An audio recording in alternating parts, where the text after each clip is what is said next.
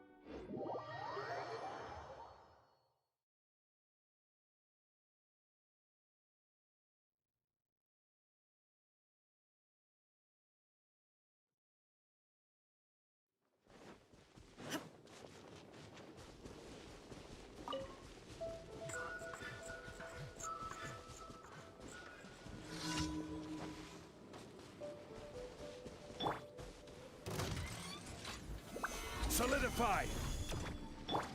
Shine down! Crush!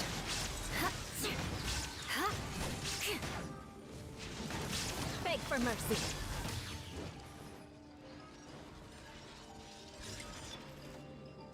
Rack and ruin!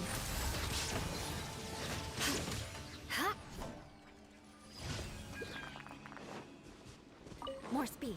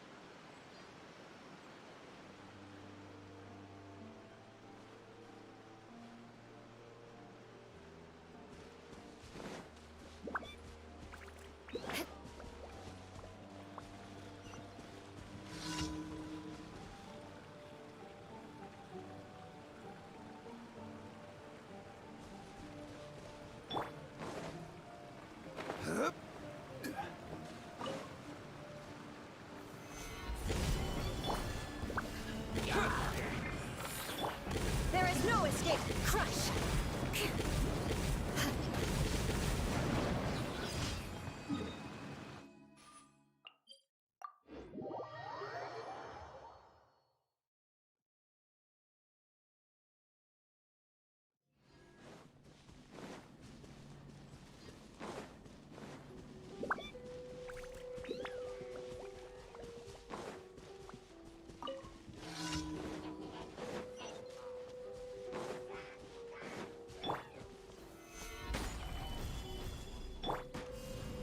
Smash!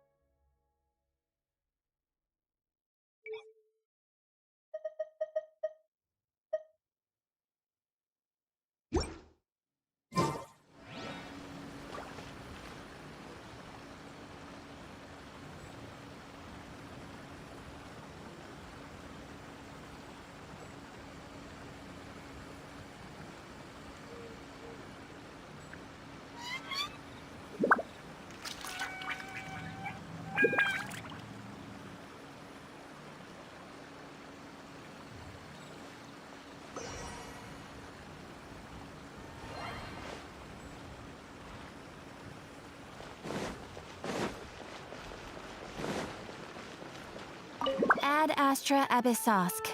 Welcome to the Adventurers Guild.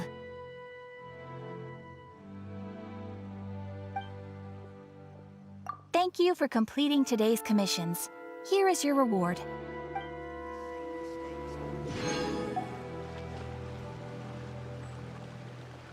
Once, there was a glorious...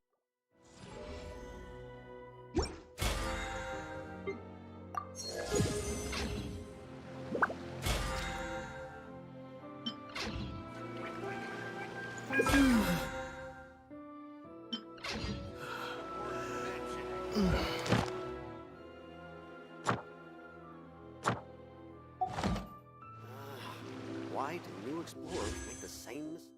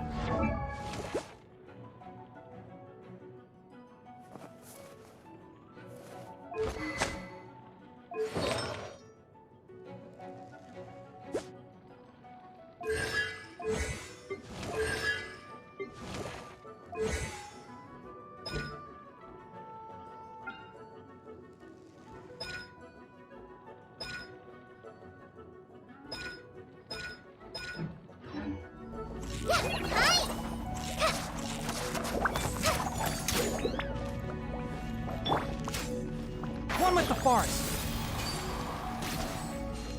Sa. Whom? Sa.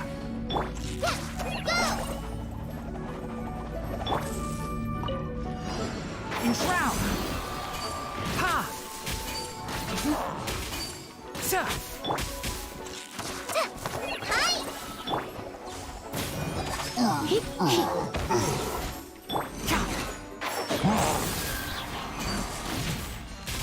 Ha! Sa! I'll uproot you! Ha! One with the forest!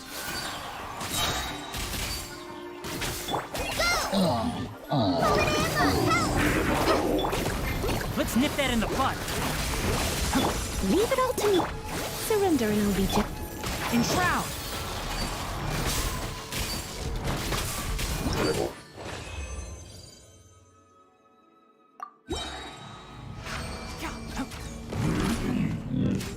I hear everything! Sa! Can't see! Whom? Sa! Ha!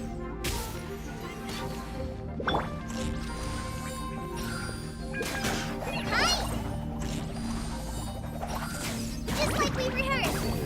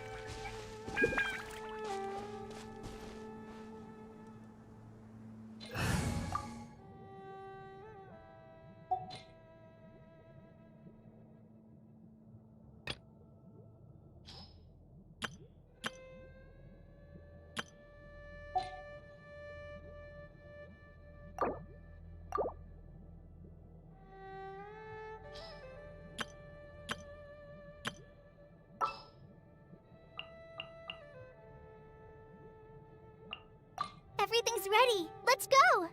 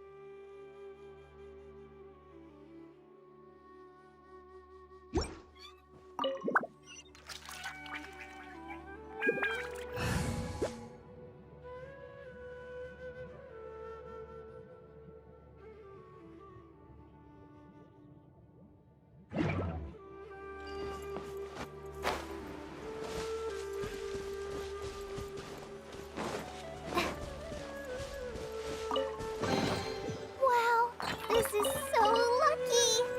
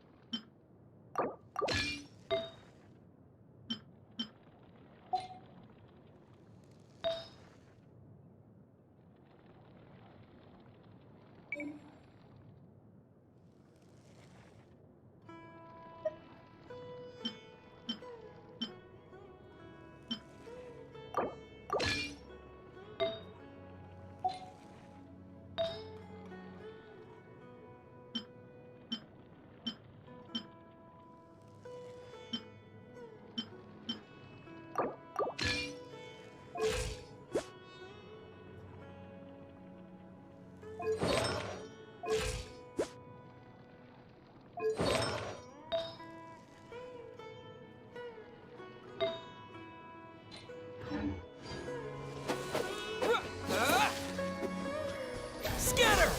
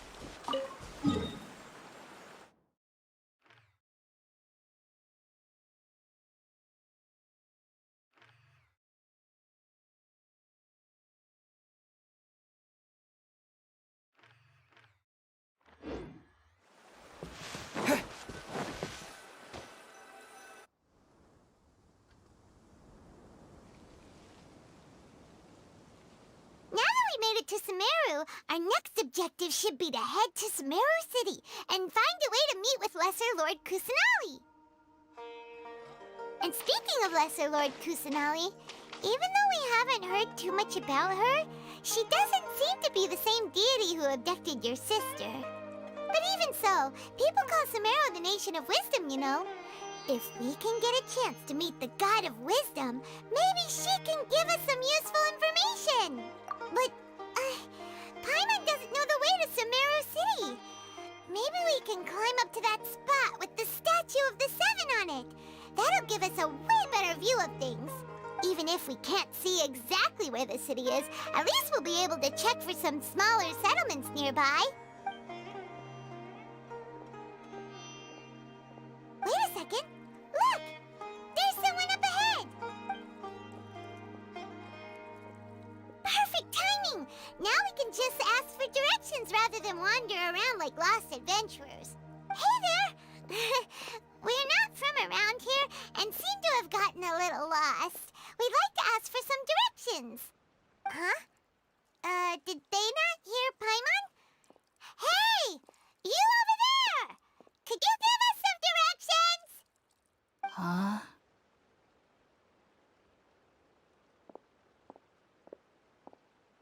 What's going on here? There's no way she could have missed that. Wait! Could she be ignoring us? How dare she? Well, even so, she might be heading someplace where we could find other people to ask.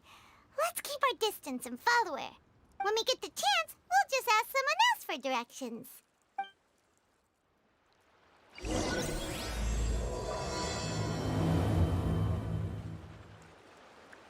Come on, let's follow her.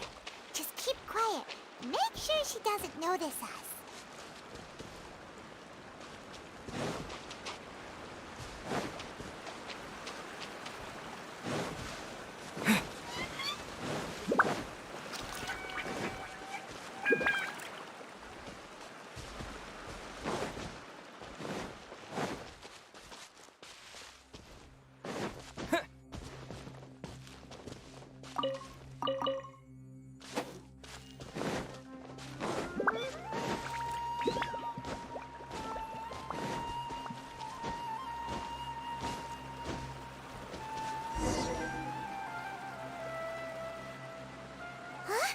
She just walked near that small waterfall and then suddenly vanished.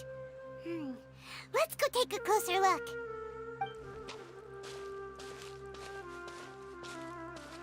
Paimon thought this cave would lead to a village or something, but, it looks like that's not the case. Look, she's sitting over there. Wait, She couldn't possibly be living here, could she? What should we do now? Do we try asking her for directions again? It looks like she's meditating or something. If we bother her now, she probably wouldn't let us off very lightly. Oh! What a lovely smell! It's coming from that sensor over there. This is definitely not your typical place to call home, but at least it smells nice. Maybe living here wouldn't be too bad after all.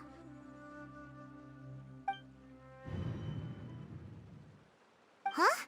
What's the matter? You don't look too good. What? Is the smell making you feel sick? Strange. Paimon doesn't feel anything.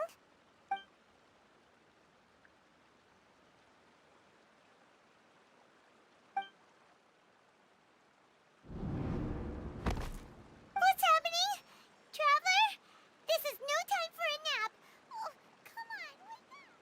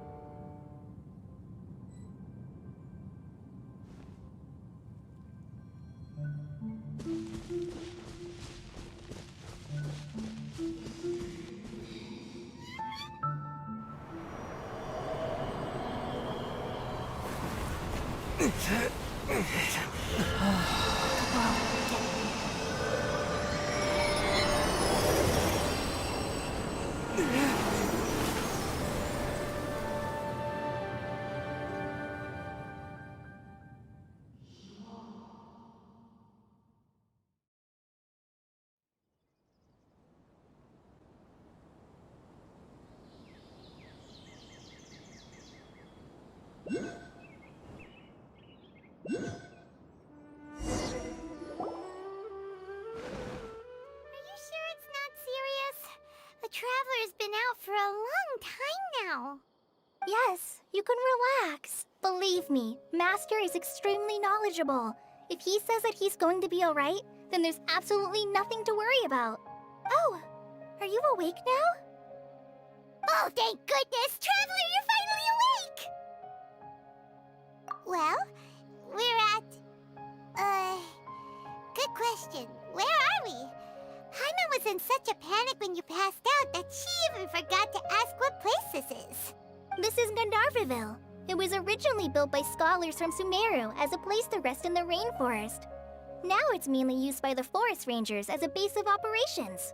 My name is Kale. I'm a trainee forest ranger. My master and I found you passed out during our patrol, so we brought you here. Oh, no things are necessary. I didn't do anything really. By the way, how are you feeling now? Any discomfort?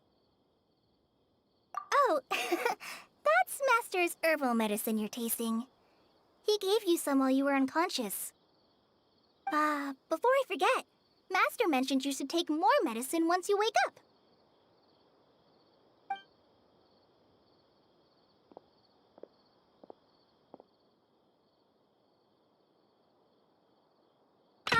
Whoops! Kale, what's the matter? Were you trying to retrieve the medicine?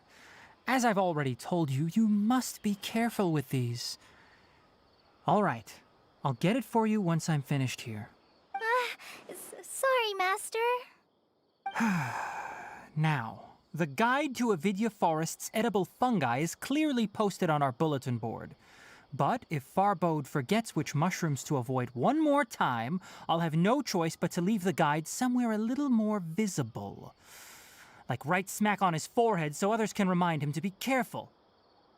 Right? This is the second time he's come down with food poisoning this month. I'll be sure to give him a good talking to.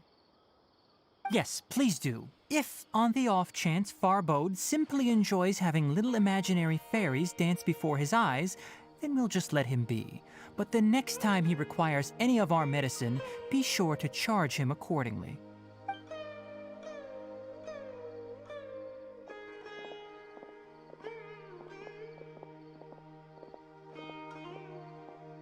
So, how are you doing? Feeling better? Oh, this is my master, Forest Watcher Tainari. He is chief officer over all the rangers here in Gandharvaville. I already informed Paimon about the reason you fell unconscious earlier, but now that you're awake, let me explain it for you as well. It is common practice for Sumeru scholars of certain darshans to dedicate themselves to training and meditation in isolated areas, particularly the nearby forests. While meditating, they use a certain incense known as spirit borneol to help calm their minds as they enter a state of deep rumination. In hopes of asking directions, you two followed a scholar named Hypatia into her cave. The incense you smelled inside was the spirit borneol I just mentioned. That incense typically has no effect on most people, but for a very select few, it can have profound effects on one's cognition, as you experienced firsthand. Does that make sense? Very good. Now, answer me this. Did you feel anything after passing out? Say, any out-of-body experiences? Or did you see anything while unconscious?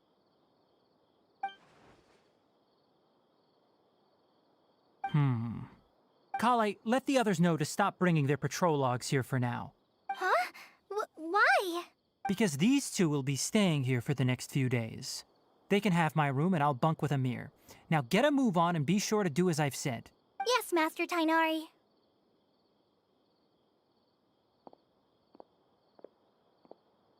Wait, hold on a second. Can you tell us what's going on? Sure, let me fill you in. I originally planned to send you on your way once you finished your medicine. However, it appears now that you should stay a while longer in Gandharvaville for further observation while you recuperate. Further observation? No need to be hasty. As long as you have the capacity to judge between right and wrong, I promise that you'll understand the gravity of the situation once I explain everything to you. Based on what you saw after smelling the incense and losing consciousness, we can conclude that you experienced a powerful hallucination, which suggests your mental state is not in the best of shape. If you're skeptical, have a whiff of this. Oh, are you okay? You're experiencing a similar sensation as when you passed out, aren't you? So even though your condition is stable as of now, if I were to haphazardly let you leave, it's highly likely that you'd suddenly pass out again somewhere else. The rainforest is home to many fierce animals and hazardous areas. If something were to happen to you again, I'm afraid you might not be so lucky. For now, I suggest you continue taking your medicine each day and avoid wandering off on your own. At least until you stop having adverse reactions to this kind of smell, okay? Good. Now continue resting while I fire up another bowl of medicine for you. Seriously? We just arrived in Sumeru and we're already having problems left and right! Paimon knows we're set on meeting Lesser Lord Kusanali as soon as possible, but you really don't look too good. It'd probably be best to let you recover first. Hey! Are you even listening to Paimon? Paimon's over here worrying about you, you know. What's weird? You mean how you're feeling now? You mean the vision of tree roots and red skies you saw? But if those weren't hallucinations, what could they be?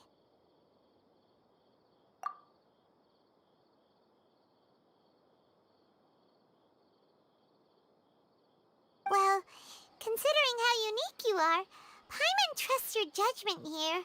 But why didn't you say anything about it to Tainari? If he misjudged your condition, then there's a chance you could get worse, right? Huh?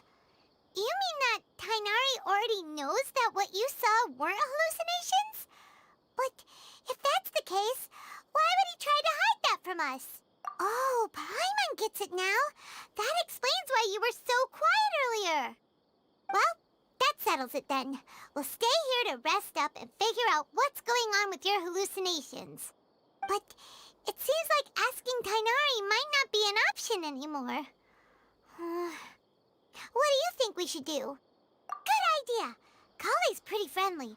We can ask her tomorrow about what she knows regarding the Dendro Archon and customs in Sumeru.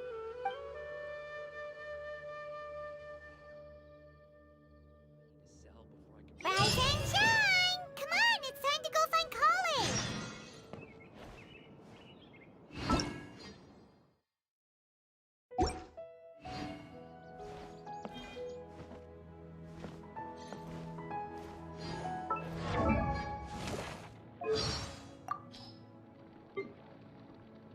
Hyah!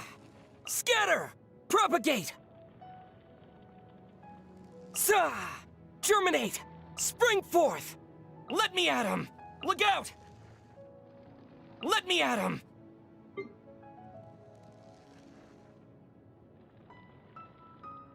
How did a genie that big get into Dory's lamp? Only one way to find out. How did a genie that big get into Dory's lamp? Only one way to find out. In you go, Paimon. Not a chance. There's no way Paimon would fit in there. Okay, well, if you want, you can be the genie of the Serena Teapot instead. Ooh, great idea. Paimon's down. You seem pretty excited about this. Yeah. Paimon's been wanting to try this for ages. Ahem. Ahem. Poof! Didst thou summon me, O traveler from a distant land? Come on, come on! Now you have to grant Paimon 3 wishes. Paimon's first wish is, bring Paimon lots of delicious food. Hey, you're not supposed to be the one making wishes.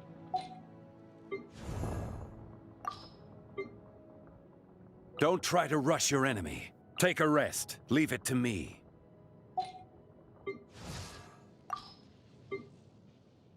Fall back and await my orders. Step aside.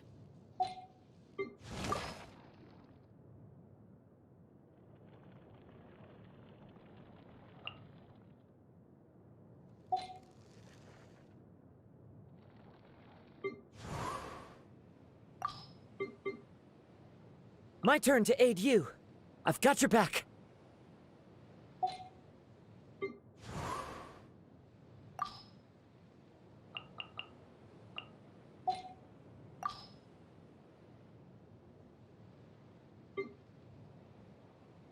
You're injured! Get to safety! I'll take over! Don't push yourself. Allow me to finish this.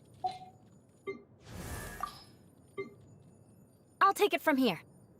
Disengage. That's an order.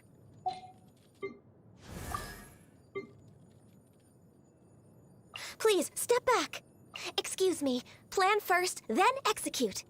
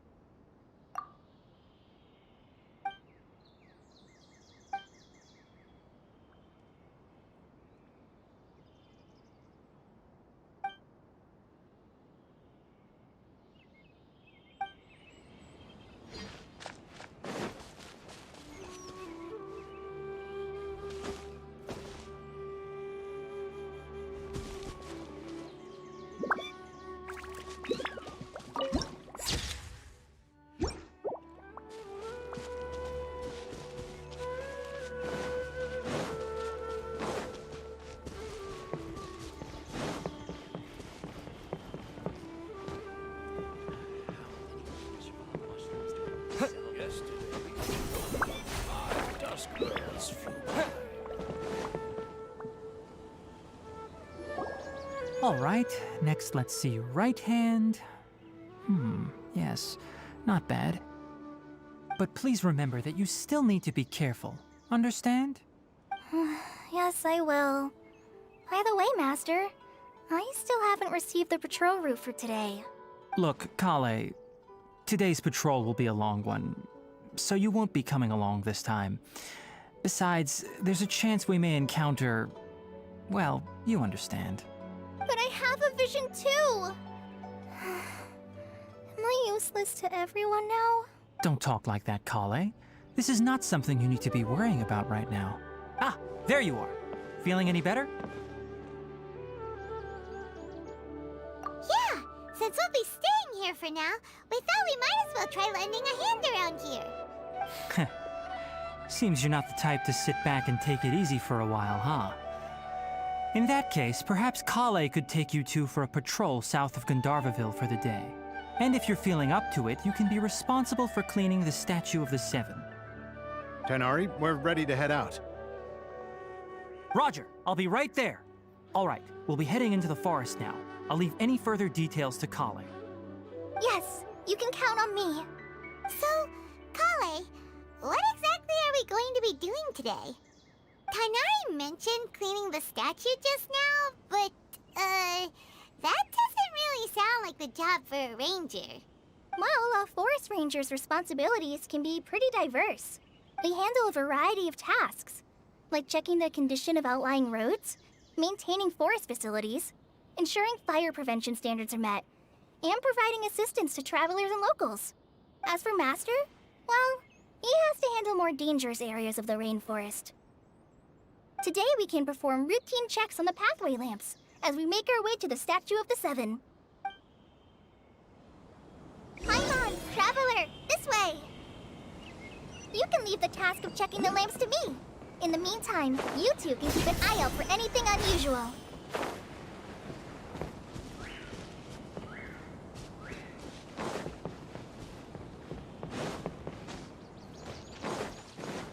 Nothing wrong with these two lamps. Let's move to the next ones.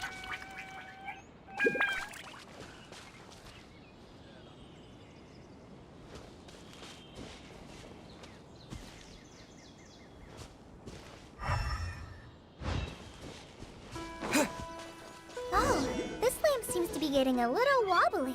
Let me make a note of it.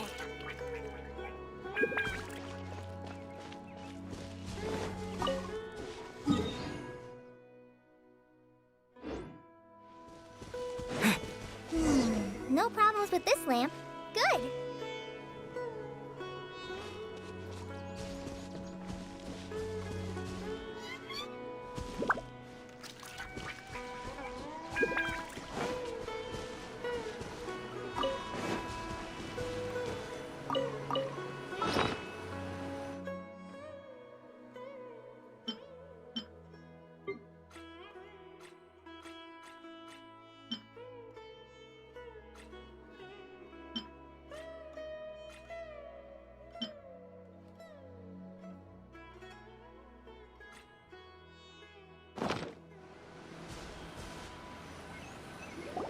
The Statue of the Seven is up on top of that large rock formation.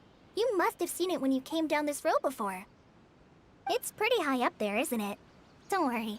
If you're afraid you can't make it up there, I'm sure Master wouldn't mind if you don't clean the statue. Oh? I guess I'll leave it up to you then. There's not much footing once you reach the statue, so be careful up there. Paimon will fly up with you and help you with those hard-to-reach areas. By the way, Kale, do you know anything about the Dendro Archon? You know, what's she like? That depends. Are you referring to Greater Lord Rukkhadevata or Lesser Lord Kusanali? Huh? Greater Lord Rukkhadevata? Oh, is that the name of the former Dendro Archon? Uh-huh. Greater Lord Rukkhadevata was Sumeru's first Dendro Archon. She created the rainforest as well as the wall of Samiel around the desert. Her works provided a means of peaceful living for everyone. To the people of Sumeru, she's not only a symbol of wisdom, but also of power and kindness. Unfortunately, she disappeared in a great calamity that occurred a few hundred years ago. According to what Master has told me, the sages later found the newly born Dendro Archon and whisked her back to Sumeru. To celebrate the reinstatement of their lost deity, the sages dubbed her Lesser Lord Kusanali and let her reside in the sanctuary of Siristana. Uh-huh. Then what happened? Well, and then... I'm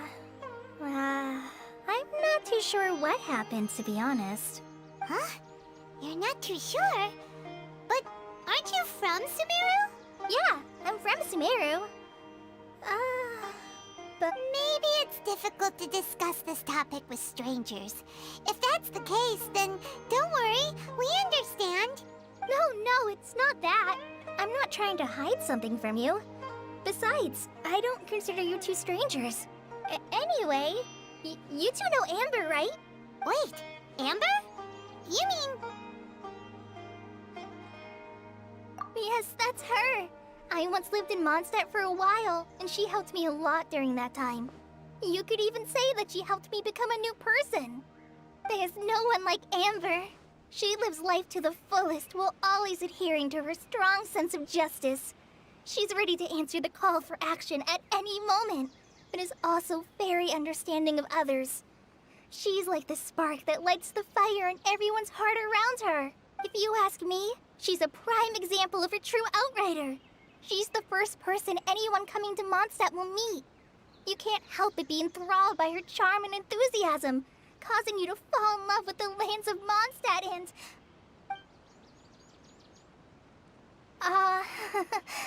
sorry. Paimon thought the work of Outriders was a little different from what you just described, but one thing's for sure, you really like Amber. Sorry.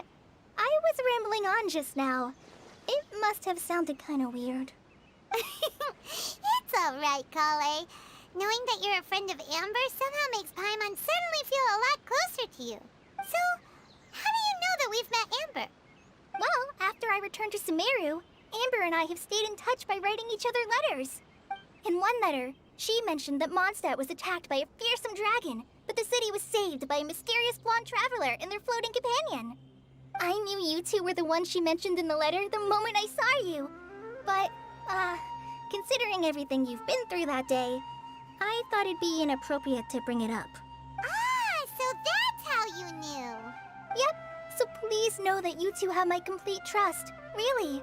I wish I could tell you more about the Dendroarchon, but I have been away from Sumeru for some time, and I haven't read any books. Sorry. That's alright. You've already helped us a lot. We had never even heard of Greater Lord Rukkhadevata or the Sanctuary of Surasthana until you mentioned them. Oh, I'm happy that was helpful. There is one thing I want to ask, though. Why do you two want to know about the Dendroarchon?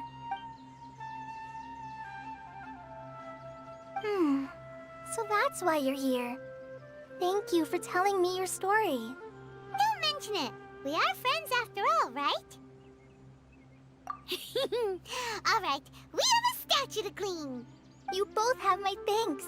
While you two are up there cleaning, I'll go ahead and inspect the forest canopy. Let's meet back here shortly.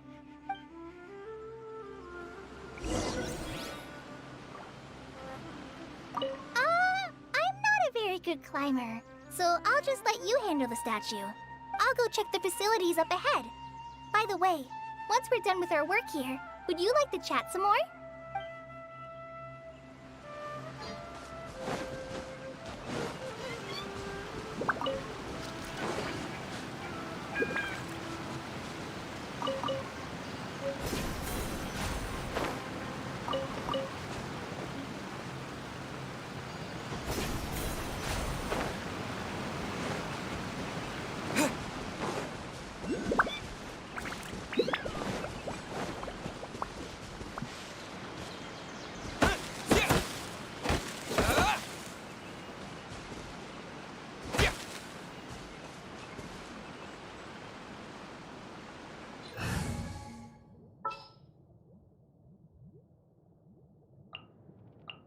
Next time, be sure to make a... Incinerate!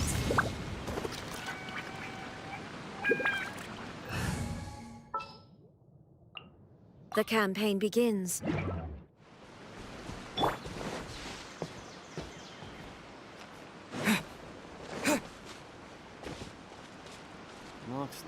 have to find a different investigation route.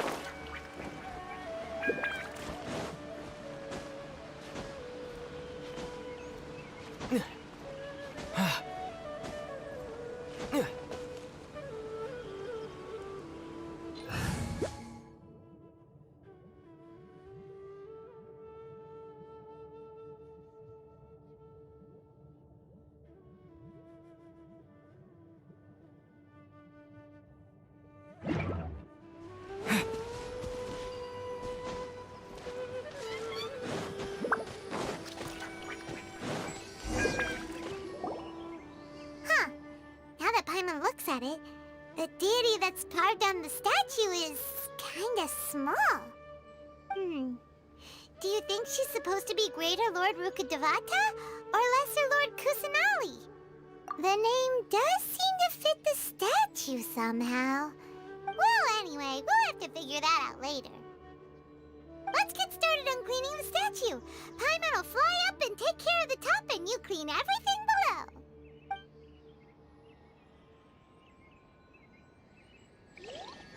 Nice work! That's one clean statue. Let's head down and meet up with Kale.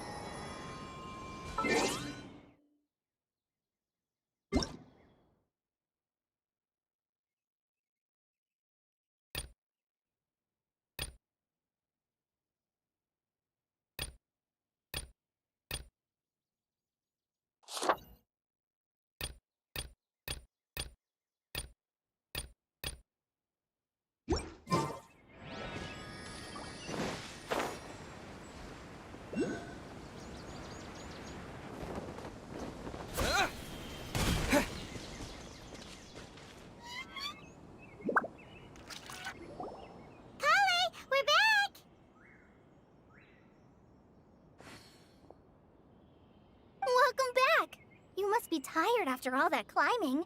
Let's take a little break. I brought some fruit and water for us.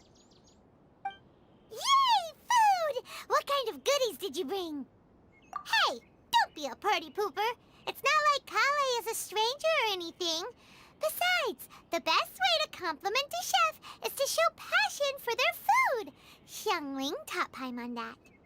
I prepared a nice portable dish that forest rangers like to eat called pita pockets. I hope you'll like them. Whoops! Ah, no! You dropped it on the ground! Not to worry. I wrapped a few layers of oiled paper around each pita. They should be fine.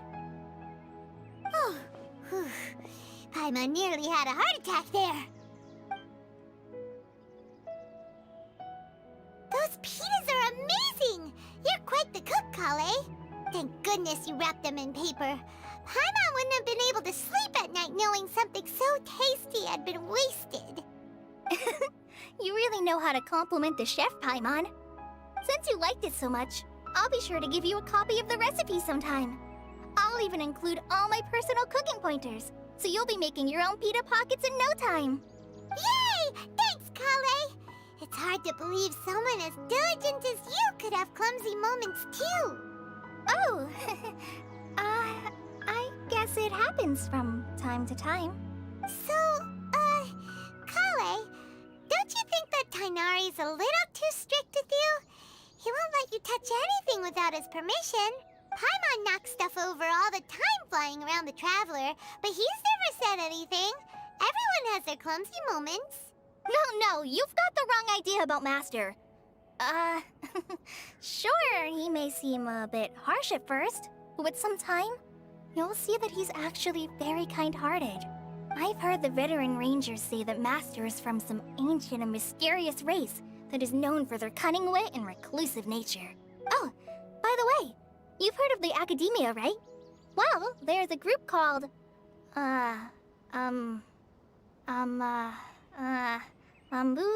something? Well, anyway, because Master does a lot of research on plants, sages from the Academia have written him many times, inviting him to take up an official position there. But Master declines their offers every time, saying, Sumeru City is too noisy. It'd be bad for my ears.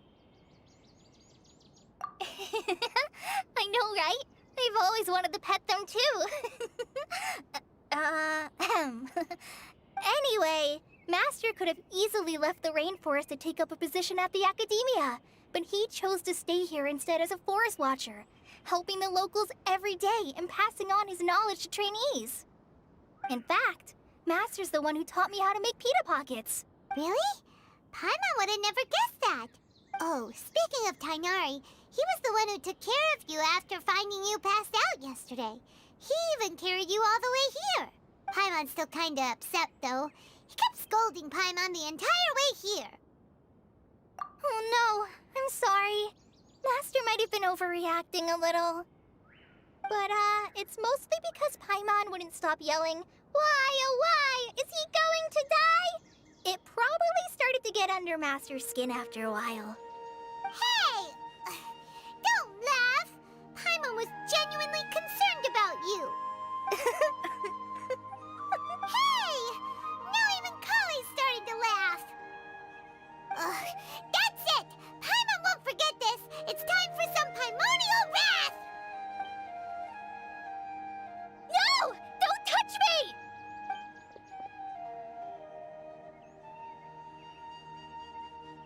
Oh, sorry, Kale. Paimon didn't mean to scare you. No, I just... I didn't mean that. Kale, are you okay? What's the matter? No, I'm fine. I'm sorry. I must have startled you both reacting like that. Oh, well, it's getting late now. Let's hurry back to Gandharville. I think Master and the others should be back by now, too. Huh? What was up with Kali just now? And why is she in such a hurry all of a sudden? Look, she's practically running back. Paimon can't even see her now.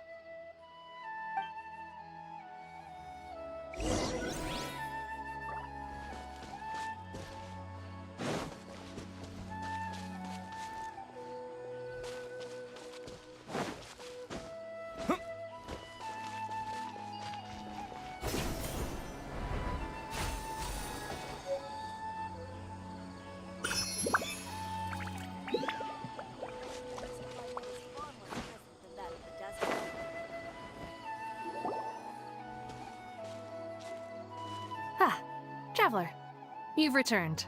Yep, we're back. Have you seen Kale by any chance? Oh, Kale? Yes, I saw her go into her room just a moment ago. Oh, okay. Guess we'll just have to wait and talk to her tomorrow then.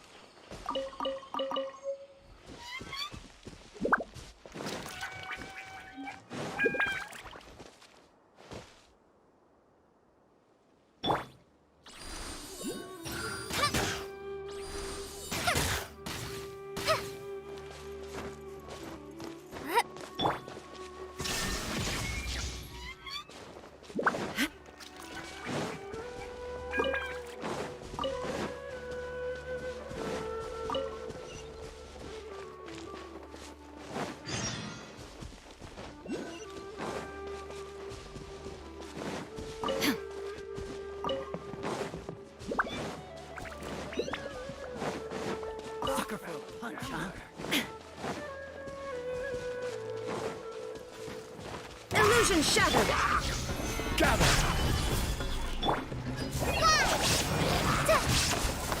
Propagate!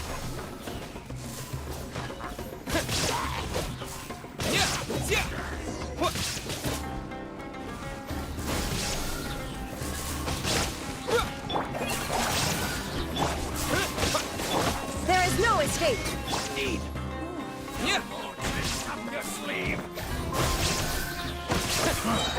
You want this one?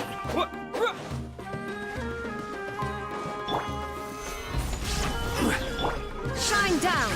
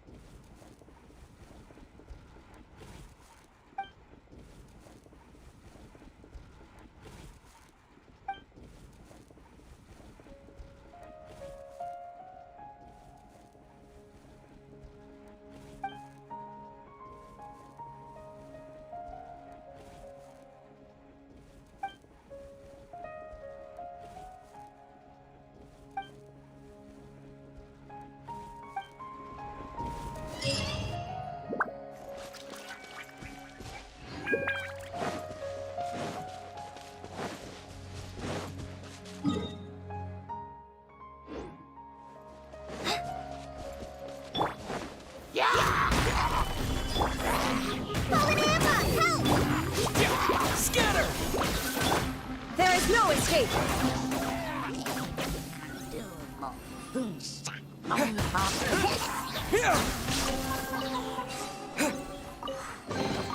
A reward on the road.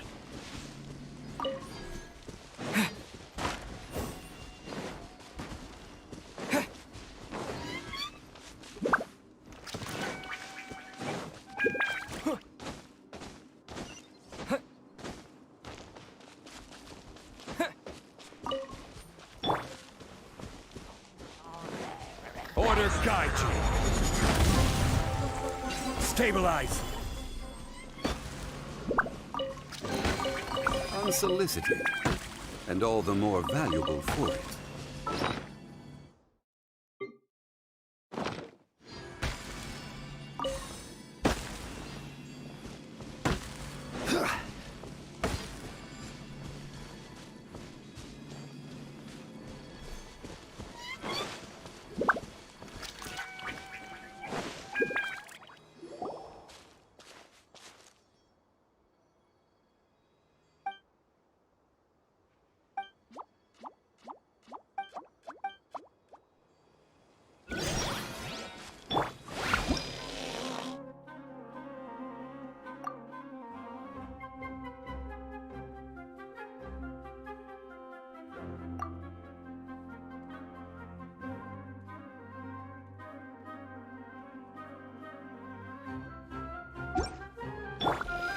Solidify!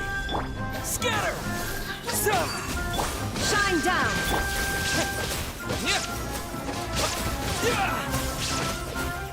Propagate!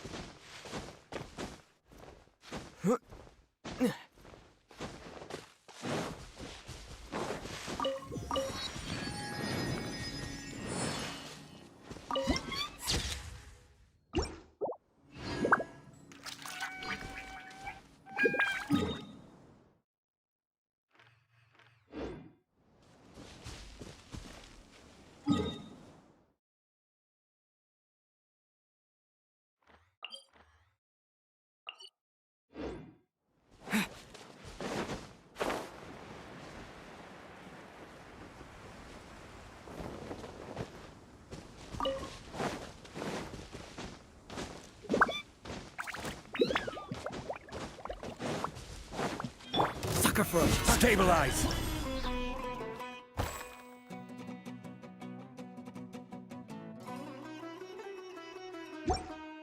Happy to apply. Take on that!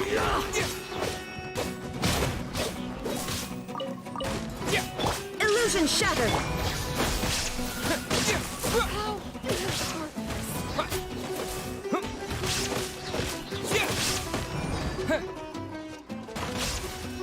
Propagate! I'll take my leave.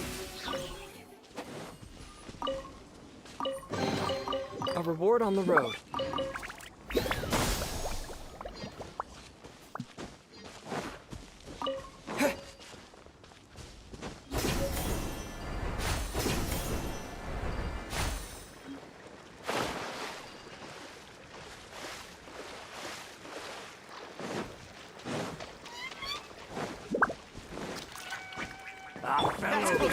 Gather!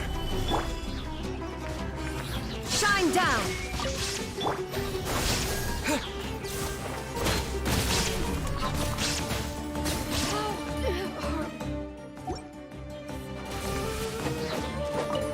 Scatter! Where do you think you're going? Illusion shattered.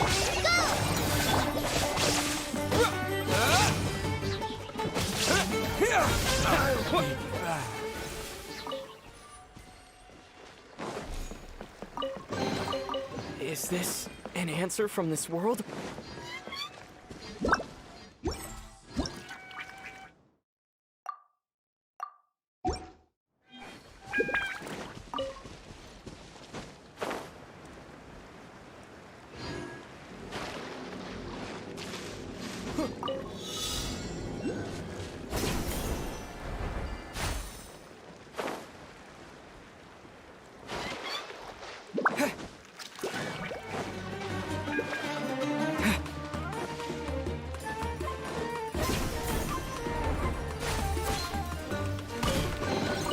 A reward on the road.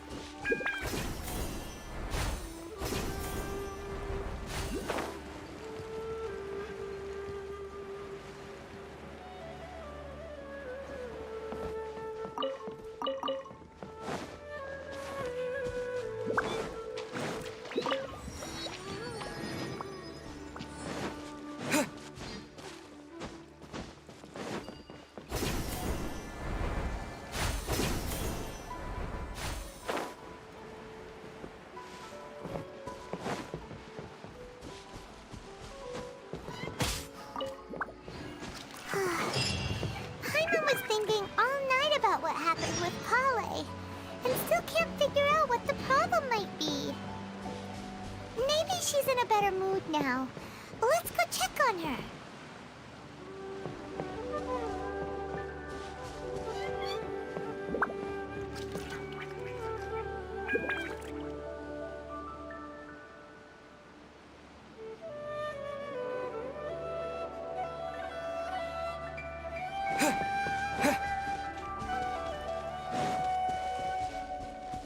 Yara Nara are just make-believe characters.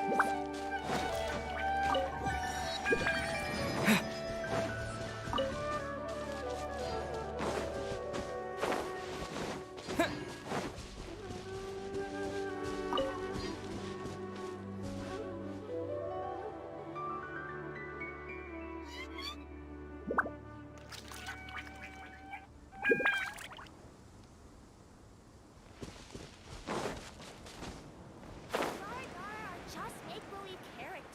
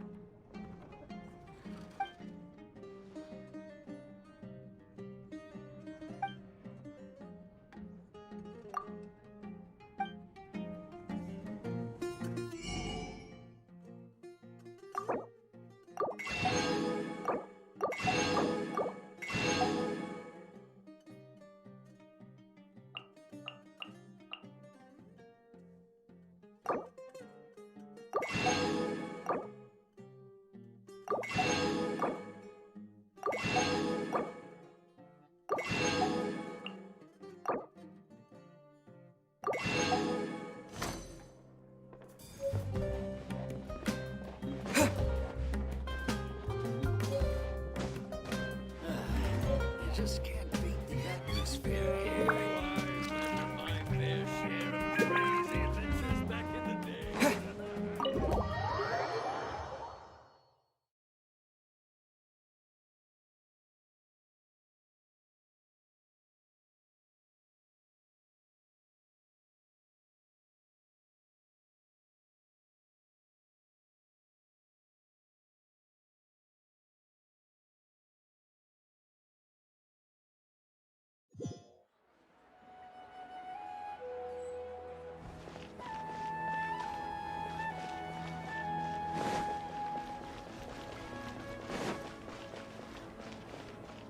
Ad Astra Abyssosk.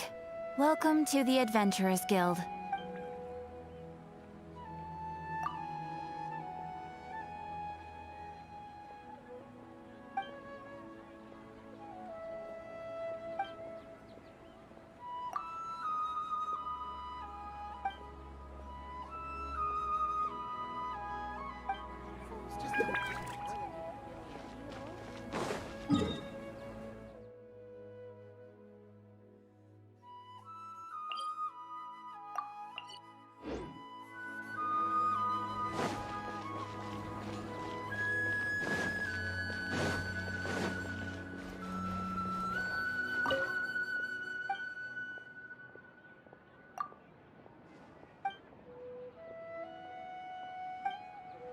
Trust me, just take my word for it. This new shipment of items will also require design.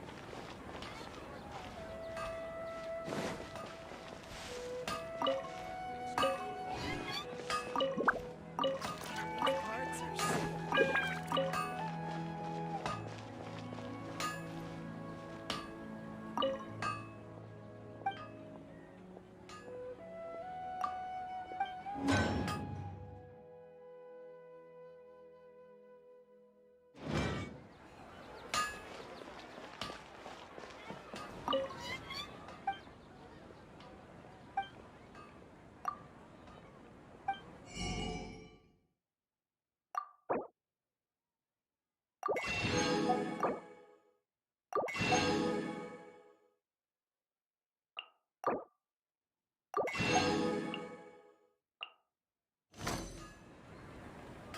Things can't go on like this.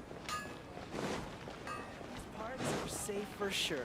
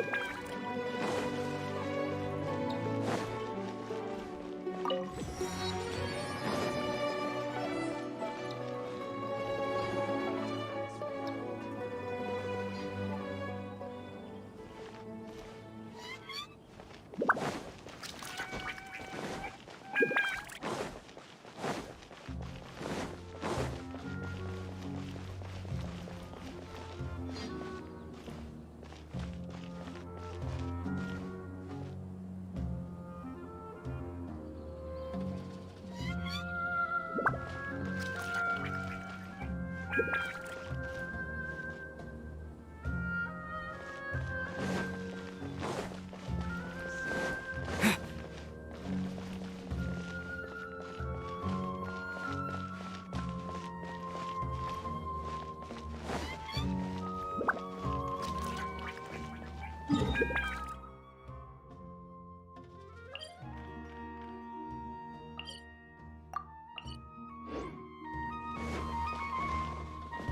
sky will reveal everything to us.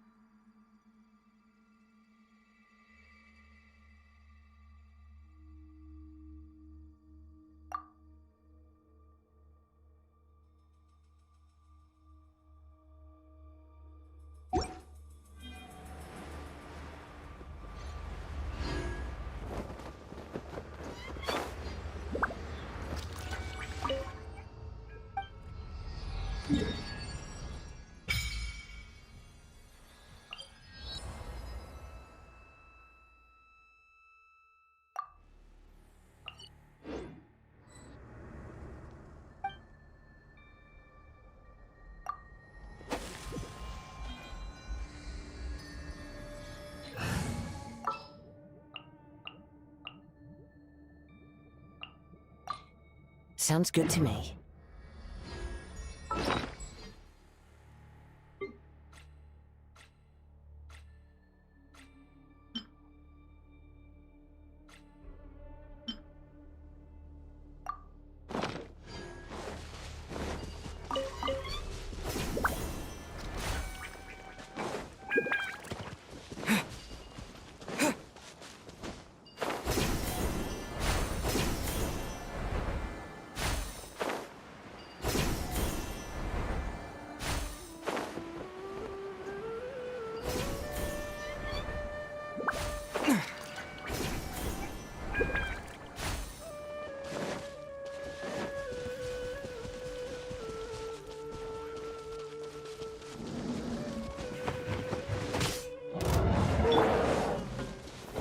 Stabilize! This is order!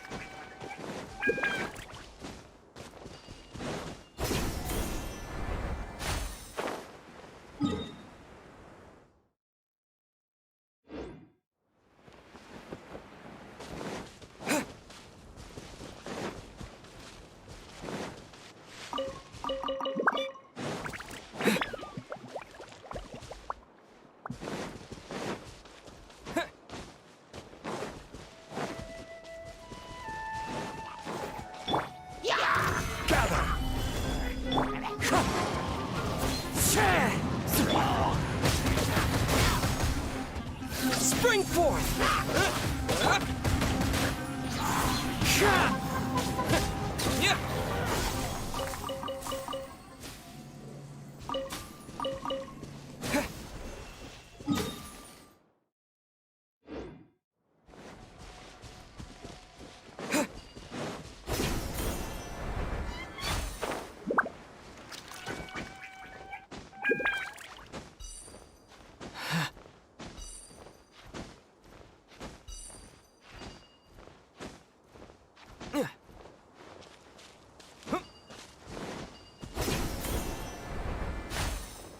are not welcome here. You are not welcome here.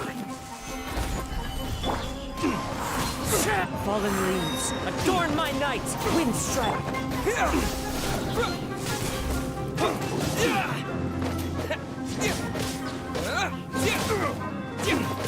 Scatter!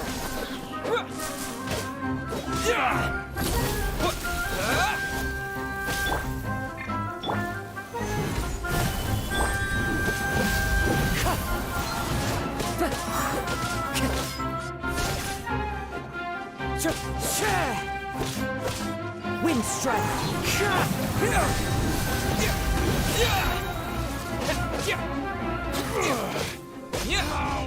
Regretful.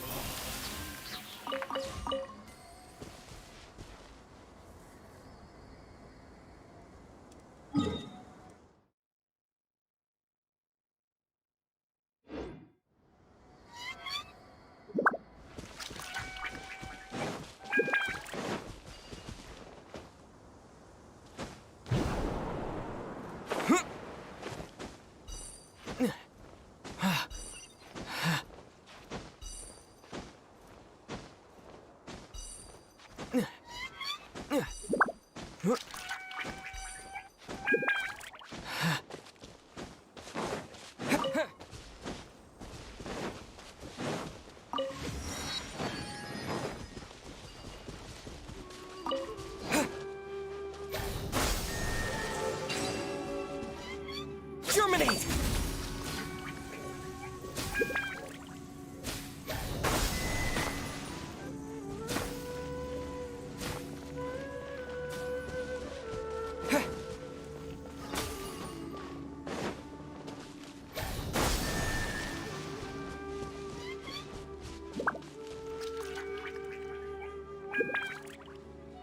Scatter!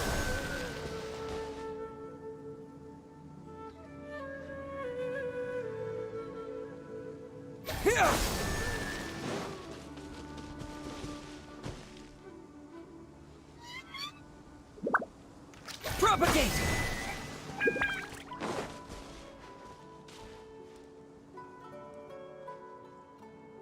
Scatter!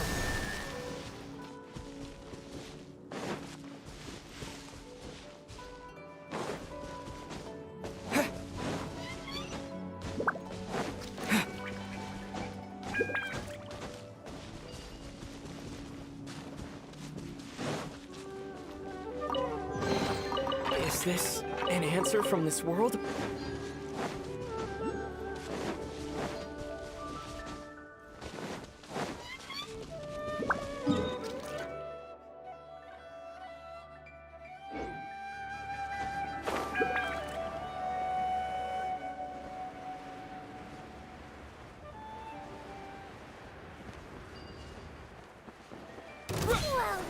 Welcome.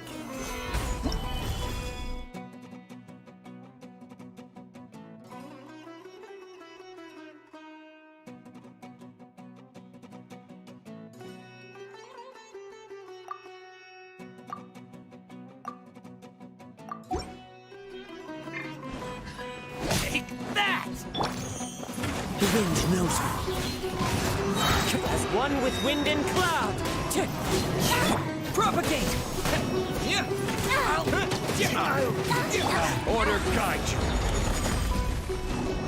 Solidify. I'm getting sick of this. Don't run away! Propagate!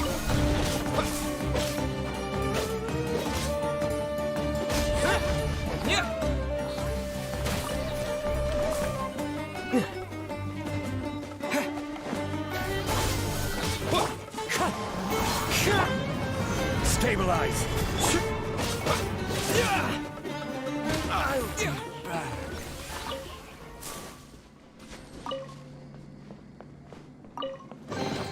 I'll keep this close.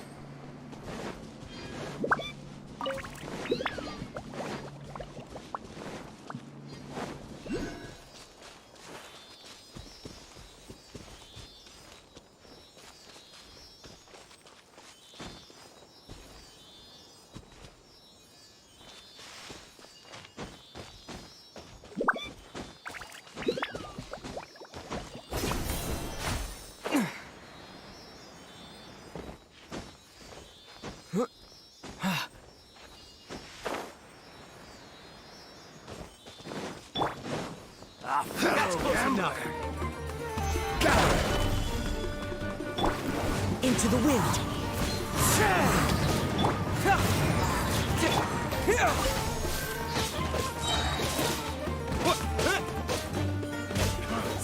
You want this one?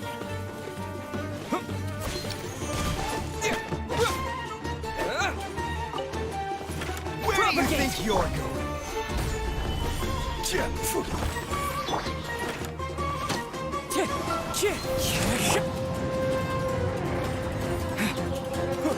Spring forth!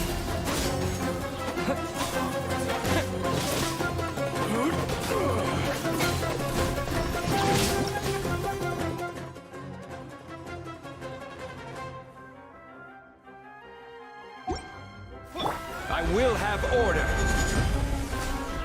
Stabilize. Clouds high. Birds call. One with nature. Scatter!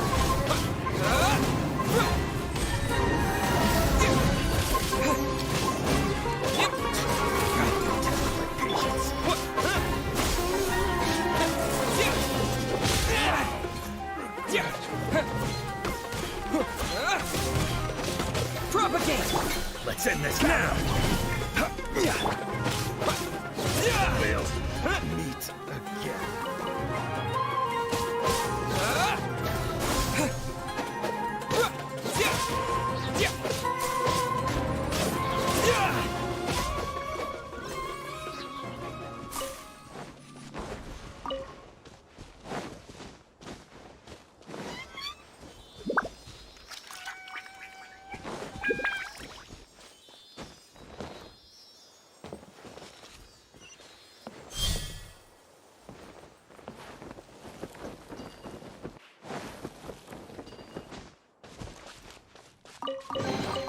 Is this an answer from this world?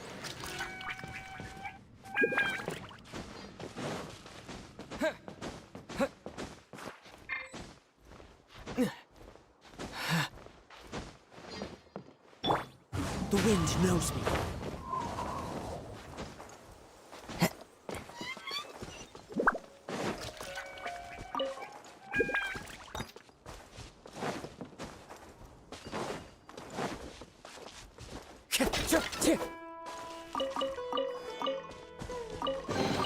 A fateful offering.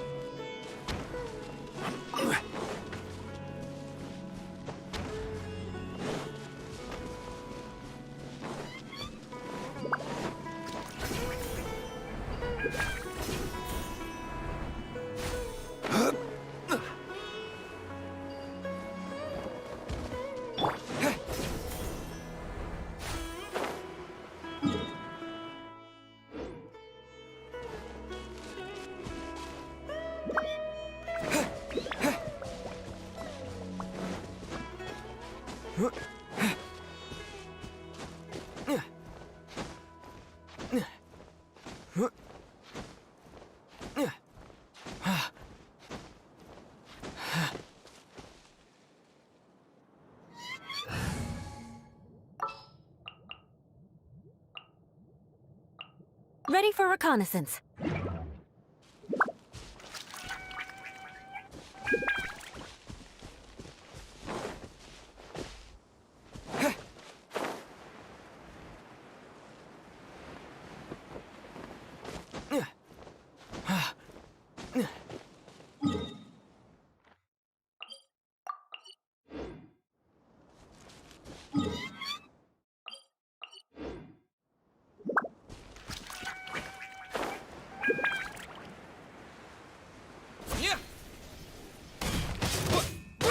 There is no escape!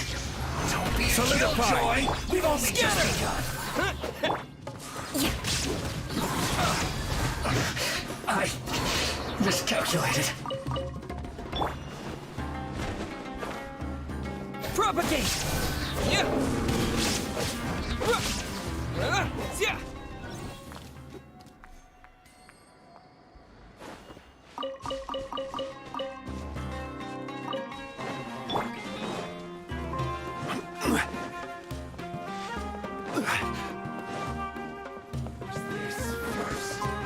This is order. Gather! Shine down! Beg for mercy.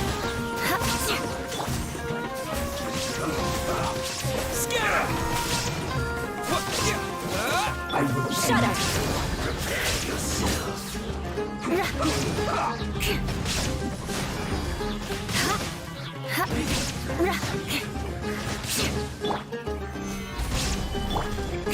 Crush. This is it. More speed.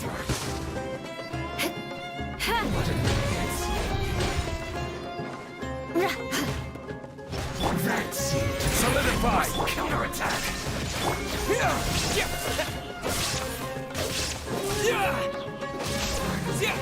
So quiet.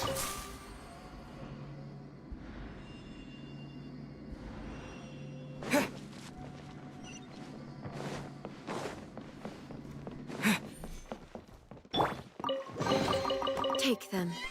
I have no need.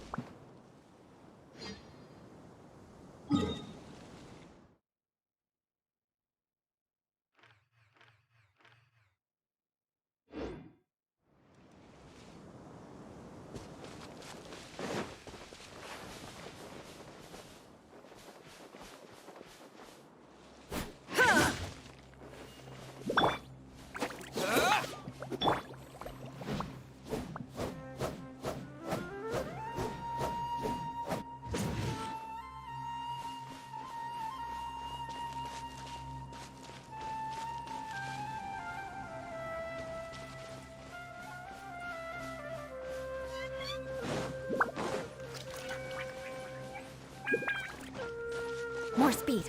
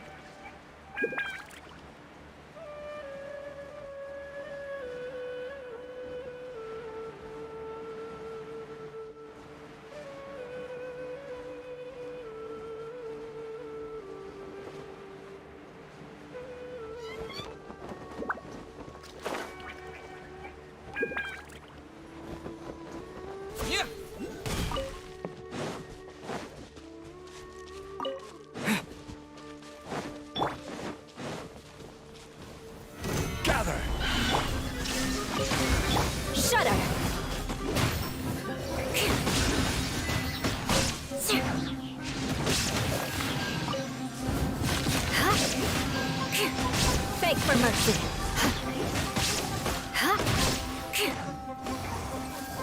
Shudder.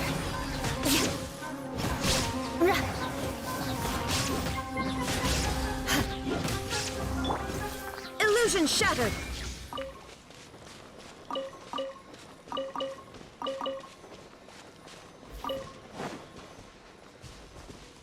Shine down.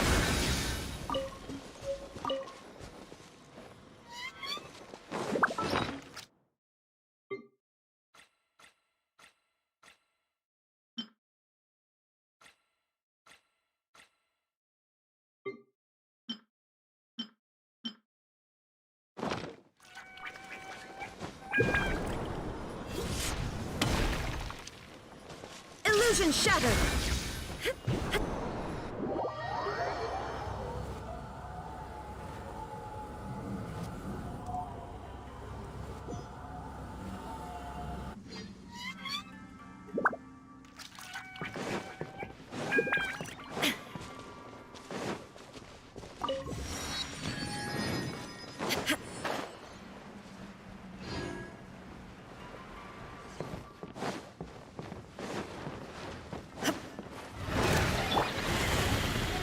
Solidify!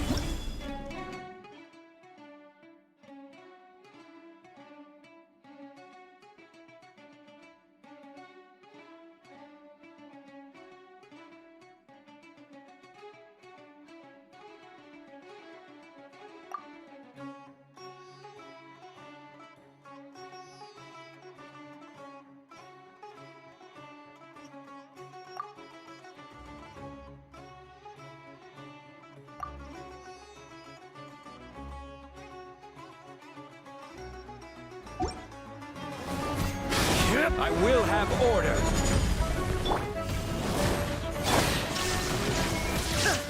Crush!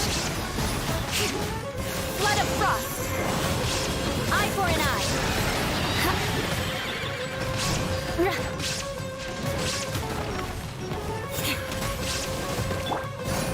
Gather! Shine down! Torn to oblivion!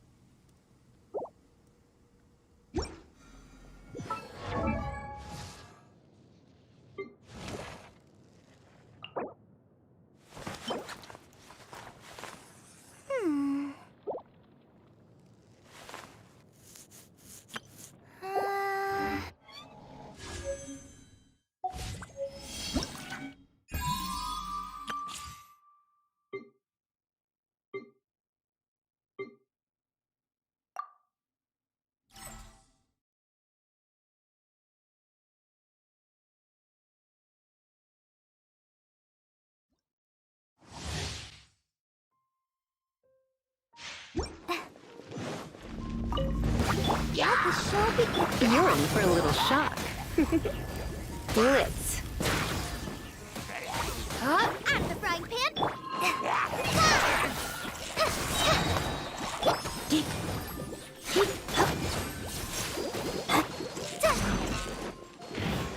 Just like we rehearsed. Hey, Let's spark things up a little.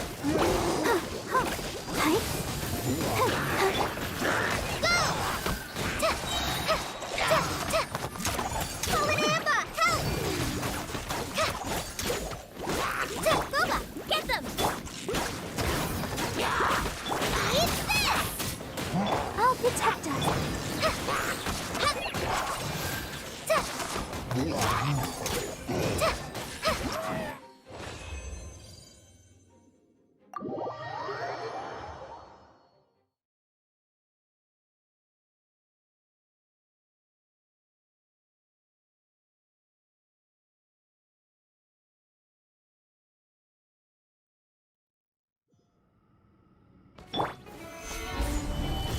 There is no escape! Terra Smash!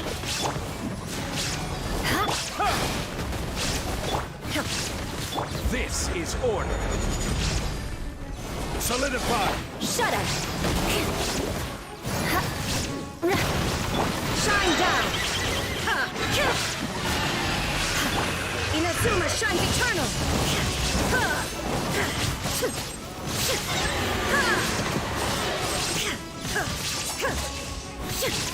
Illusion shout!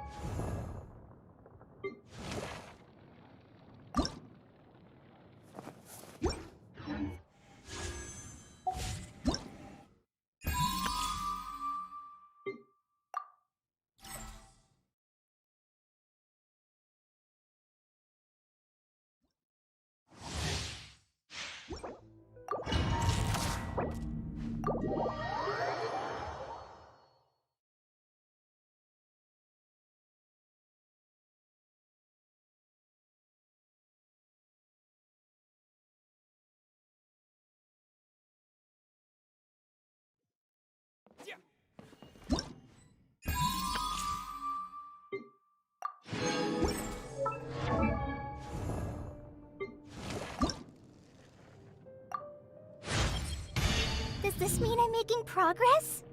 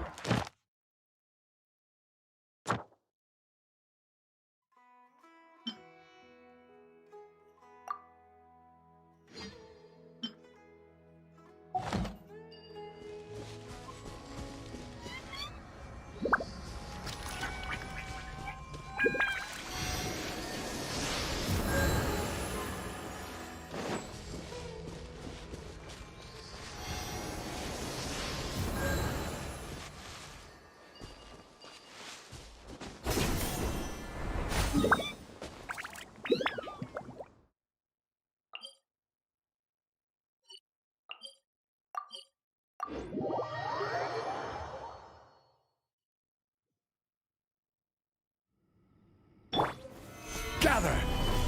Shine down! Beg for mercy.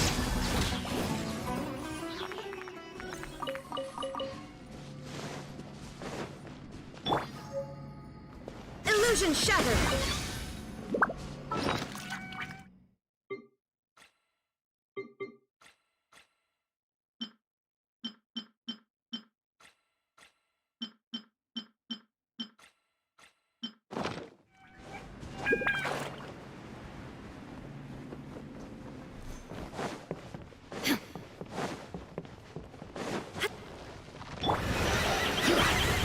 Solidify! Shine down! Crush! Freeze to the core! I condemn you!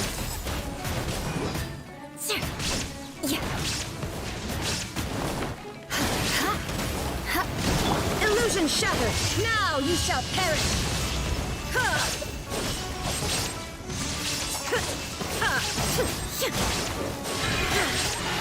Shine down!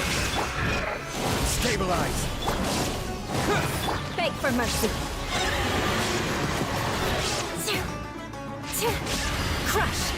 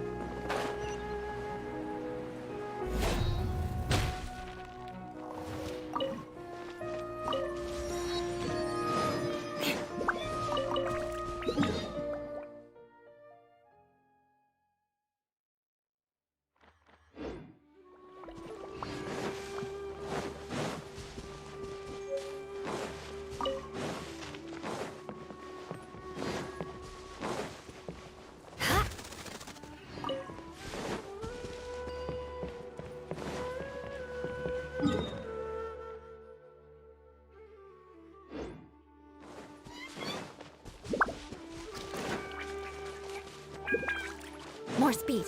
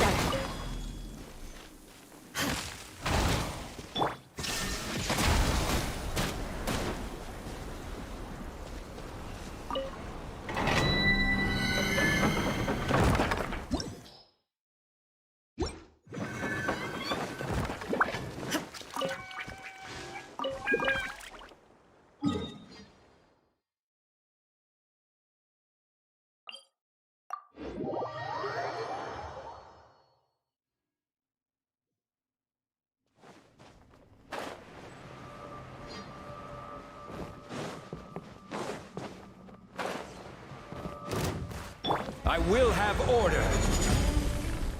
Stabilize. Quick! Beg for mercy. Inazuma shines eternal! Ha! Ha!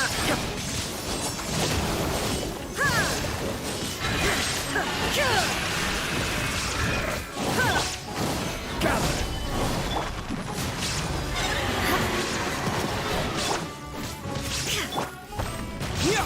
Ha! Illusion shadow! Crush!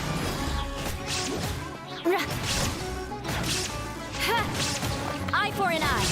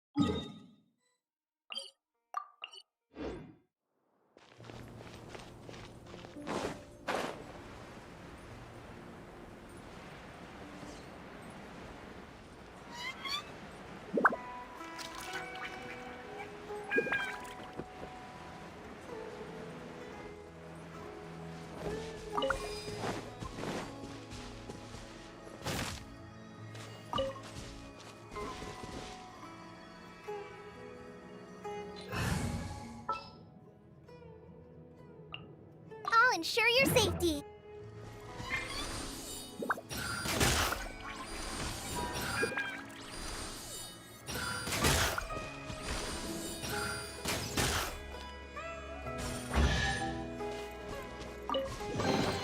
It's important to replenish your supplies often when you're out in the wild.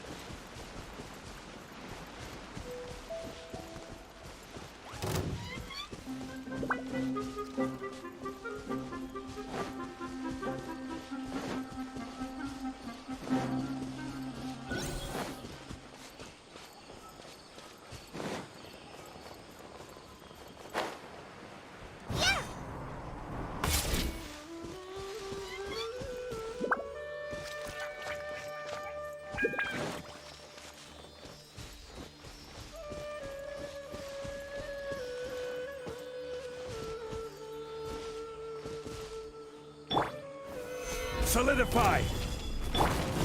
Terra Smash!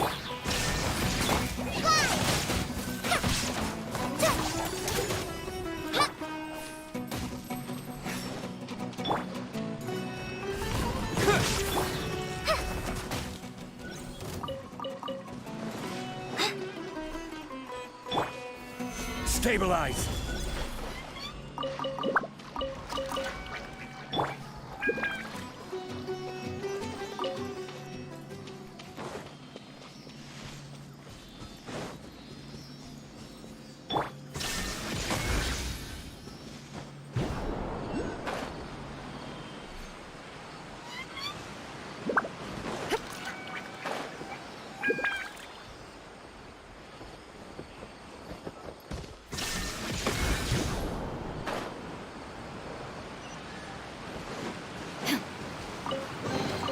But a momentary distraction.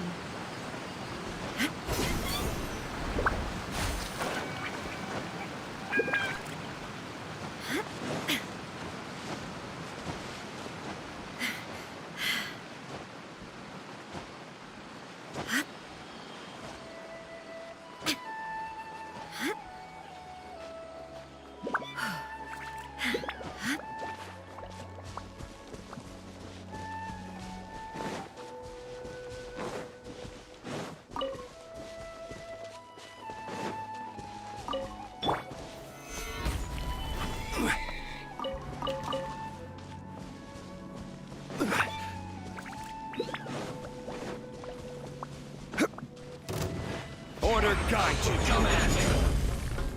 Gather! Shine down! Just like we rehearsed! Killjoy! We've only just begun. Terra Smash! Can't run! Miscalculated.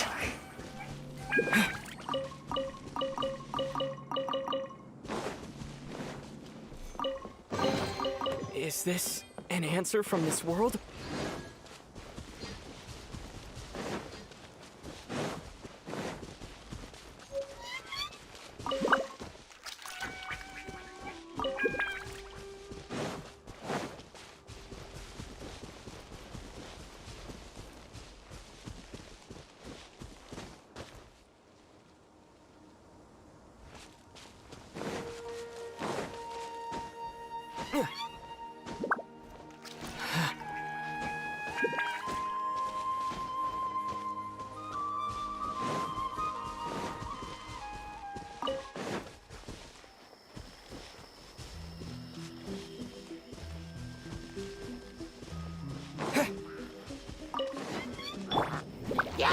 Solidify! Illusion shattered!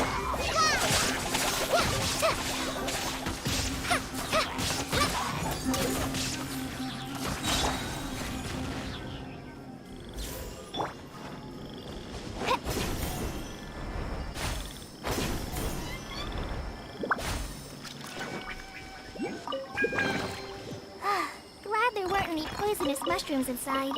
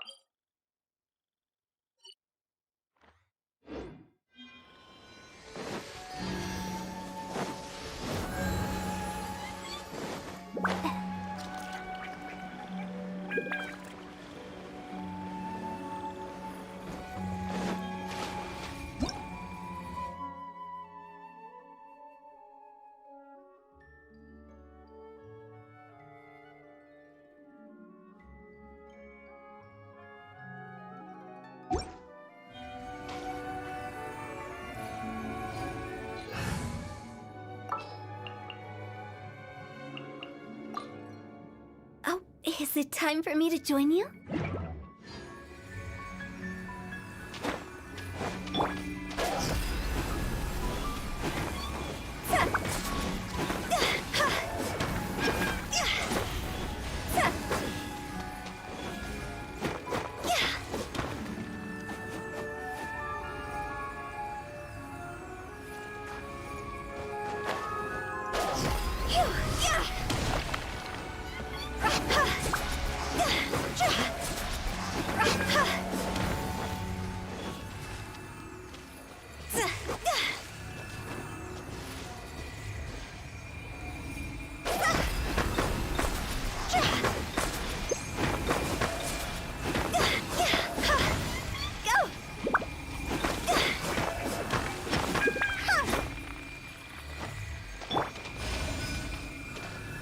Stabilize!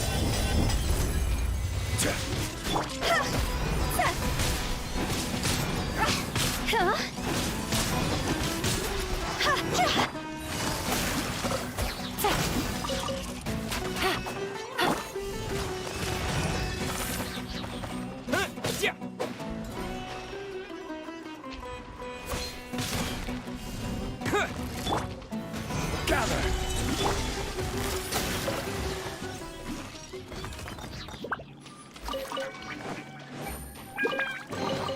A chest full of valuables and a trove of potential clues.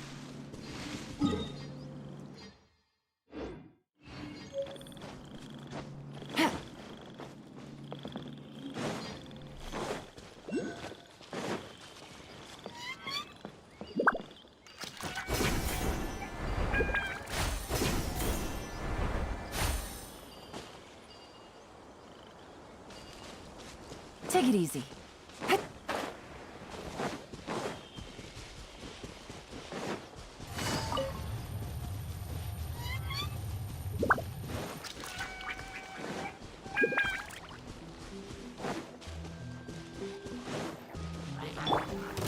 Stabilize!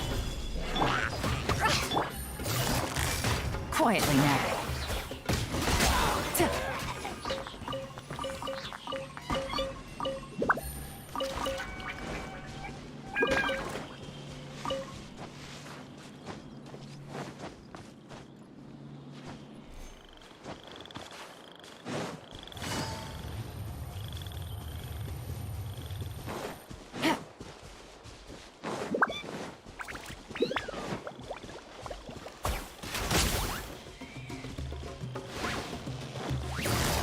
Busted.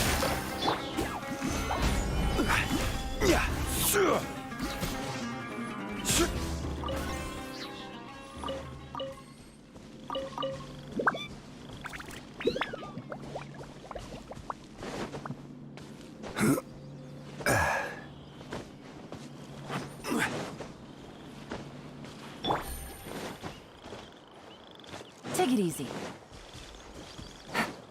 Take it easy.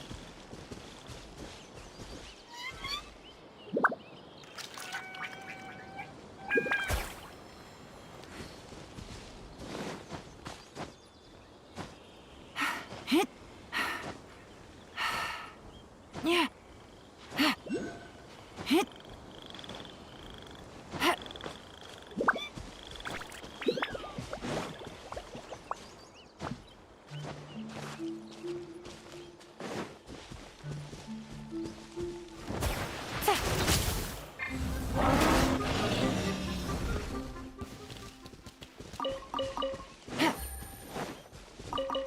Take it easy.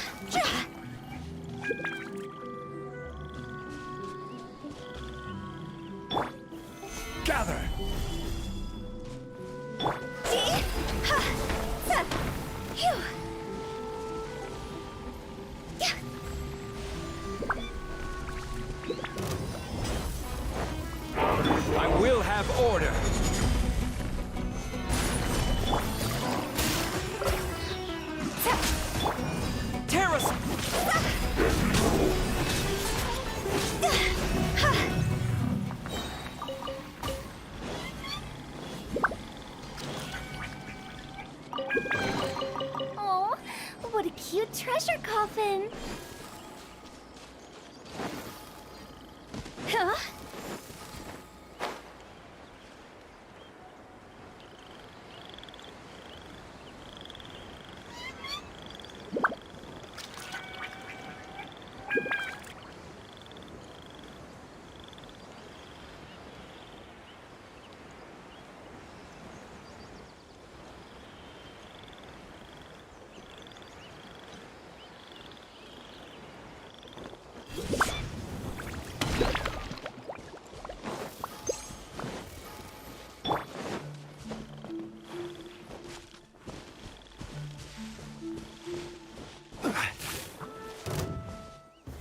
Stabilize!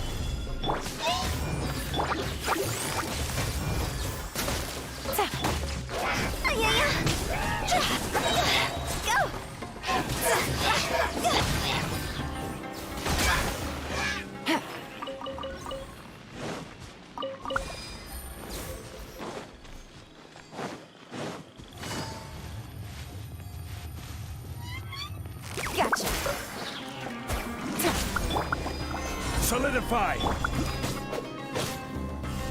Yeah! What? Yeah!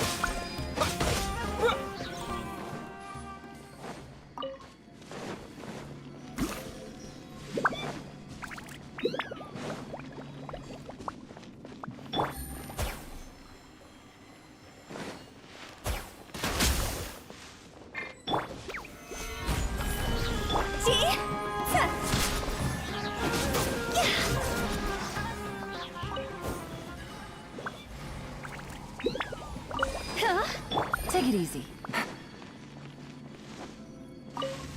Take it easy.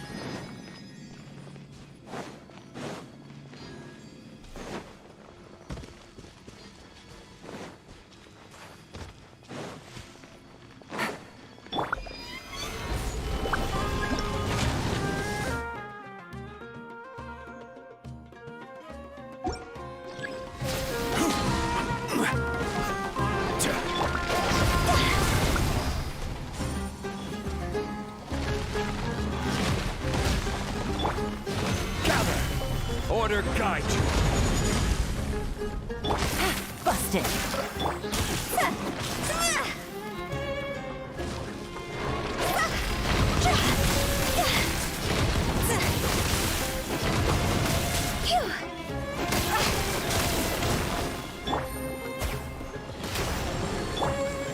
Solidify! Terra Smash!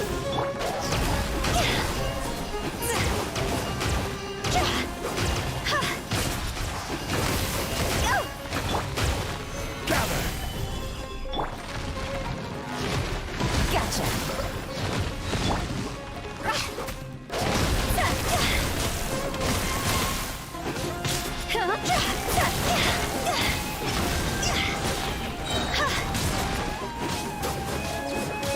Quietly now.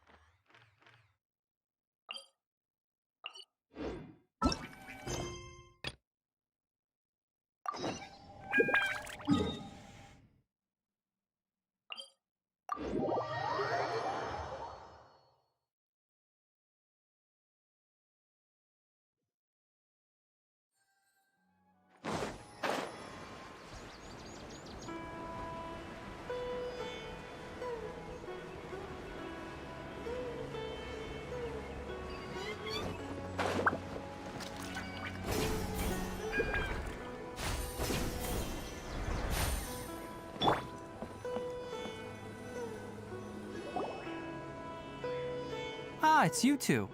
I was just about to go look for you. Huh? Tighnari, what are you doing here? Where's Kale? I came to check on Kale's condition.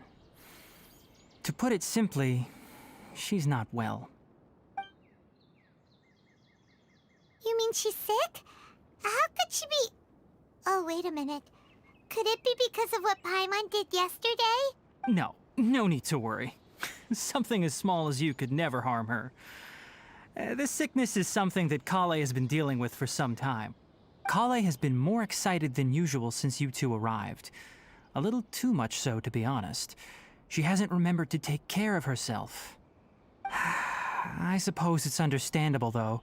She hasn't been around anyone she considered a friend for some time now. It must have been refreshing for her to have you two here. So, Tighnari, what's really wrong with Kale? Let's take this conversation elsewhere. Kale just fell asleep after taking her medicine. She needs some peace and quiet.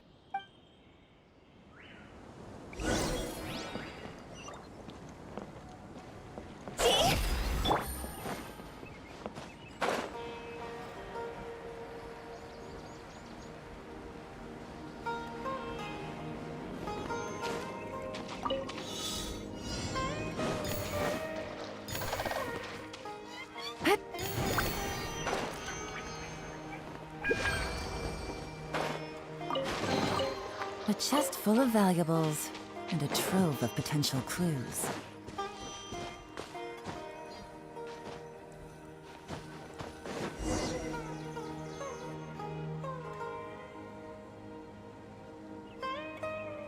All right, let's continue our conversation here, shall we?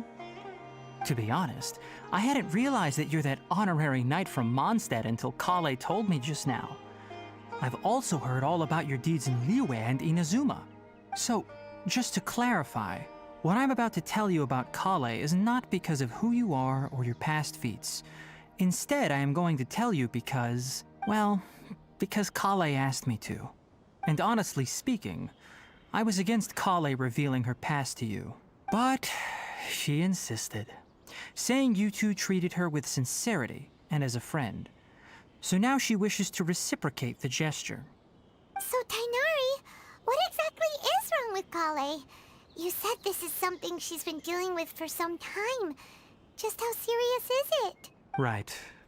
Ever since she was a child, she's been afflicted with a disease called Elazar. Elazar? Yes, it's a disease unique to the lands of Sumeru. It is characterized by dark and hardened scales that form on the body. At first, the afflicted may only feel mild numbness on the affected area of the skin. However, as the disease progresses, one may begin feeling fatigued and even experience peripheral paresthesia. In its final stages, the disease strips a person of the ability to control their own body, and they effectively become completely immobile. That sounds terrifying. Wait, hold on. So when Kale seemed to be acting a little clumsy earlier, it was because... Correct. That would be the effects of Elazar, which is precisely why I do not want her carrying or holding anything, lest she ends up hurting herself. With appropriate treatment, the disease can be effectively controlled before it progresses to a more serious stage. However, there is unfortunately still no true cure for Elazar. Nevertheless, Kale's mother still hoped that there was something out there. She handed Kale over to an organization known as the Fatui after one of their members lied and said they had a cure. What? The Fatui? Ah, it appears you are already familiar with them. That'll save me some explanation. Anyway, the person who eventually rescued Kale and brought her to me for care said that she had been given to a harbinger known as the Doctor. I have no idea how this doctor managed to do it, but her case of Elazar was completely stable for all the years that Kale was with them. However, Kale's days with the Fatui were anything but pleasant. Kale is a resilient individual and always tries to appear cheerful, but her experience with the Fatui has left deep scars. Even now, she can still feel deathly afraid of someone touching her. Oh, Paimon had no idea Kale's been through so much suffering. Oh, by the way, Paimon, Kale wanted me to tell you that she's sorry for scaring you yesterday. She also wanted both of you to know that she's sorry for hiding her illness. She doesn't need to apologize. None of this is her fault at all. Well said. I hope you'll get a chance to tell her that in person the next time you see her. Kale once thought that it would be impossible for her to have any real friendships. I trust that you two will never let my trainee experience such emotional pain again. Don't worry, Tainari. We'll take good care of her. Well, it's not too serious at this point. She overexerted herself the last couple of days, which is what led to her breakdown this time. As long as she has taken her medicine and gets plenty of rest, she should get better. Though, I must admit that Kale's condition was much more stable when she first arrived here in Gandharvaville. She was interested in the work of the forest rangers the moment she saw us. I could see that she was serious about learning, so I felt compelled to ask her to join us. Her stamina has gotten much worse recently.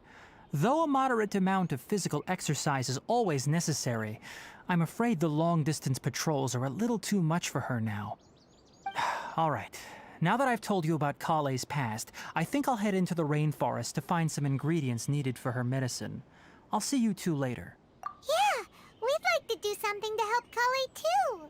All right, but I must warn you two. The rainforest is a dangerous place, especially for someone who's still recovering like the Traveler. You must follow closely and listen to every instruction. No problemo.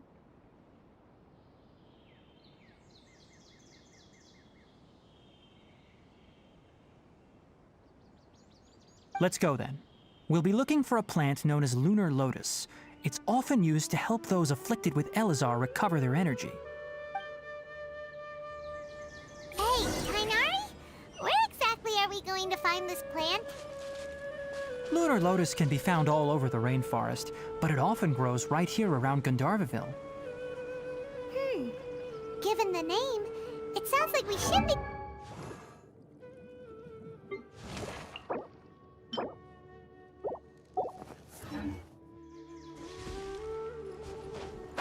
You are correct. Lunar Lotus grows in the water. When fully matured, they look like giant blue flowers floating on the water's surface. Quite an attractive species, if you ask me. The large petals are actually the plant's leaves and sepals, which surround a very small flower. You should note that many of the plants found in Sumeru have names that are contrary to their species. Take the Kalpalata, for example. The plant is not a lotus at all, but rather a vine. And then there's the Sumeru rose, which is not a rose, completely contrary to its name. Oh, huh. Okay then. Note to Paimon. Never bring up the topic of flowers with Tainari.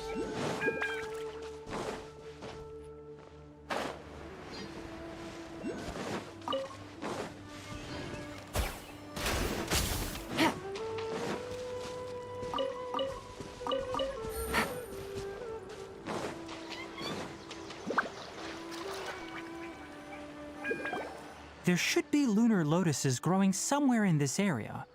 Let's split up and begin searching. If you could manage to gather 4 of them, that would be sufficient. We'll rendezvous here once you've gathered the needed amount.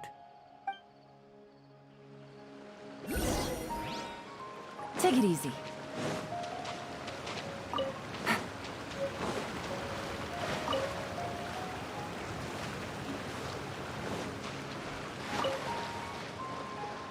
Alright, we've gathered enough lunar lotuses. Let's head back to meet Tainari.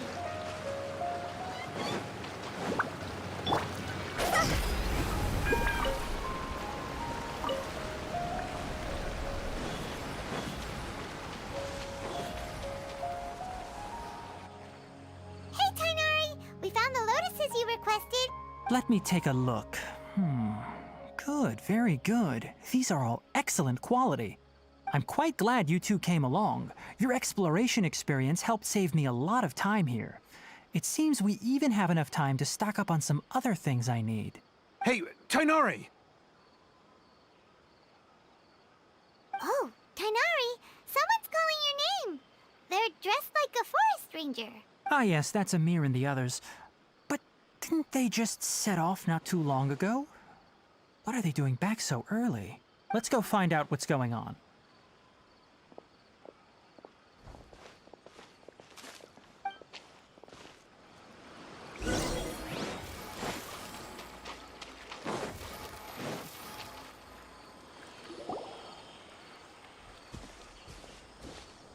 Tainari, thank goodness we found you here. We were just about to head back and find you at Gandharvaville. What's going on? We just discovered a withering zone. The withering is back? But the patrol route you were on should have been already clear just a week ago. It reappeared so quickly. Can you tell me the exact location? It's up ahead, deep in the river valley. It's appeared in a spot that blocks nearly the entire narrow part of the valley area, so we decided to come find you as quickly as possible. And the radius of the contamination? Sorry, I couldn't get a clear enough view to tell. No one in our patrol team had a vision, and it appeared to still be spreading, so we didn't risk getting any closer. Okay, I understand. You made the right decision. I'll go deal with it right away. In the meantime, please guide these two back to Gandharvaville. Wait, Tainari, why don't you let us help you? You two have only just arrived in Sumeru. You're still unfamiliar with many things in these lands. There's a unique type of anomaly that occurs in the Sumeru rainforest. It's called the withering. The affected areas not only cause nearby vegetation to wither, but it's also lethal to wildlife and even people. If you don't carry a vision, then you should think twice before approaching such places. Yes, Amir is absolutely right. I wasn't kidding when I said the rainforest is a dangerous place. As Amir said, only someone with a vision, that is, the power to manipulate elements, will be able to resist the withering's corrosive effects for a time. That's right. If any of the forest rangers without a vision come across a withering zone, we first make a record of the location and then have a ranger with the proper abilities deal with it, like Tainari here. Only someone with a vision can venture within a withering zone and find a way to deal with it. But you don't seem to carry a vision. Don't worry, he may not have a vision, but he's a real pro at using the power of the elements. It seems the rumors about you are true. In that case, all right, you two may accompany me. We typically only teach visitors how to identify the withering as they're about to leave Gandharvaville. We'll make an exception today and show you what it looks like up close. Go!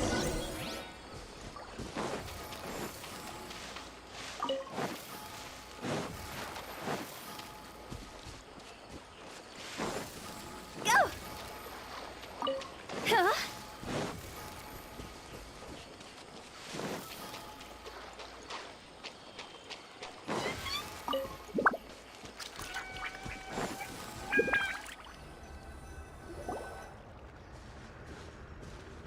Stop.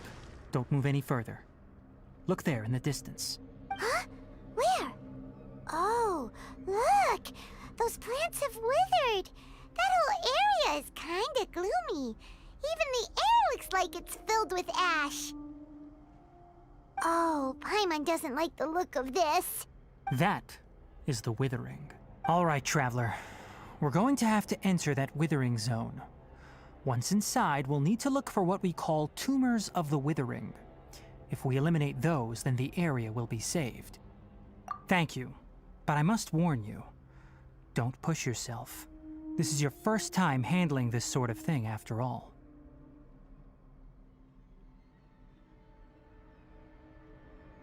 Even with elemental powers, once you step inside the withering zone, you may experience extreme discomfort. If at any point it becomes too much, return outside the zone and take a breather. It could become a matter of life and death.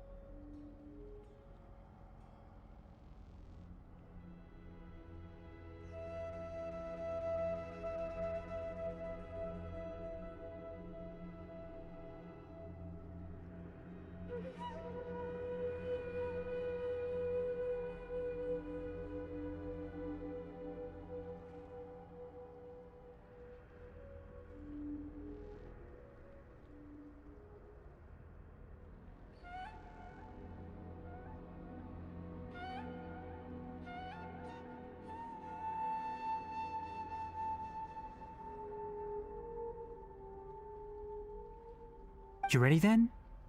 Let's go.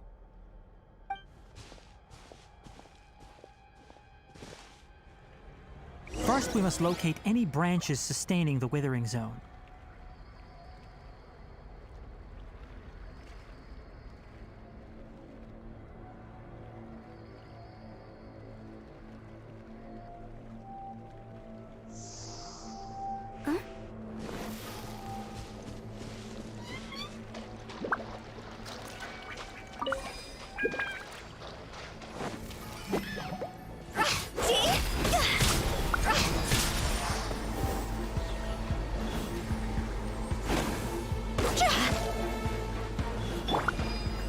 Stabilize!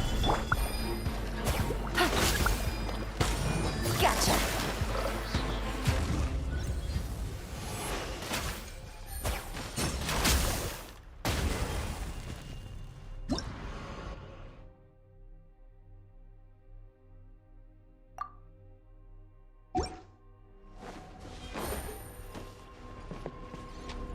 Take it easy.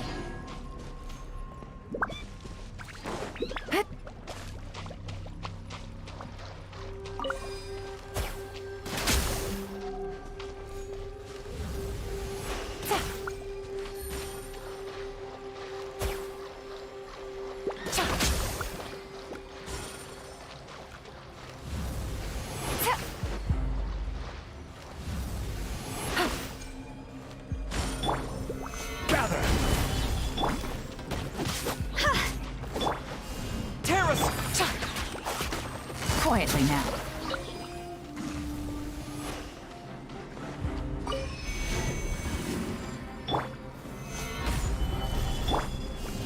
Yeah. Yeah. Yeah.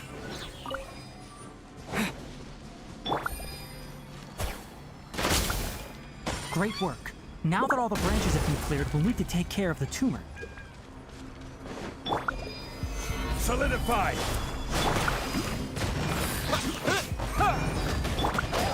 This isn't... Now, destroy the tumors of the withering.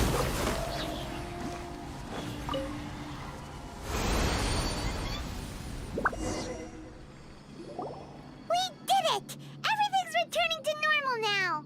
Yes, thanks to you two. We were able to quickly restore this area back to normal. Tainari? You make it sound like we did well, but why does Paimon have the feeling you're worried about something? It's that obvious, huh? Alright, it's like this. Recently, the rate at which the withering zone appears has been increasing. Even though we were able to quickly clear that withering zone, it won't be long before another one appears. If that simply meant more work for me, then that wouldn't be an issue. But it's far more severe than that. The withering is leaving lasting effects on the rainforest itself. For instance, even though we cleared out the withering zone, many of the plants that were affected will not recover. This presents a crisis for the ecosystem itself. Many plants in the rainforest are already in decline, directly impacting the wildlife that depends on those plants. And most disturbingly, as the appearances of withering zones have started to increase, Kale's case of Elazar has also become more serious. Huh? Well, why's that? I'm still not sure of the exact reason. However, I've received word from acquaintances at the academia that similar cases are being reported for patients with other conditions. No, none that we know of. The withering has been recorded in Sumeru for millennia. It's said that it originates from the depths of the world. By the way, have you heard of Irminsul before? Irminsul is a tree located deep beneath the surface. Although it isn't like any tree we know in a biological sense, you can basically think of it as a large tree that grows downwards rather than upwards. I'm sure you've heard of ley lines, right? They're like the roots of Irminsul, spreading and extending from a massive cavern deep underground all the way up to the surface. Ley lines continually absorb the memories of this world, which are then funneled into Irminsul, allowing it to collect knowledge and wisdom from ancient times to present day. The Dendro Archon is known as the God of Wisdom because her consciousness is directly connected to it. It is also said that the Dendro Archon's power is a manifestation of Irminsul. And as for the withering, its emergence is related to a disease that's affecting it. That's right. My ancestors learned of this from Greater Lord Rukkhadevata's familiars a long time ago. But even those mysterious creatures did not know of a cure for Irminsul. I'm afraid we Rangers will be battling the withering zones here for a long time until a cure is found. All right, that's enough on this topic for the time being. Now that we've taken care of things here, it's time for us to head back to Gandharvaville.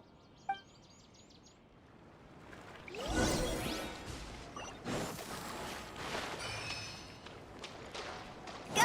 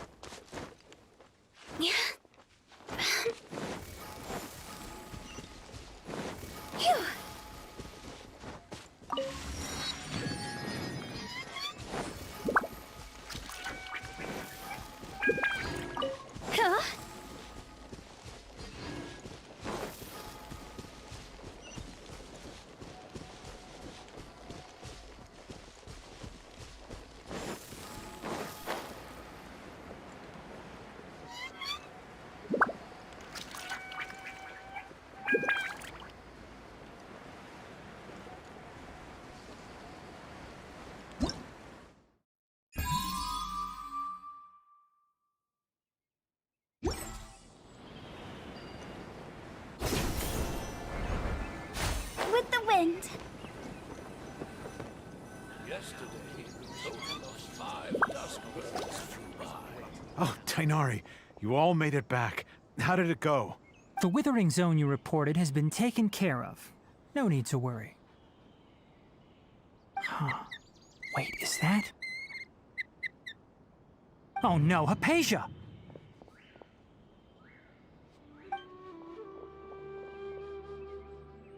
Huh? What's wrong, Tainari? This Duskbird is Hypatia's designated courier for urgent news. You do remember her, don't you? She's the scholar you and Paimon were following when you first arrived in Sumeru. Oh, her? How could we forget? So did something happen? Let me see what's written in the letter first. Oh. So what's it say? And what's with that weird expression on your face? Just let Paimon read it. Huh? All Paimon sees are 3 squiggly lines. Yes, allow me to explain. After we brought you from Hypatia's cave to Gandharvaville, Hypatia resumed her meditation. She must have just finished. It's been nearly 3 days since she's had anything to eat, and it appears she's forgotten to prepare some rations. This letter is her asking us for help. We need to go. What? You mean she's been sitting there for 3 days? Hey, wait, how did you know all that from just a few lines on the paper? Well, obviously because this has happened before. Last time she drew 5 lines, and by the time we found her... Well, I'd prefer not to remember that. Needless to say, Hypatia's been through worse, but we should still get to her as quickly as possible. I've got some emergency rations set aside for times like these. Paimon, Traveler, could you two bring these to her? Wait, you want us to bring her the rations? But will the Traveler be okay if her cave is still filled with that funny incense? Let's find out. Here, Traveler, take a smell and see. So, how do you feel? Huh? Really? You're not feeling even a little drowsy? But wait, how'd you know that he'd be okay this time, Tainari?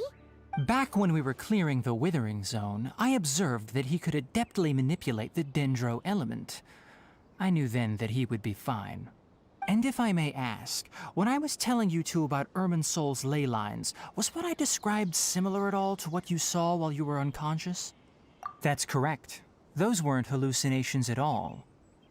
Though I don't intend to apologize for deceiving you. Because what you saw is of significant importance. Not just for the nation of Sumeru, but the entire world of Tevat. My forefathers were shown much favor by Greater Lord Rukkhadevata. We took an oath to protect this nation together with her. Now that that duty has fallen to me, it was part of my responsibilities to ascertain whether you could be entrusted with the fate of Sumeru. Now, after seeing you in action with my own eyes, you have earned my confidence, and I no longer feel the need to hide any secrets from you. When you passed out, your consciousness had connected directly with Irminsol. What you witnessed were actually real memories contained within Irminsol itself. I could try to tell you more, but it would be better if you went to ask Hypatia instead. Her focus on meditation and use of Spirit Borneol are aimed at establishing a connection with Irminsol, just as you did. That sounds nice and all, but will she really help us? Seriously, she completely ignored us the last time we tried talking to her. That was because when you ran into her, she was in a special phase of her training. During that time, she must avoid communicating with others. Please, wait here for a moment.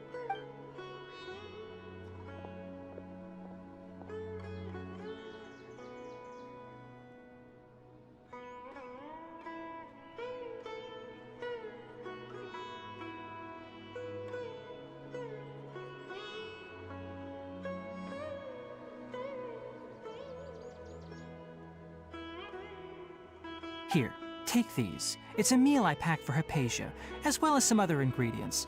I'm sure it'll come in handy. Also, here's a letter that I would like you to give to her. Just show it to her and she'll answer any questions you may have. No, I should be the one thanking you.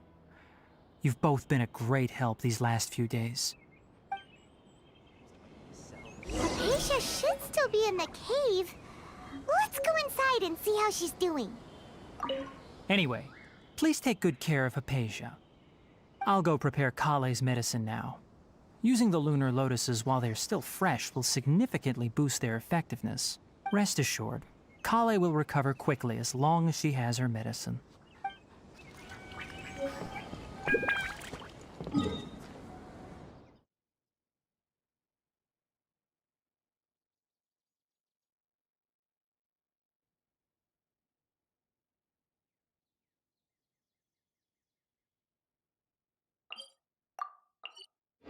Total of 5 dusk birds flew by. Definitely have enough for a reinforcement.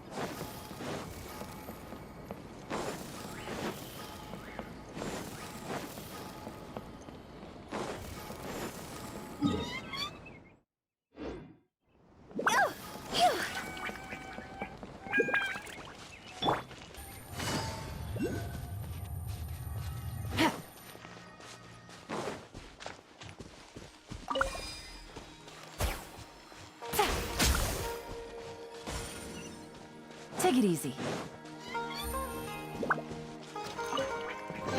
A chest full of valuables and a trove of potential clues.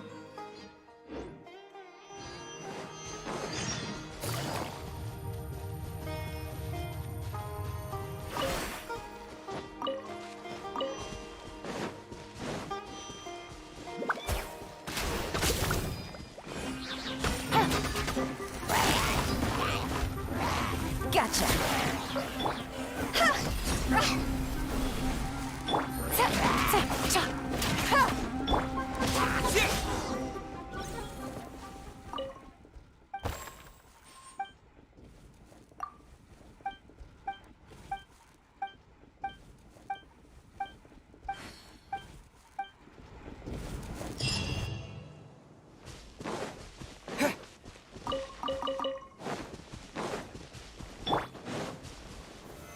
Stabilize! Go!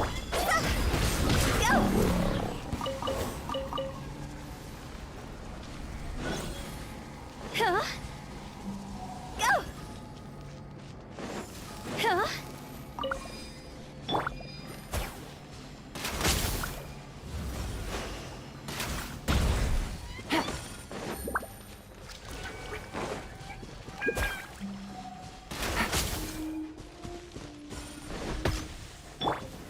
Gather!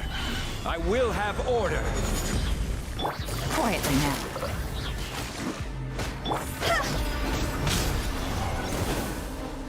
Phew!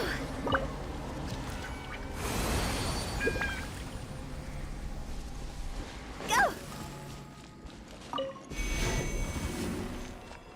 Huh?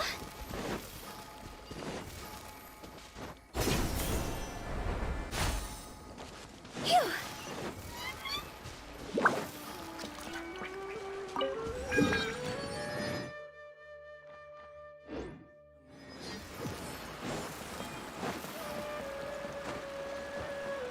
Huh?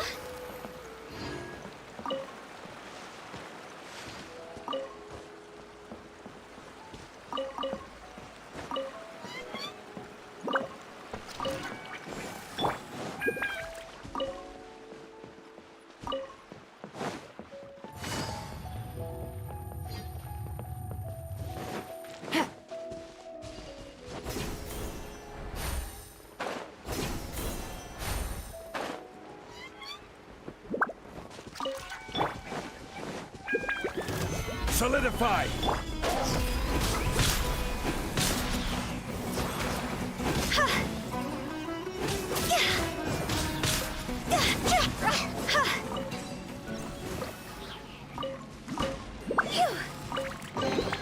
Oh, what a cute treasure coffin!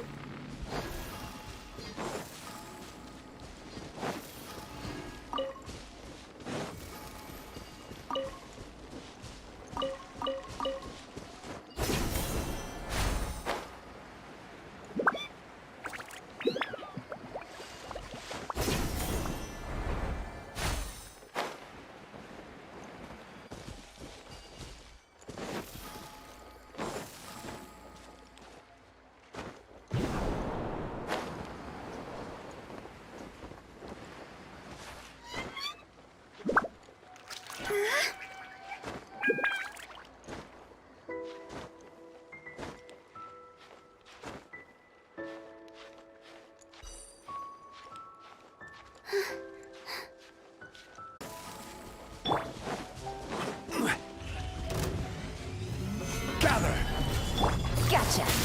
Here comes the catch.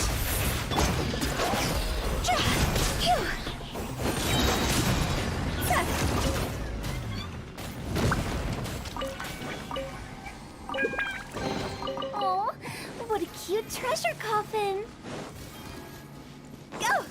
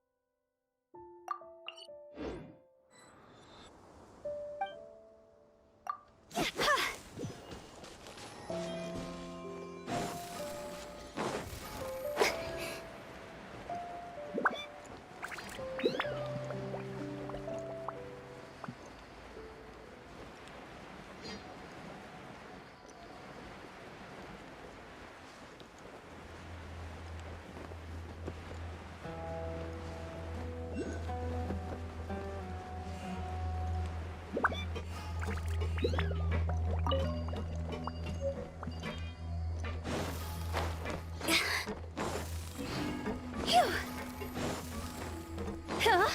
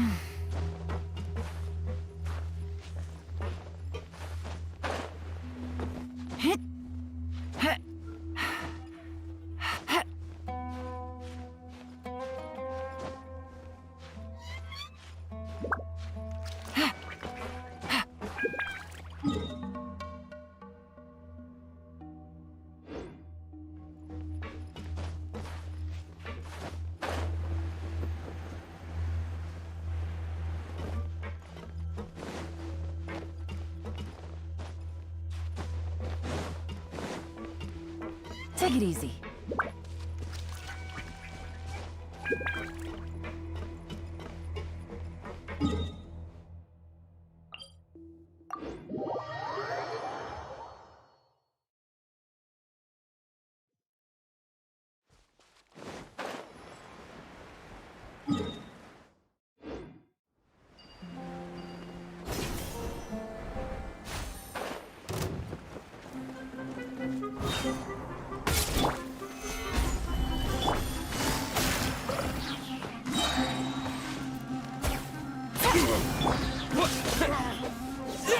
Wasn't done.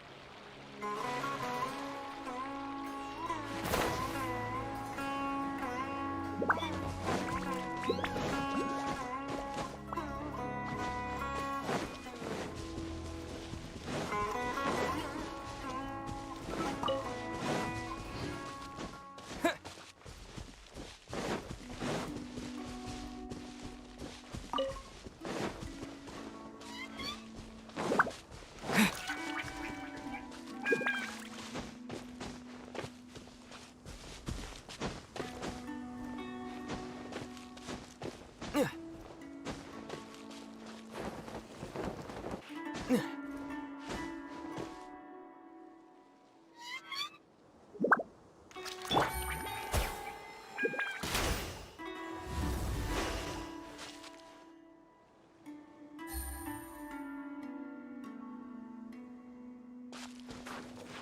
Yeah.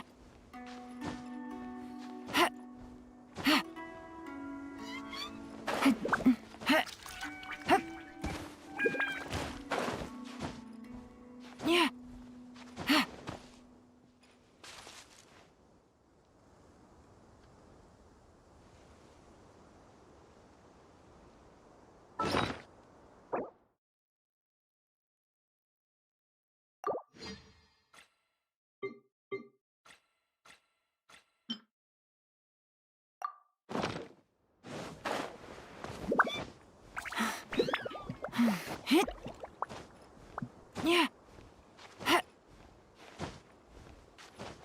Take it easy.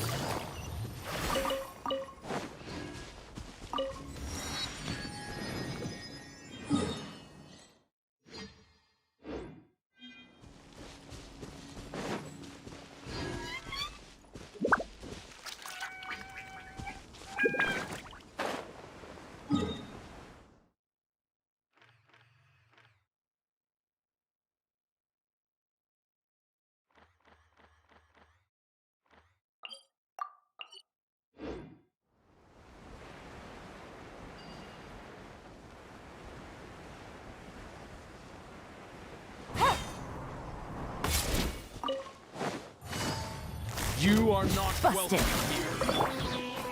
Stabilize! Things are about to get dicey.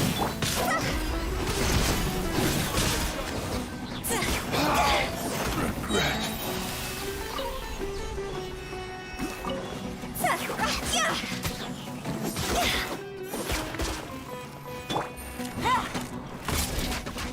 Quietly now.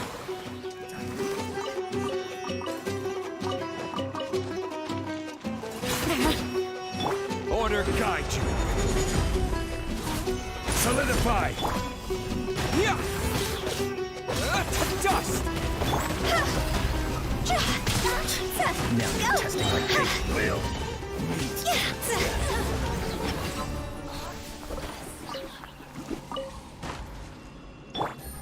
Take it easy.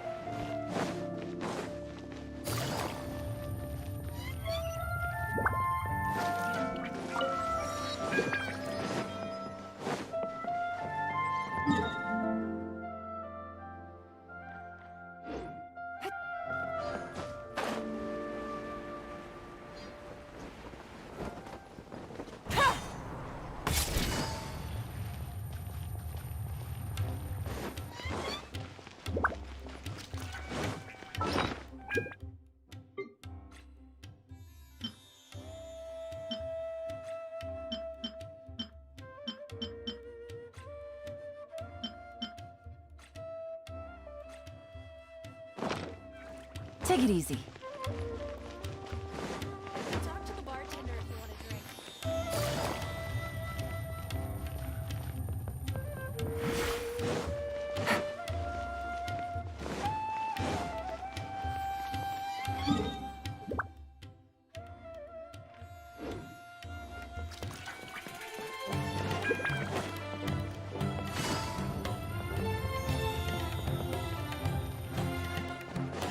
Take it easy.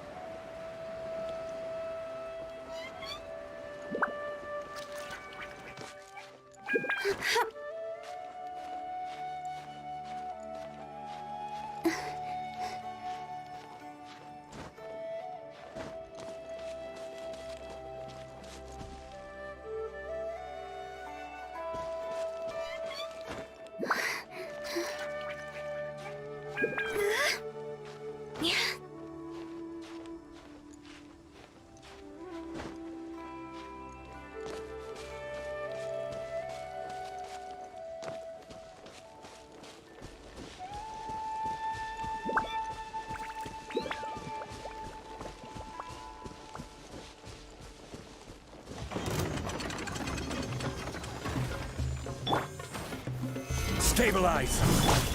Busted. Game's up. Fun's over.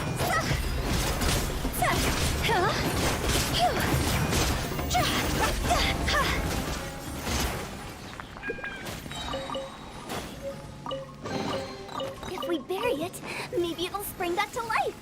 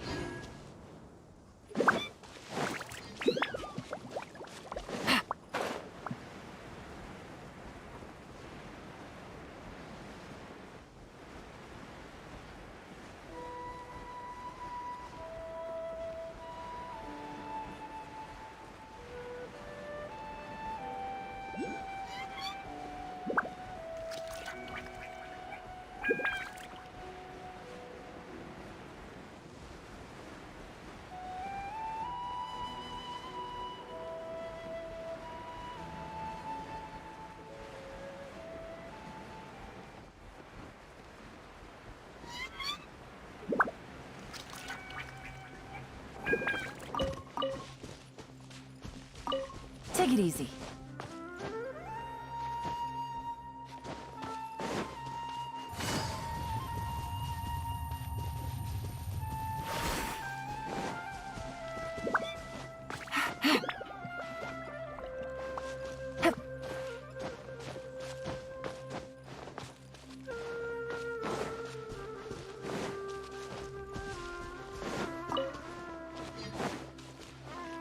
The plants here are growing so well.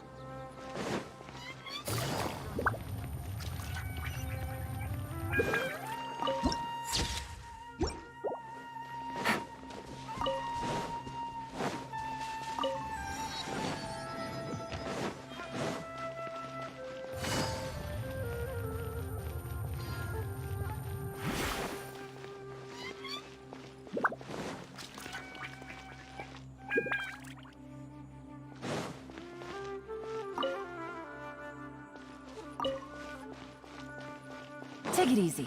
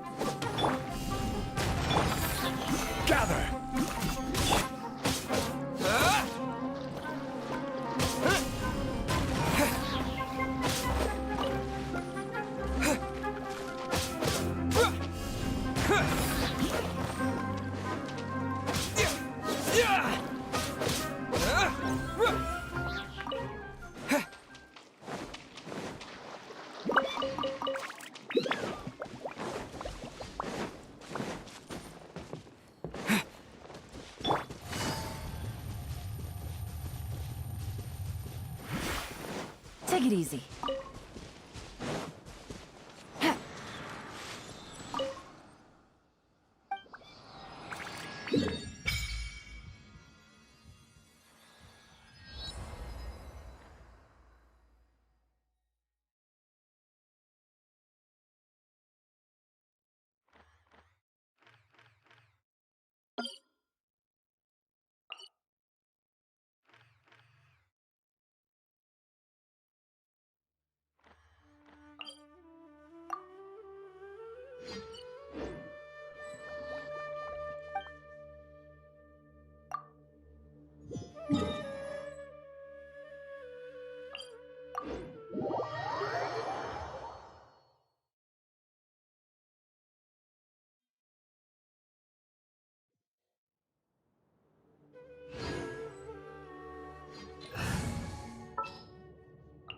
The campaign begins.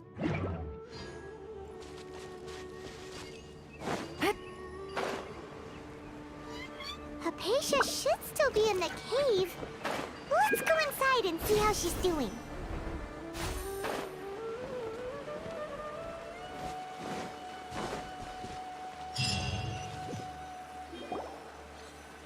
Hello? Hypatia? Hey, there's nobody here. Maybe she went out to look for some food. Let's try looking around the area.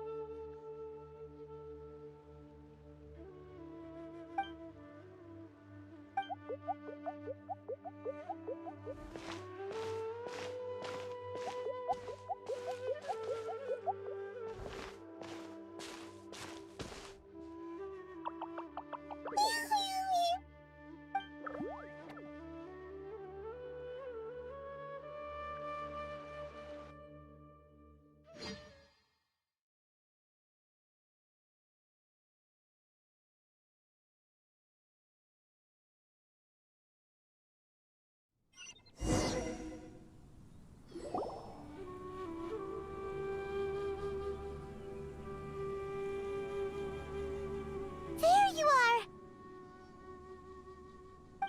Hypatia, are you alright? So hungry. There's no way we can get her to eat in her current condition. Let's try finding some water first. Huh? Wait, why does it look super foggy outside all of a sudden? Anyway, let's go look around.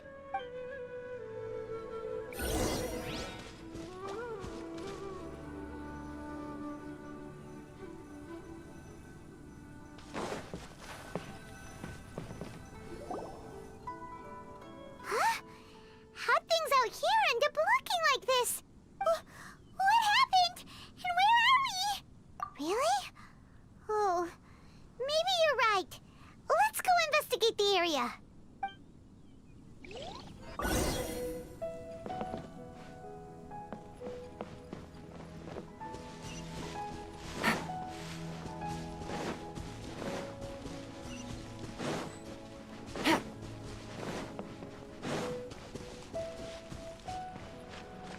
Wow, this place is huge! Paimon knew there's something off about that cave. Let's think of a way to get over there and have a closer look. Who knows? Maybe we'll find a lead of some kind. Solidify!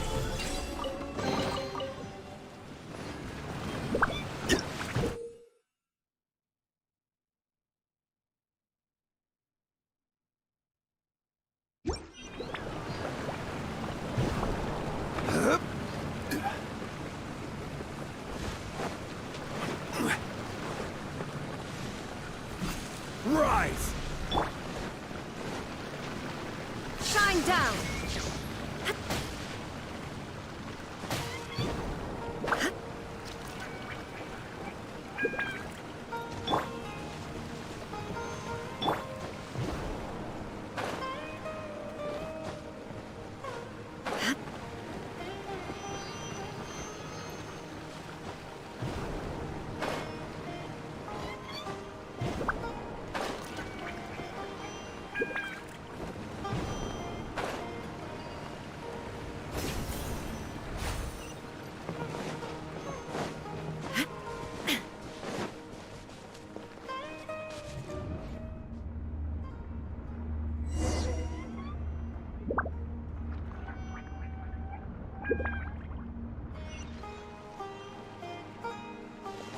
Huh?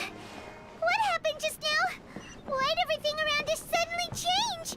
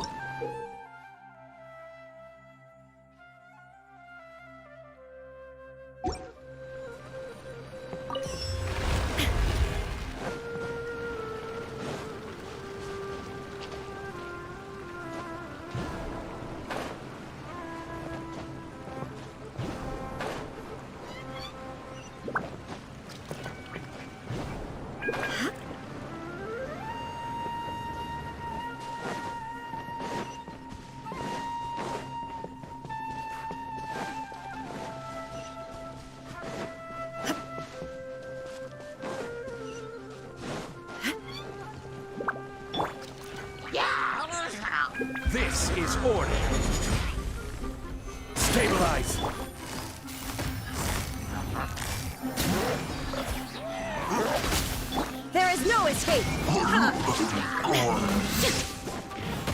Things are about to get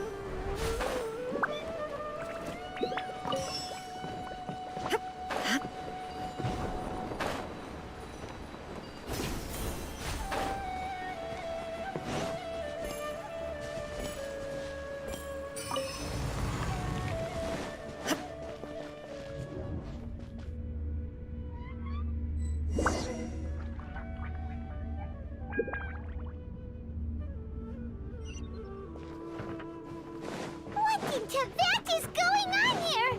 This place is getting weirder by the minute! Hey! What's the matter?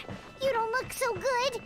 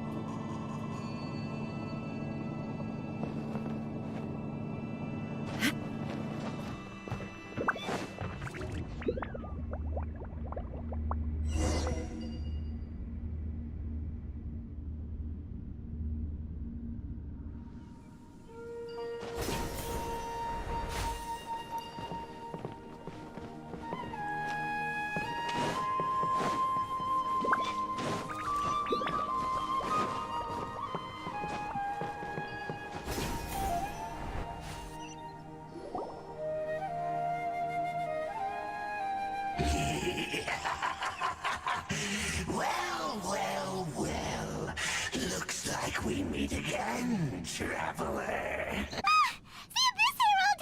What are you planning to do in this strange place? Strange place. Plotting. You needn't worry about such things. They don't concern you.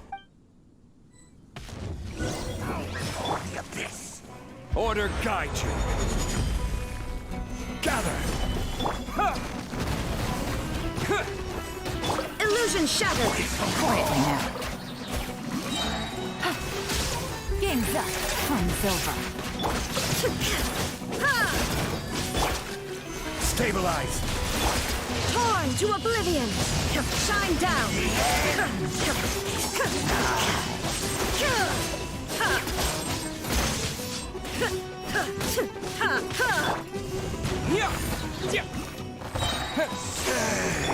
This is order.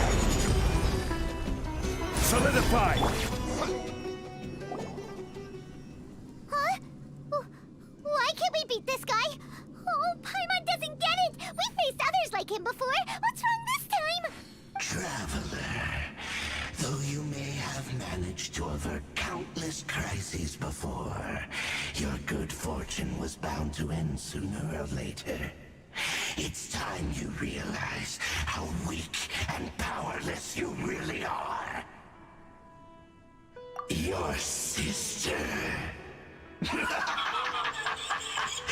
Oh, pitiful traveler. Are you really so ignorant? Or are you just living in complete denial? Her Highness has long since forsaken you. Your meager existence in her eyes is that of an annoying bug, only to be stepped upon. The bonds of love and family which drive you to find your sibling are utterly gone. Your journey is meaningless. But don't you fret now. Today will be your last. Now die!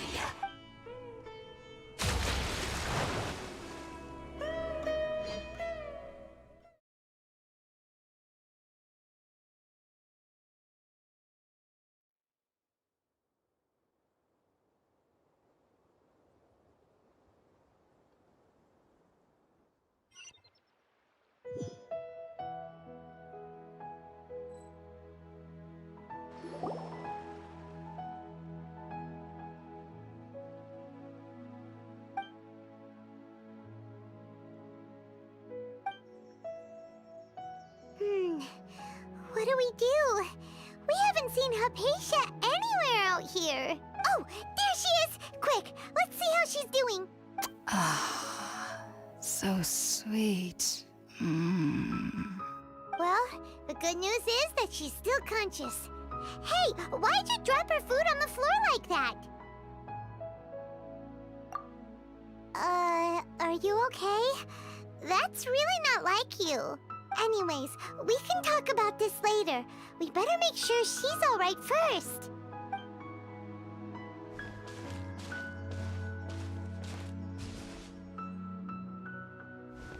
Whoa! Wait a sec. Look at all this fruit lying around her. We can put that to good use.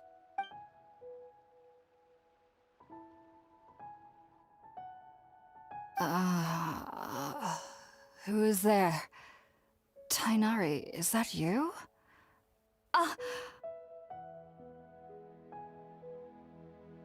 Huh? It's okay. You can relax, Hypatia. Tainari sent us here to bring you some food and water. Here, we have a letter that he asked us to give you.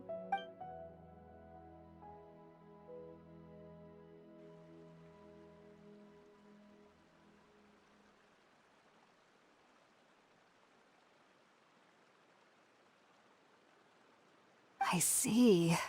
So, you're friends of Tainari. I apologize for all the trouble I've caused you. I'm grateful that you came so quickly to save me. You even brought all this fruit.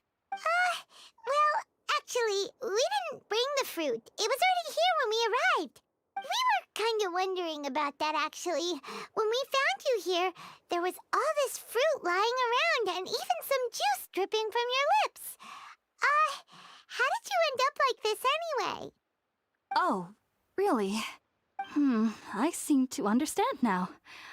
All the fruit was likely from my, neighbor. Must have come by and saw me like this. Your neighbor? You mean there's someone else living nearby? Oh? So you're able to see them too?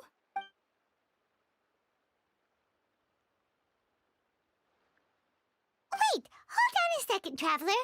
You say that before we arrived, you saw some mysterious creature and suddenly had a strange dream? Isn't that a little too crazy to believe? No, I actually do believe what the Traveler is saying. I myself had a similar experience once before and ended up scaring my timid little neighbor here. You needn't worry. They mean you no harm. They only dragged you into the dream because they hoped to buy themselves a little time in order to scurry away. So, Hypatia, just what kind of creature is your neighbor exactly? I'm not sure what it's called, to be honest. But I do know that they have some sort of deeper connection with the Dendro Archon. I know this because the first time I saw them was also the exact day my consciousness was able to form a connection with Irmin's soul. Even after I opened my eyes and stopped meditating, my heart was still pounding, and my mind was racing with all the knowledge that I had touched. And at that very moment, I suddenly noticed a small figure at the opening of the cave. In my curiosity, I began to walk over to the creature. They must have already been used to me living in the cave, because they didn't seem to mind me approaching them. They just kept doing whatever they were up to. It wasn't until I crouched down next to them that they suddenly realized that I could see them. Oh! And then? And then I had a dream. By the time I came to, they were nowhere to be seen. I was convinced they'd never show up again. But sure enough, I saw them nearby a few days later. And they weren't alone. I feel like they aren't as afraid of me as the first time I approached them. But I never would have expected them to save me. Yes, no doubt about that. By the way, Tighnari mentioned in his letter that you had questions for me regarding Irminsul.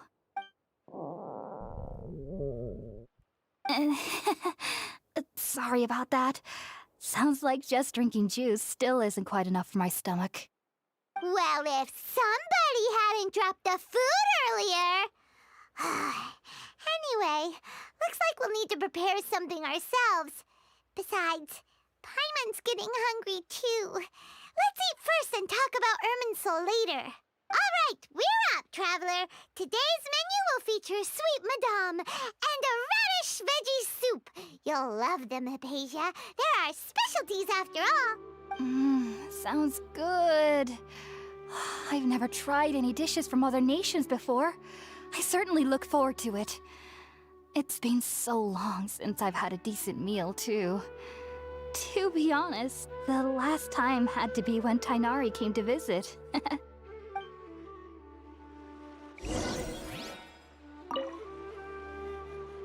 Are you already finished cooking?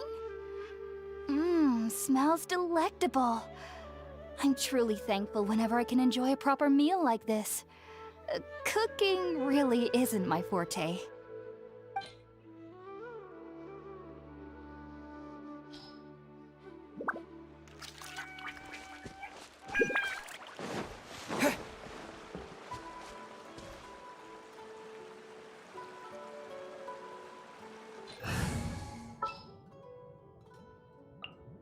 Good eye.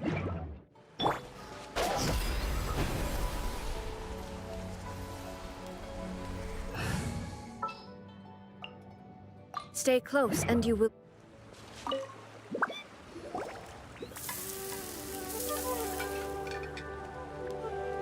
All done! Let's use the empty box that Tighnari gave us since we already washed it. Oh, it smells amazing! And the box is a nice touch too! Let's go serve this up and start eating with Hypatia!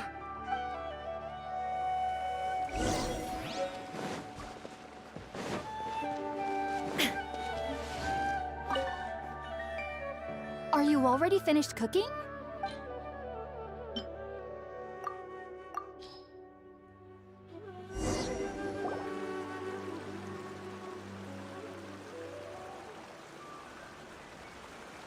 Even though everything you mentioned was in Tighnari's letter, it's still hard to believe you were able to connect with Irminsul immediately after smelling Spiritborn eel for the first time.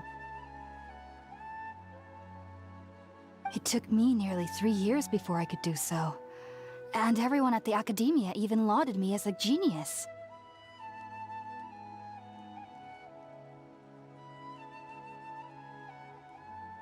You should know that some researchers spent their entire lives without ever successfully connecting with Irminsul as you have.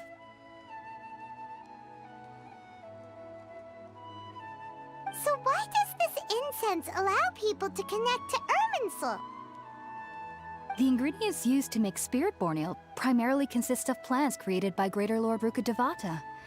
These special ingredients are conducive to heightening our senses to the Dendro Archon's power.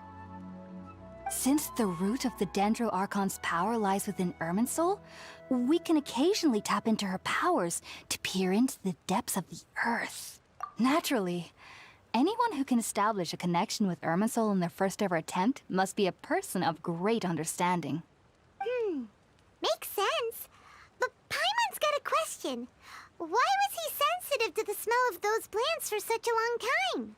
That was primarily due to his body's unique constitution.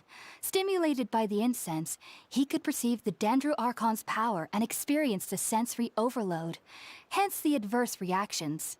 Taking in any scent similar to the ingredients of Spiritborn Ale would cause adverse effects. Not to worry, though. It appears you've already fully recovered. Technically, your body should still be sensitive to the powers of the Dendro Archon, but unless you're using intentional meditation techniques, the scent of Spiritborn Ale should no longer trigger such reactions. Whew. Well, that's a relief. I must admit, I am quite envious of your abilities. Even if it meant suffering from pounding headaches for the rest of my life, I'd consider it worthwhile so long as I could connect with Irminsul at will. Whoa, you're really serious about this whole thing, aren't you? I am a researcher after all.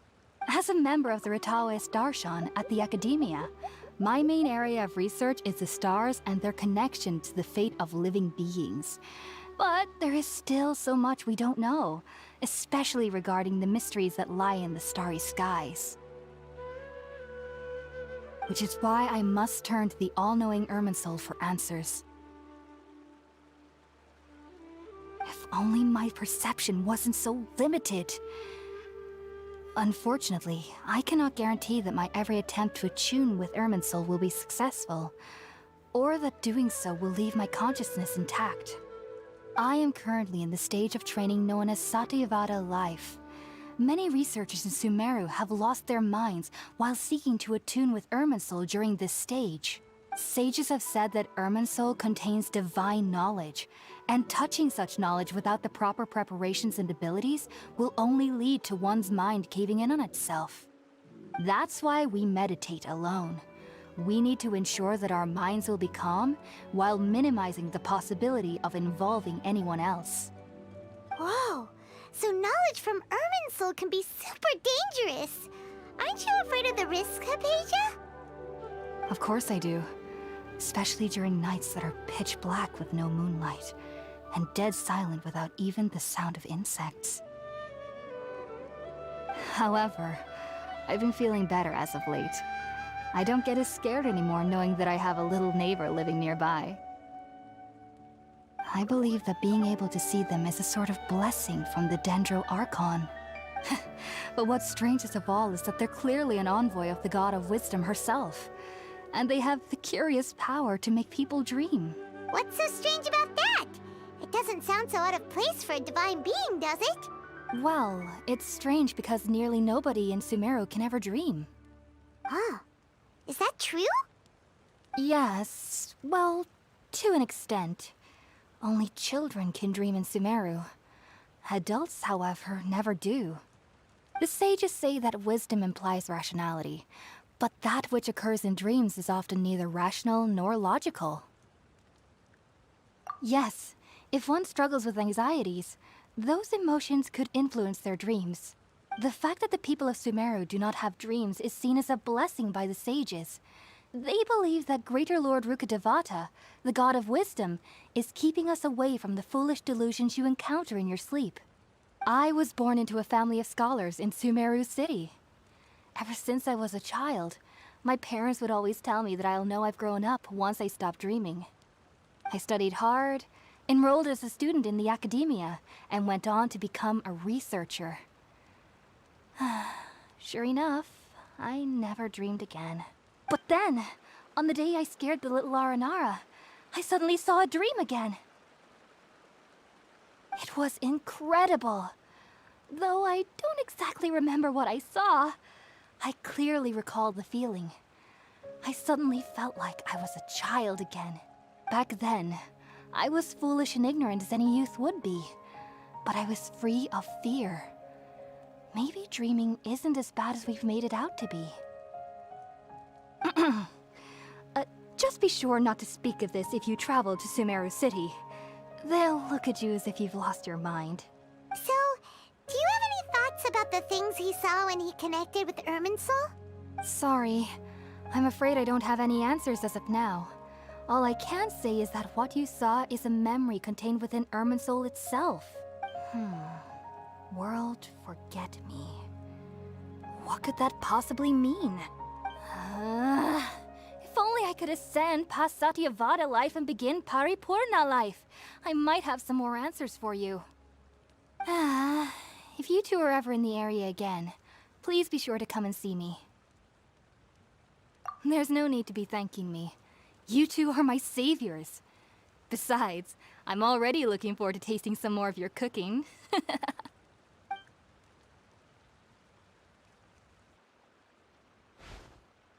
that we know Hypatia is alright and had the chance to ask her some questions, Paimon thinks it's about time to head back to Gandharvaville.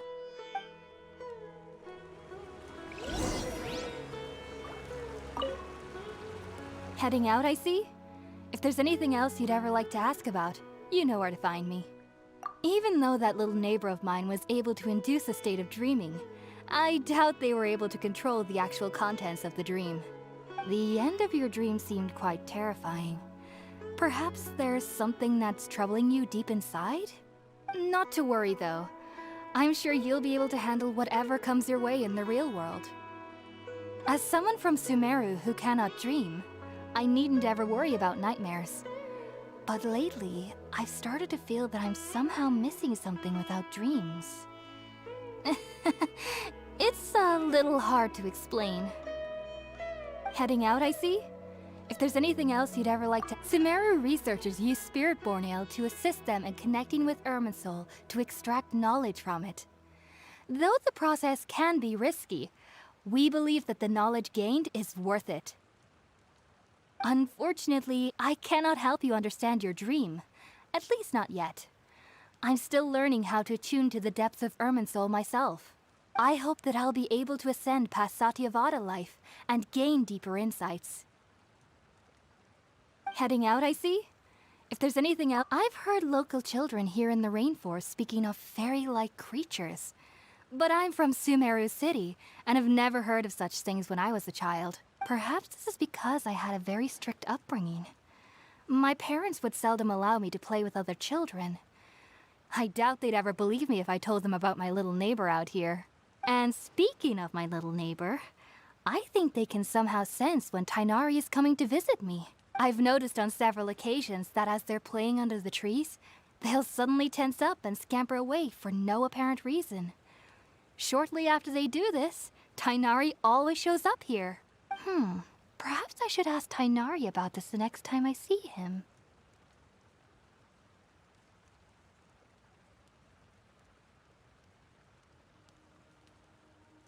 Heading out, I see?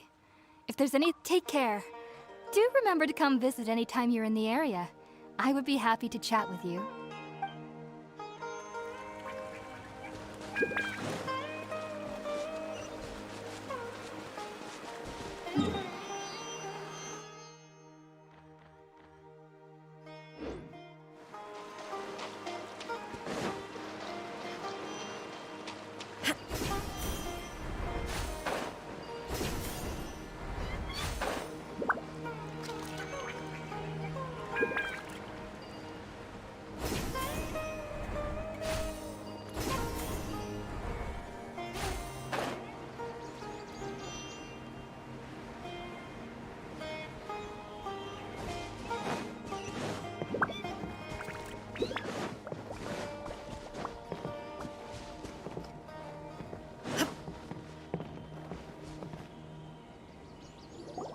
Think about it, Tighnari. Refusing to join is tantamount to burying your head in the sand. I understand that you're a forest watcher, and that it's your duty to combat the effects of withering zones. But isn't it evident that such work is not a lasting solution to the problem? As Sage Kage clearly stated, your presence and guidance in Sumeru City is pivotal in finding a cure for Irminsul. How could you possibly refuse? Keep your emotions in check, Ghulam. Let's at least listen to Tighnari's reason for declining. We're here to invite him to the Academia, not to cause a scene. Sage Kage, I am truly honored that you came here in person, but I'm afraid I must still decline your invitation. I am merely a forest watcher. How could the great minds of the Haravatat have any need of someone like me? Well, it turns out that your refusal letter had some implications on your master's reputation. He is a renowned sage of the Immorta, after all. So now I've come here in his stead. I see. Huh. And I figured that given his temper, he would come here and berate me personally. Tighnari, your master is an integral part of this effort, and now he requires your assistance. And what exactly does my master need of me, Sage Kage? You'll know once you've arrived in Sumeru City, that is. And how long will I be required to stay? There's no definite answer as of now. Do you mean to tell me that despite coming all the way here to Gandharvaville, you still can't answer the questions I laid out in the letter to my master? If that's the case, then I'm afraid I cannot give you a definite answer either. Tighnari, but you... So be it. Come, Gulam, we're leaving.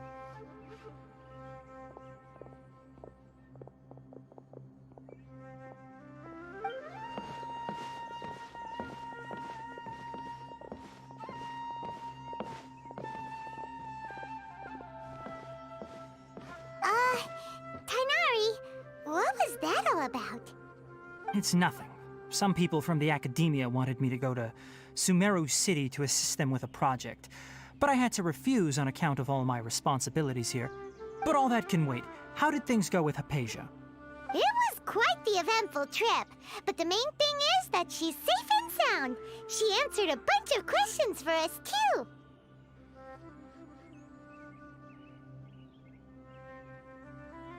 Very good.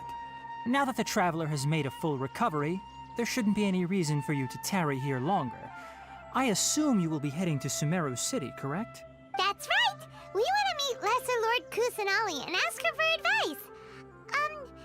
Do you have any idea on how we can find her?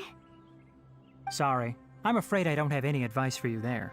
Well, do you at least know anyone we can try asking in Sumeru City? Let me think. My trips to Sumeru City have been fairly short, and most of my acquaintances are researchers. How about this? I'll write you a letter of introduction that you can give to a researcher I know. He's from the Immorta Darshan and is adept at gathering information. Asking him might prove worthwhile. Also, when you enter Sumeru City, you'll probably end up receiving something like this item here. I'm not sure if it will ever come in handy for you, but maybe you can give it a try. Oh? What is it? It's called an Akasha Terminal. It's a tool produced by the Academia that utilizes the legacy of Greater Lord Rukkhadevata. Some say that this very item is the basis of Sumeru's reputation as the City of Wisdom. Needless to say, this device and its usage fall under the Academia's expertise, so I'll leave it to them to show you how to use it. Great! Next up, Sumeru City! But wait, before that, that's right! Tighnari, we have something important to say to Kale before we leave. Is she doing better now? Yes, she's doing much better. After being confined to her bed all this time, I thought a little walk would do her some good. Last I saw her, she was taking the path towards the North Crossing. She knew you two would be leaving soon, so she must have wanted to see you off. Thanks, Tighnari. All right, let's go! Farewell, and good luck to you both.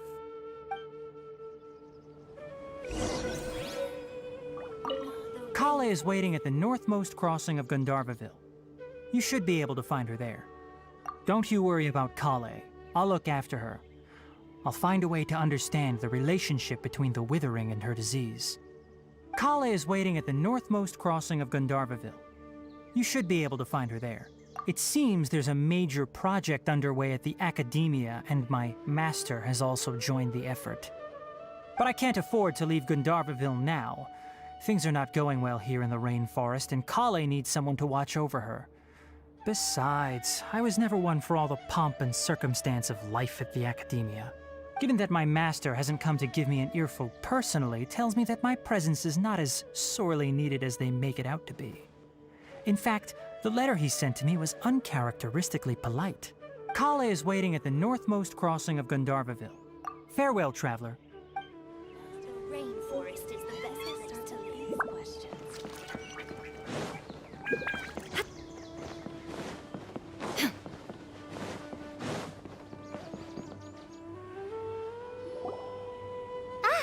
I've been waiting for you two.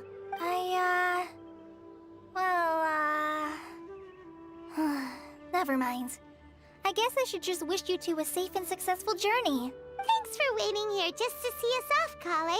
We're headed to Sumeru City. Don't worry about me. I can take care of myself. My condition won't be getting in the way of my duties. I want to be a forest ranger after all. It's up to me and the others to protect the rainforest here. And, I'm sorry. I should have told you both about my condition when we first met. I just wanted you two to treat me as a normal friend. Not some girl that needs your sympathy. But I guess now I understand that the most important thing is for friends to be genuine with one another. There's no need to apologize, Kale. We should be thanking you for trusting us enough to be your friends and sharing your past with us. We're probably still gonna worry about your condition, but that's because we're friends and we care about you. Thank you. That means a lot. Before you leave, I have something for you. Oh? What is it? It's my recipe for pita pockets. I told you that I'd give you a copy, remember? My handwriting is a little, messy, so please don't laugh. Yay! Thanks, Kale. Now we can eat those scrumptious little pitas whenever and wherever we like. I hope that whenever you eat them, you'll both remember your time here in Gandharvaville. Well then, I, trainee Forest Ranger Kale, bid you both farewell. Please visit Gandharvaville again. The Rangers will always be ready to assist you here.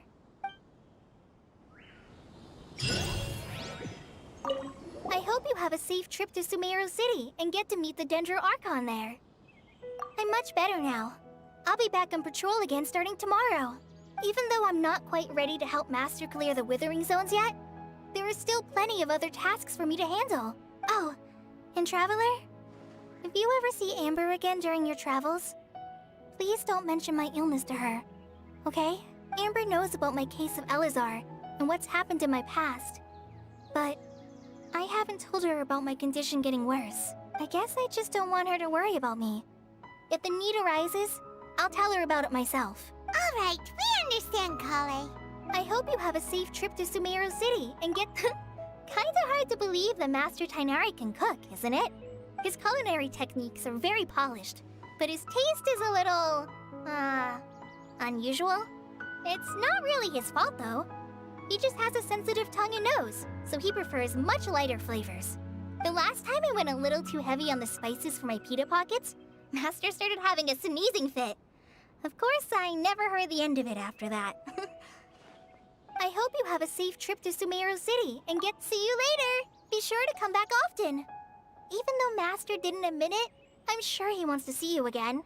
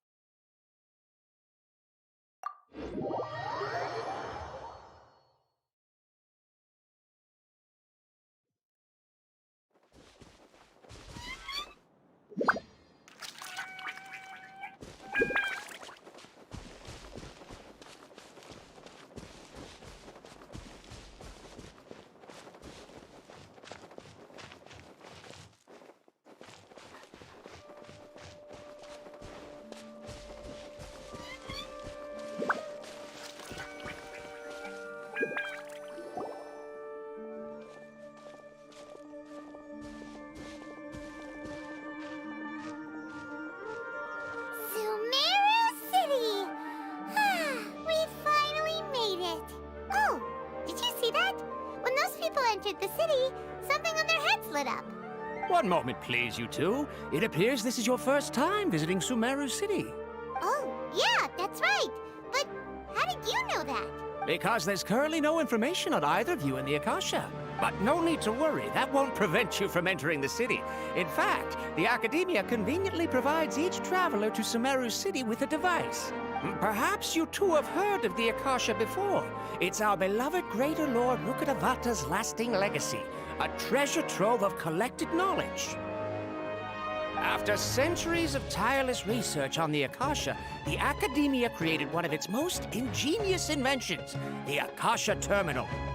As long as you are within Sumeru's borders, you may use an Akasha Terminal to connect directly to the Akasha and access any knowledge you need. I should mention that due to technical limitations, the operation of Akasha Terminals will be much smoother and more effective in large cities such as Sumeru City and Port Ormos. Oh, so this is the thing that Tainari was telling us about. It sounds pretty amazing. You two are quite fortunate.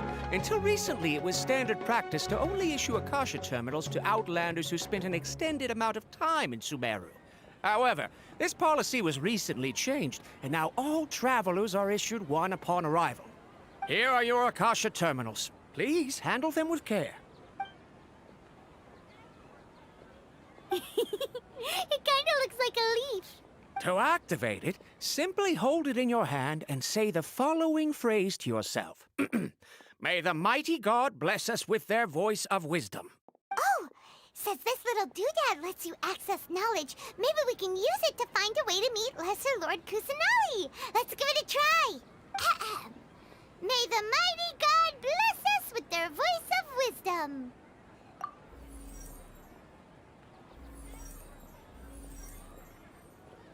Whoa!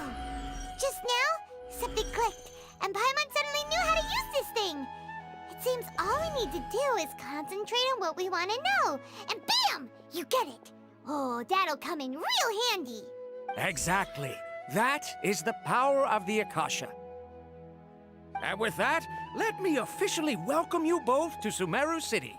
May the wisdom of the Dendro Archon always be your guide. Okay, now that we're in, we can check the Akasha about Lesser Lord Kusanali. Let Paimon try. 500 years ago, the sages found a newly born deity from within some scorched ruins. The deity now resides in the sanctuary of Surasthana. Seems pretty similar to what Kali was telling us. Okay, next, let's concentrate on asking how to meet her.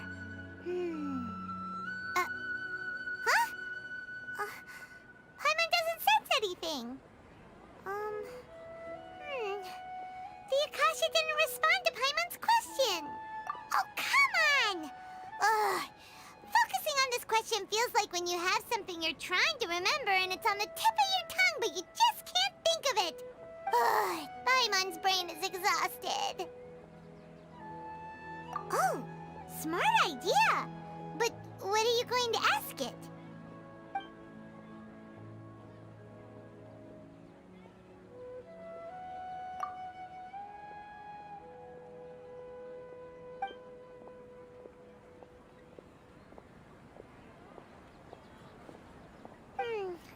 You too?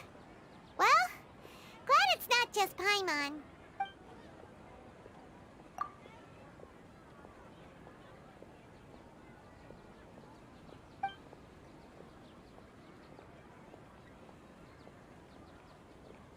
Uh-oh. Paimon's getting all teary-eyed all of a sudden. It feels like the people of Sumeru really miss their Archon.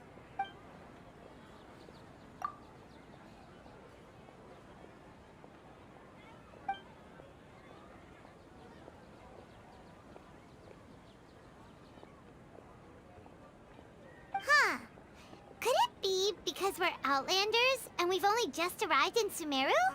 You know, maybe we're not qualified to receive an answer to this sort of question or something. Well, seems no matter which way we try, we can't find anything that'll lead us to Lesser Lord Kusanali. Guess our only choice now is to try meeting with the researcher that Tainari recommended. He's from Sumeru and even has a position in the Academia. Maybe he'll be able to access more info from the Akasha. Let's see. Tighnari wrote an address on the letter's envelope. Oh, it's not far from the city's gate. Let's head over and have a look. Hopefully he's at home.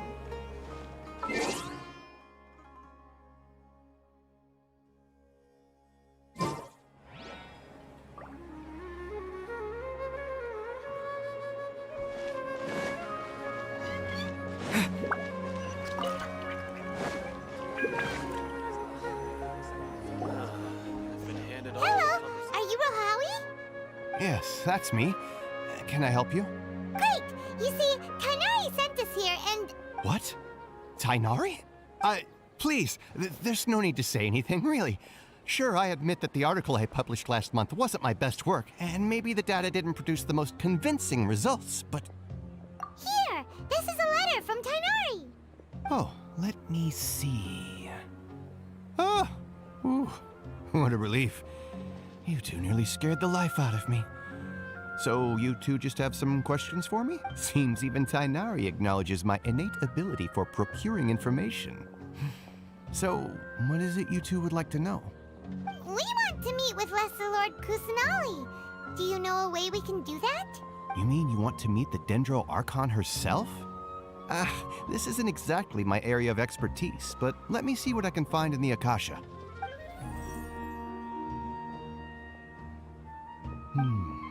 Sorry, the Akasha didn't respond to my query. What? You too? But what about your abilities for getting information and all that? Paimon was sure you'd be able to access more info than we did. Well, as I said, this isn't my area of expertise. I am but a lowly researcher, so the Akasha doesn't see a need for me to know more about the Dendro Archon. All I know is that ever since Lesser Lord Kusanali returned to Sumeru, she's never left the Sanctuary of Sorasthana or made a public appearance. Huh. Didn't expect her to be such a mysterious figure. The Dendro Archon is somewhat of a recluse. Perhaps she just doesn't want to entertain visitors, which would explain the lack of information in the Akasha. Aw, but then what can we do? No need to worry just yet. I'm only hypothesizing here. You could certainly try asking around and see if anyone else has ideas. And besides, you two should consider the bright side of things. Not being able to see Lesser Lord Kusanali may not be a bad thing. In this world, there will always be information you cannot obtain from the Akasha and things you can never accomplish. Knowing when to yield is a form of wisdom. Take me, for example. It's a miracle if my brain cells can spit out one paper every 3 years. But Tighnari? That guy can publish 3 papers in just a single year. Okay. Thanks for your advice. Don't mention it. If you two ever want information about things like who's been promoted within the Academia or relations between the 6 great sages, come find me. Hey, come on! This is a survival skill at the Academia. Oh, Paimon's expectations were pretty low, but this is so low it's like digging holes in the dirt. So what do we do now? Even if we want to talk to someone, we don't know anybody here. Huh? Like who? Oh, you're right! Catherine! The Adventurers Guild has its own intel network. Let's hurry and find her.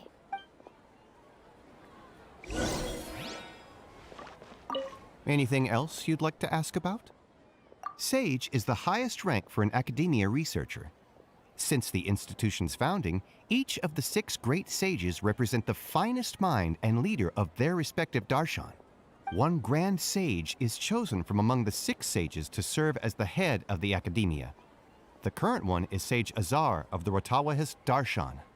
Since ancient times, the sages have contributed immensely to Sumeru. The widespread usage of the Akasha is thanks to their hard work. Anything else you'd like to ask about? I just knew you'd be curious about that. Although the 6 darshans conduct research in different disciplines, their sages frequently interact with one another when managing Academia affairs. In the Immorta, our leader is Sage Nafis. His temper is legendary. We researchers are terrified of him, and even the Grand Sage gives him some leeway. He hasn't shown his face lately, though. Rumor has it that he's currently involved with some major project. Thankfully, he's been so busy that I was able to publish a paper. Anything else you'd like to ask about? See ya. Take a page out of my book and learn to look on the bright side of things. Document everything. I've been handed all the compass. How can my own brother say something like that about me? It's plain hurtful.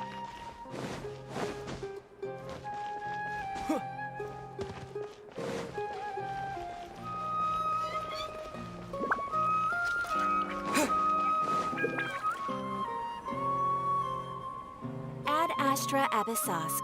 Hello, Traveler and Paimon. Catherine, we need your help with something. Understood. The Adventurers Guild is always ready to serve you. With what do you require assistance? We want to meet with Lesser Lord Kusanali. Do you know a way we can do that? You two wish to meet with Sumeru's Archon. Understood. Please wait.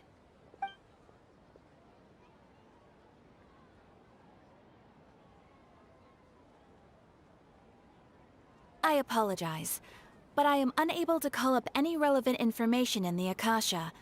I'm also unable to locate any pertinent information in my personal memory. Aww, another dead end. Well, if Catherine can't help us, then we really don't know anyone else to ask now. Please do not worry. I may know of someone who can help you two. In Sumeru, the Adventurers Guild does not serve as the vanguard of information. Rather, there are numerous active mercenary groups collectively known as the Eremites. They take on various contracts and work all across Sumeru, so they naturally accrue intelligence. An Eremite brigade called the Corps of 30 is in charge of Sumeru City's defenses. Not only are they the oldest brigade, but they are responsible for managing and coordinating the affairs of all other mercenary brigades. Corps of 30? What a weird name. Supposedly, they are named as such because their ranks numbered 30 at their inception. Asfand, an advisor with the Corps of 30, maintains good relations with the Adventurers Guild. Though he's already retired, he and his words carry great weight within mercenary circles. If you'd like to get in contact with him, you can find him at the Corps of 30's headquarters, the Citadel of Regzar. You're welcome. I wish you two the best of luck. We look forward to your exploits in Sumeru. All right, off to the Citadel of Regzar we go!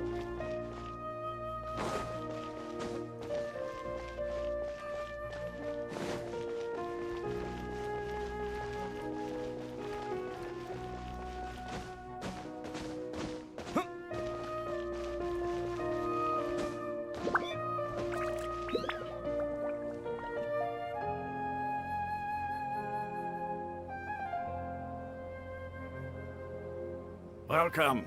The Adventurers Guild told me to expect you two. It's nice to meet you, Asfand. We'd like to ask you about something.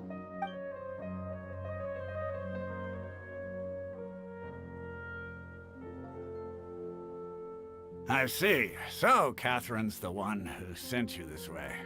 Ha! It's true that the Eremites' network is vast, but even I can't help you meet the Dendro Archon. Wait, seriously?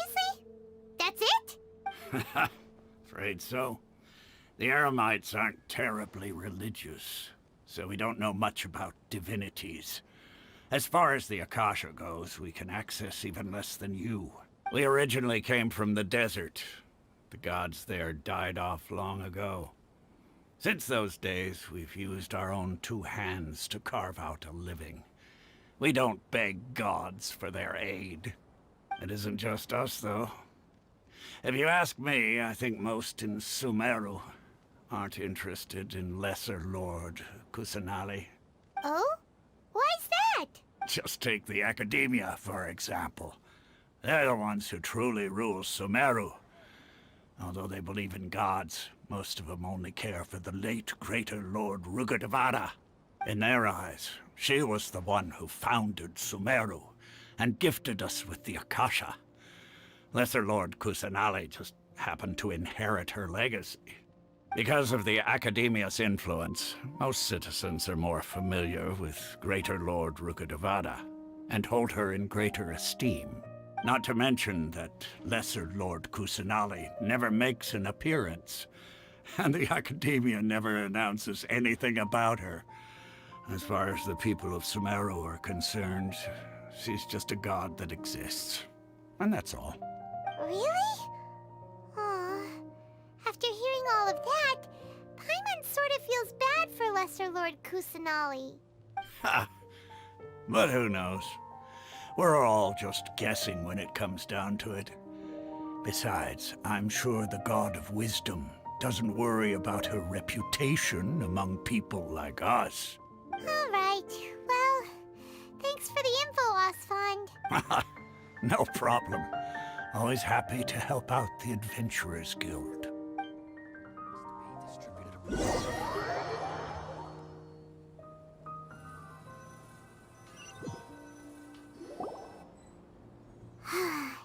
Seems Osfond was right about most people's attitudes here.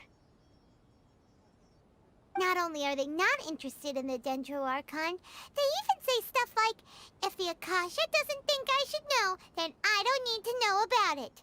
We've been asking for information non-stop ever since we got to Sumeru. But the harder we try, the more helpless everything seems. Isn't there at least one person in this entire city who cares about Lesser Lord Kusanali? Oh, you two are interested in Lesser Lord Kusanali? Huh? Who are you? From the sound of it, you two are Outlanders who recently arrived here. You've been asking around for information on Lesser Lord Kusanali, right? Oh, I'm sorry. I forgot to introduce myself. I'm Dunyarzad, one of Lesser Lord Kusanali's faithful followers. Whoa, really? Then do you know how we can meet with her? I'm afraid I can't help you with that. But your conversation earlier did happen to remind me of a legend about the Dendro Archon. Sure. It goes like this. Long, long ago, there was a man who heard a prophecy. It predicted that a great calamity was about to befall him. Panicked by what he heard, the man sought out the Dendro Archon in hopes that she would bless him with the wisdom to help him escape his predicament. The man journeyed across deserts and through rainforests and experienced tribulations of every kind. However, he still couldn't find any trace of the Dendro Archon. In despair, he thought, alas, the Archon has abandoned me. He then had no choice but to sorrowfully resign to his fate. Okay, and then what happened? And then, the calamity came. But to his own surprise, the man felt somehow emboldened by the trials of his journey. By relying on his own strength, he managed to overcome the adversity. At that moment, a bird perched upon his shoulder. This bird was, in fact, an avatar of the Dendro Archon. She said, "O Archon Seeker, do you now understand? She and her wisdom have long been found by you. Along your journey, we were in every flower and blade of grass, every ray of sparkling sun, and every breath of dancing wind. So long as you continue to think and ponder, we'll be wherever you go." Yeah, thanks for the story! Paimon feels all warm and fuzzy inside after that. In a way. It seems like this story is also one of the Dendro Archon's avatars. Dunyarzad, since you worship Lesser Lord Kusanali, can you tell us anything else about her? Of course. So did you two know that, I'm terribly sorry, but it seems something's come up now. Let's chat another day.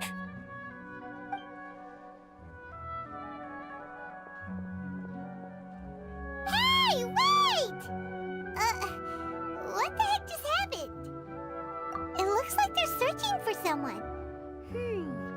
Dunyarzad was acting super nervous just now. You think they're looking for her? This stinks! We finally managed to find a lead about Lesser Lord Kusanali! We can't let them get in the way now. Let's see if we can get rid of them. Then we can catch up with Dunyarzad. Hey, have you two seen a brown-haired girl wearing a purple top and a long blue dress? We're looking for her. Did she have bandages wrapped around her wrists? Yes, that's her. Did you see which direction she went? Yeah, she went that way. Quick, after her!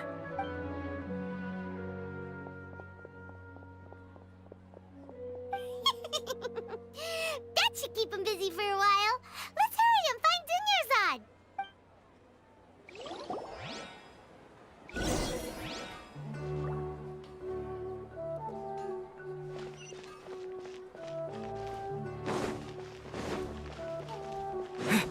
Trust me, just take my word for it. There you are, Dunyarzad. We thought you might have been long gone by now. Oh, it's you two. Oh, you startled me there. You can relax now. We threw those people looking for you off the trail. Really? Thank you so much. Unfortunately, I believe there's still more of them out there looking for me. Uh-oh, looks like there's some coming this way. Huh?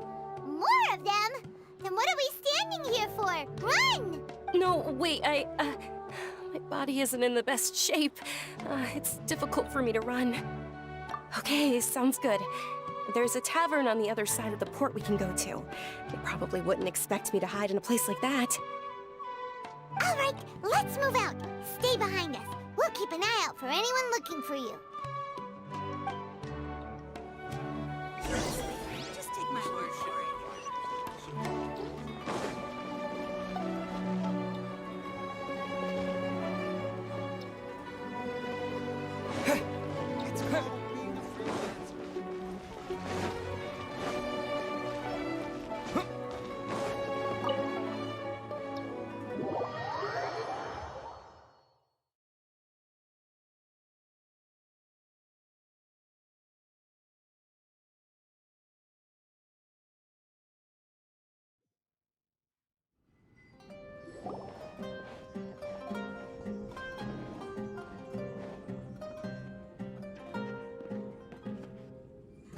We made it.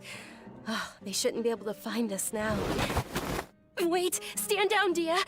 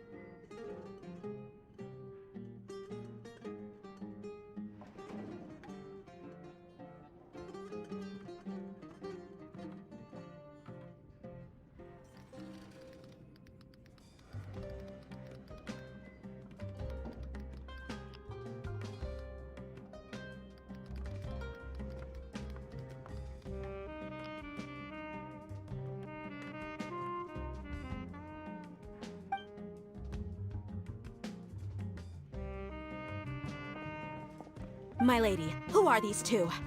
They're travelers that I met on the street just a moment ago. They happened to notice that you were all searching for me, so they helped me hide. I see. In that case, you two should scram. There's nothing here for you. Wait a sec! Who the heck are you? And why are you shooing us away? I'm Miss Dunyarzad's bodyguard, here to see that she returns home safe and sound. My lady, let's get going. You've been gone for so long that your parents are worrying themselves sick. And if I refuse to go with you? It'd be easier for the both of us if you cooperated. But if you insist on not going, then I'll have to carry you like a sack of potatoes. Hey! Dunyarzad already said she doesn't want to go back. Why are you still pushing her? Stay out of this. You don't understand the situation. Sorry, my lady. Even though I'm your bodyguard, your parents are my employers. I have to answer to them. How much? Wait, what? How much more do I have to pay you to become your employer? So you never listen to my parents ever again. Double? A triple? Give me some time and I'll get that much. My lady, this isn't about Mora. I don't know what you think of us Eremites, but let me say this. I like Mora, but I'll never go against my principles. That's why I'm here looking for you. Sure, it's an order from my employer, but my conscience was also telling me it's the right thing to do. And knowing your health, carelessly running around like this is gonna hurt ya. For the sake of those who love you, don't be stubborn. No, you're wrong. I'm aware of my limits, and I know what I'm doing. Honestly, the only people being stubborn right now are my parents. And I know perfectly well that it makes no difference if I'm at home or not. They still won't accept reality, and every time I bring this up, they just change the subject. Dia, you've been living with us a long time already. This should be old news to you.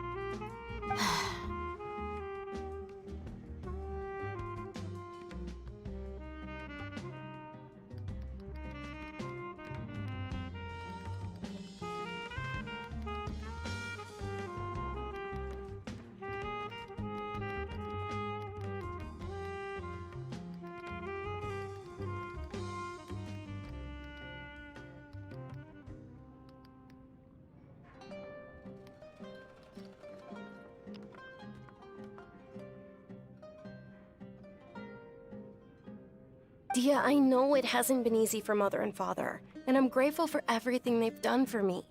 But there's someone else in this world I'm also grateful to, because she saved me. The love I have for her is the same I have for my parents. This is my life and my last chance. So I want to do something meaningful. My lady, are you sure what you're doing now is meaningful? Yes, I'm sure. At least, it is to me. Fine, I won't ask you to return home anymore. But let me make something very clear. I'm only doing this because I respect your determination, not because I agree with you. Thank you, Dia. Sorry for being so rude just now. My nerves were acting up. And I even brought up your payment in such an offensive way. Don't worry about it, my lady. I did say that I like Mora. Besides, that's our next topic of conversation. Today's little excursion caused such a ruckus that every single bodyguard at the estate was deployed. It wouldn't be easy to hide things from your old man. Since this definitely won't be your last escapade, here's a little tip. You should at least make it look like your room and things are still in order when you leave. Also, you'll need someone to cover you for when you're out and about. So, I'll let you hire me, my lady. This way, everyone wins. As for the pay, let's say half of what your father pays me. We can settle the bill when we return to the estate. Okay, deal. Yay! Looks like they've reached an understanding.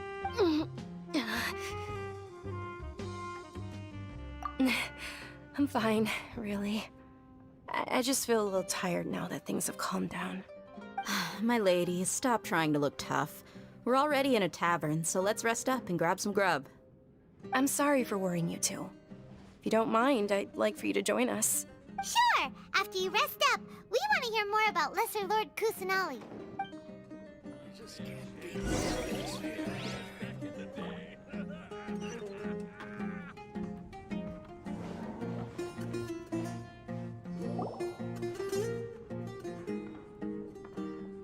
Ha! Well, if it isn't Dia.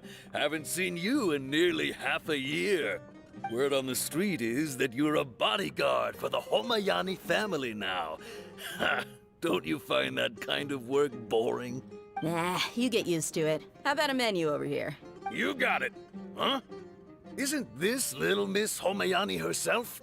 We don't get to serve personages like you very often. We'll be sure to prepare our very best. Thank you, sir, but there's no need.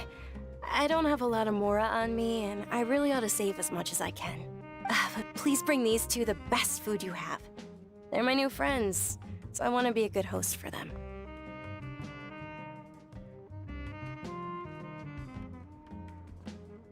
Yeah, we're already super grateful for everything you told us about Lesser Lord Kusanali. How about our coconut charcoal cakes? They're our signature snack, and they run cheap. Look, other customers over there are eating some now.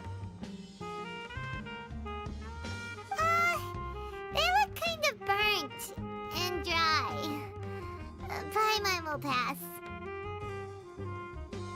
What do you have against my slime dishes? Dunyarzad, we asked a lot of people when we first arrived, and almost nobody was interested in Lesser Lord Kusanali. So, what made you want to follow her? Well, remember when you asked me if I knew how to meet the Dendro Archon? Even though I don't know how, I think I've actually seen her before. Huh? Really? Yes, it was when I was a child.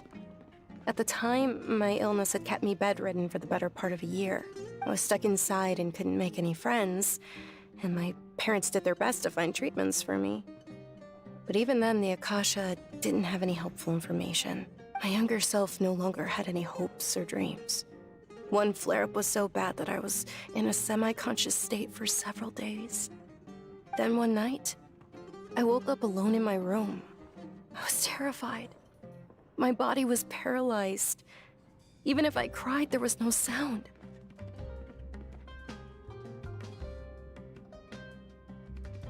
At that moment, an ethereal voice spoke in my mind. Dunyarzad, don't be scared. You don't have to cry. Dunyarzad, don't be scared. You don't have to cry. Who are you? How do you know my name? How do I explain this? You might not be able to understand, but actually, I know everything about you. Really? Of course. I know that you're scared of thunder, that you hate taking medicine every morning, and that you love counting the petals on your mom's skirt. Wow, you really do know everything. Dunyarzad, is there anything you want? Want? Not really. I can't go anywhere or do anything. Huh? But aren't you a child? All children have wishes. Tell me what you want, and maybe I can make it happen. But can you make my illness go away? Oh. I'm sorry. But I'm not powerful enough to do that right now. Then, can you be my friend? After that, the voice said, "Okay, I'll be your friend." Although my body was suffering during those days, that voice encouraged me and told me many wondrous things.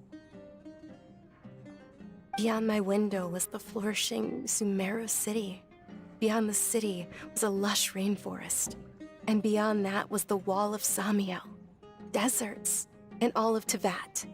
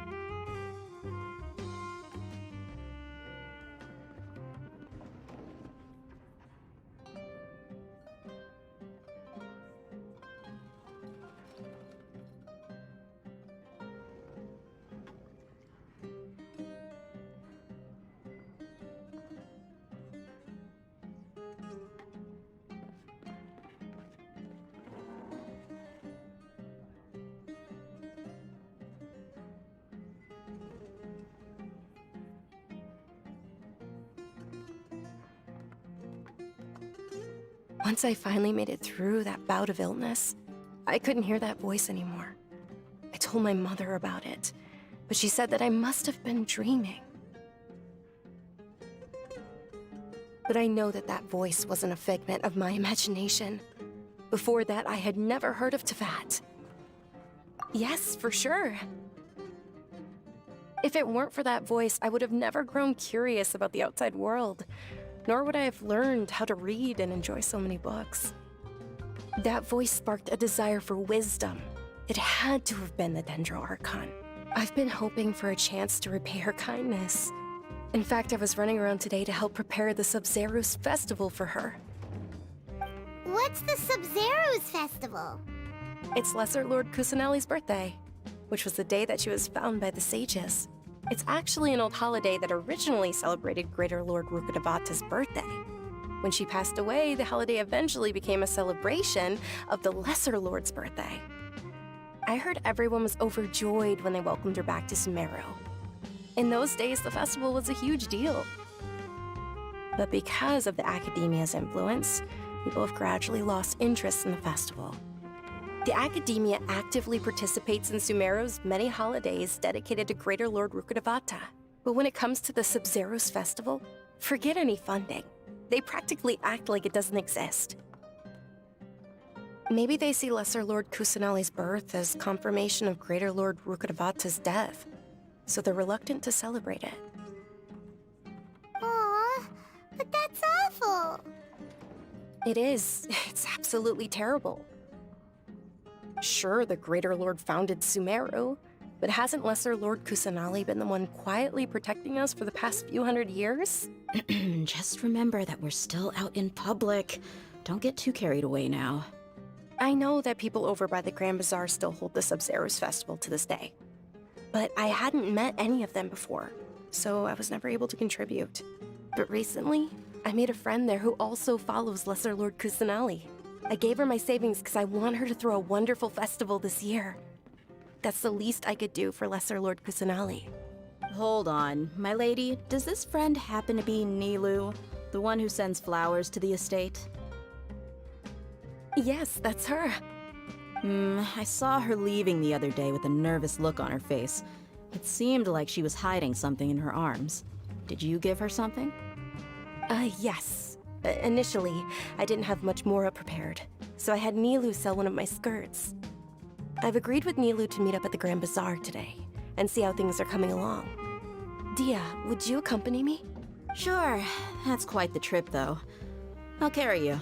No, that would be too much, even for you. You might as well just accept the lift. If I let you walk, who knows how long it'll take us. And if anything happens to you, then I'd really never hear the end of it from your father. But of course! Nilu will be thrilled to hear there are more people interested in Lesser Lord Kusanali. Theory is just putting the cart before the horse.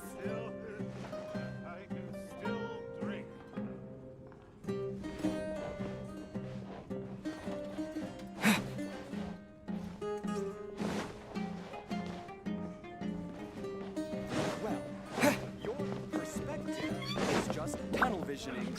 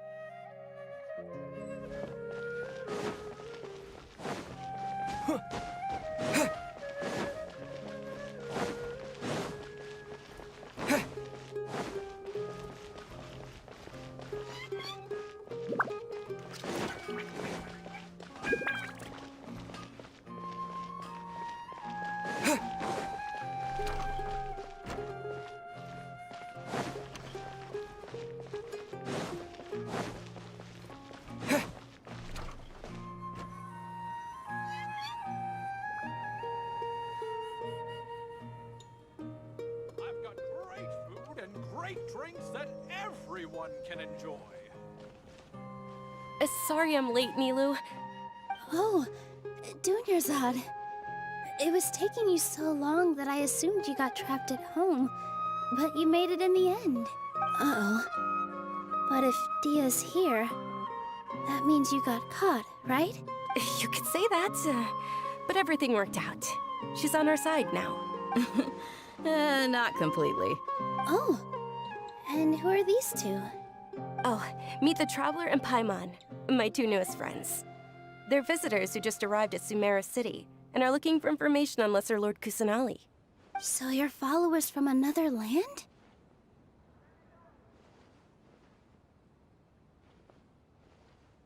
That's wonderful. You two absolutely mustn't miss the Sub-Zerus festival.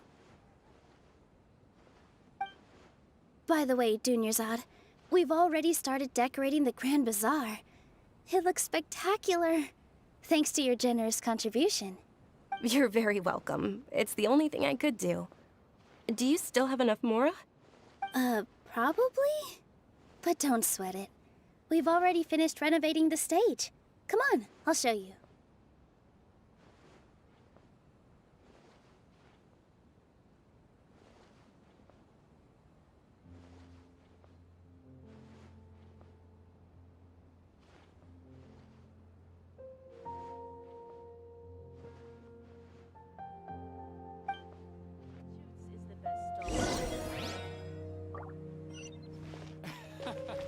Every item I sell What's here so comes great with its about own Snezhnaya fascinating toys story.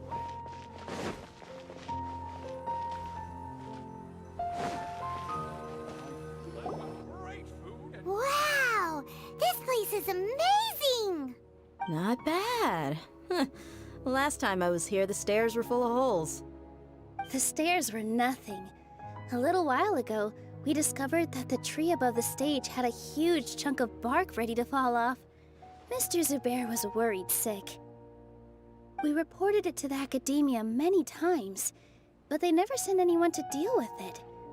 We didn't want anything bad happening, so we were going to cancel all the stage performances. Oh, probably because it was the theater asking. The academia looks down on performers like us. They probably think it would be best if the theater closed down completely. We can't let that happen, though. Not only would everyone involved in the theater go hungry, but then we wouldn't be able to hold the Sub-Zerus festival anymore. Thank the Dendro Archon for Dunyarzad. With the Mora she gave us, we hired someone to patch up the tree, and we also gave the stage a much-needed makeover. The stage is going to be even prettier when it's festival time. I can't wait for you to see it. And I can't wait to see you on the stage. You've been practicing so long already. It's almost time for your dream to become reality.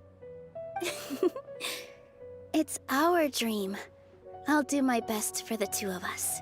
Nilu, what are you gonna be doing at the festival?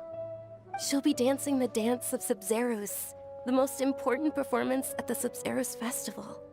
Dunyarzad, have you told him the origin of this holiday?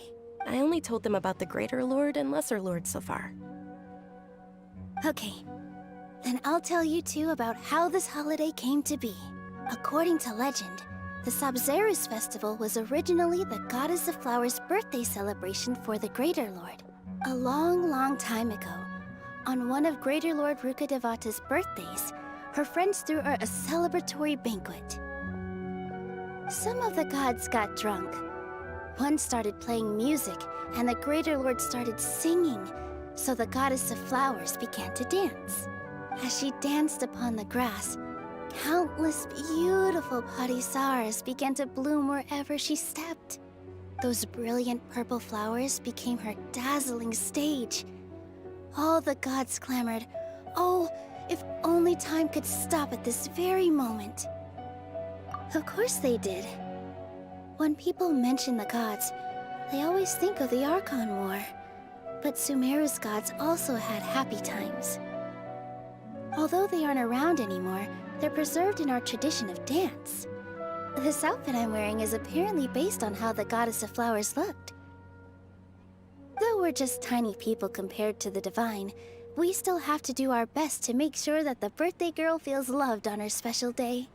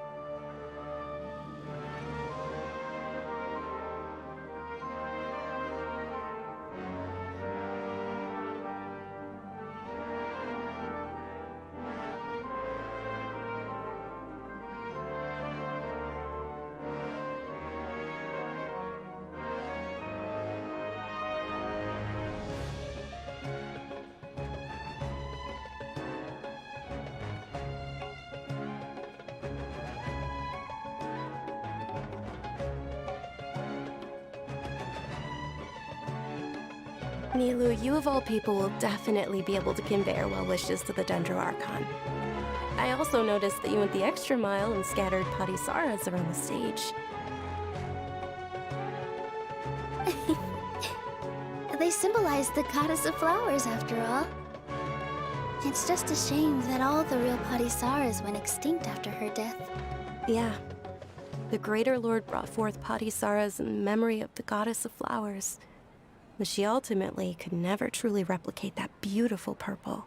Thinking about the goddess of flowers dance makes me wish I could have seen it. If my stage were anything like that, I'd be thrilled if I had just 2 real Patisaras on the stage.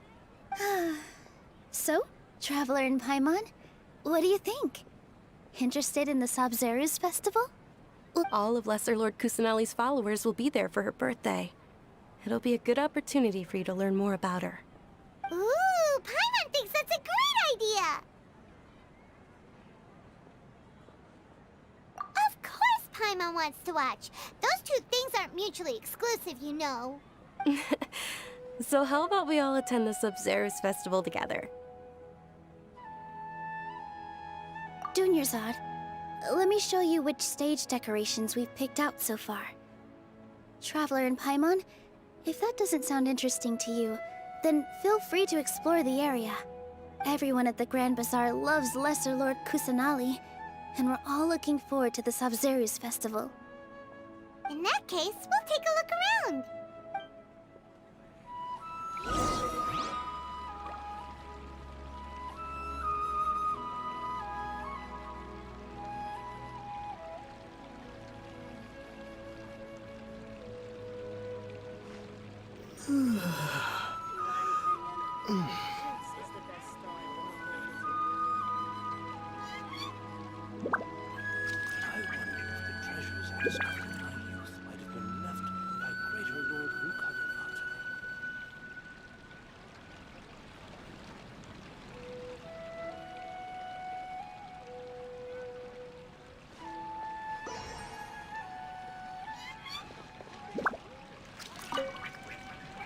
Whoa! What's with your yellow hair? And why do your clothes look so funny? Are you an Outlander? Did you know that the Sabzeruz festival is about to happen? There'll be loads of fun things to do at the festival. But the best part is when Ferris, the Knight of Flowers, passes out candy to everyone!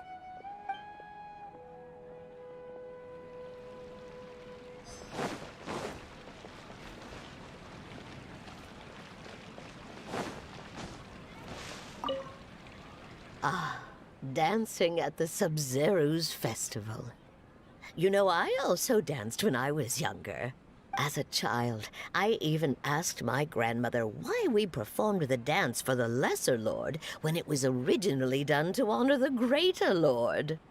My grandmother said that Greater Lord Rukkhadevata is a beloved deity and honored by all. And Lesser Lord Kusanali is too. If the goddess of flowers ever knew lesser Lord Kusanali, then she would certainly have wished to be her friend and hold celebrations for her, too. The Sub-Zeru's festival has been losing its appeal over the years. That is, until a wealthy benefactor stepped in this year and brought the festival back to life. I heard she forked out a lot of mora to make it all happen.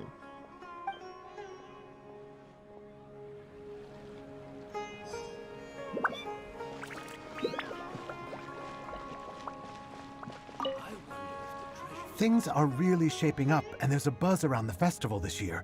We're expecting people from all over to come by this year and buy things during the festivities. Don't be fooled into thinking that Sumeru City has the best of everything. Some festival snacks are only offered here in the Grand Bazaar. And when it comes to musicians, dancers, or singers, the Grand Bazaar's got the best of the best. Sure, those folks at the Academia might not like it, but what's a festival without song and dance?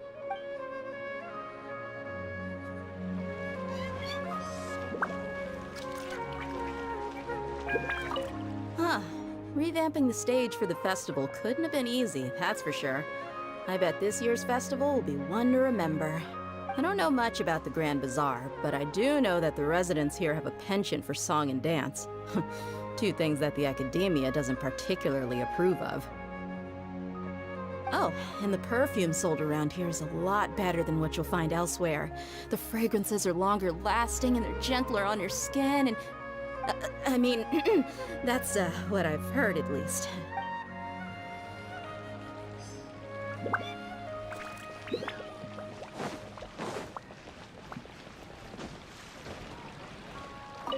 Milu, your outfit looks amazing. There's also something different about you from when we first met up. I thought I'd add a little extra pizzazz to my dress for the festival. See? Wow, did you sew all that yourself? Uh-huh. Sewing is a fundamental skill for everyone in the theater company because we make all our own costumes. Did you know that Mr. Zubair not only can make costumes, but props too? I've noticed that you can't keep your eyes off that crown over there. Would you like to try it on? May I? Of course. The legends say that the goddess of flowers had beautiful horns on her head, so this crown was made to reflect that.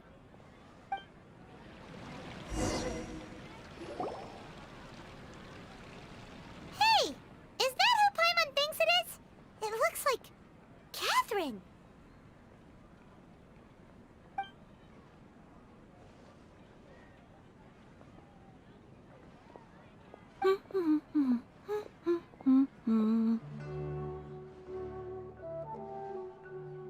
Huh.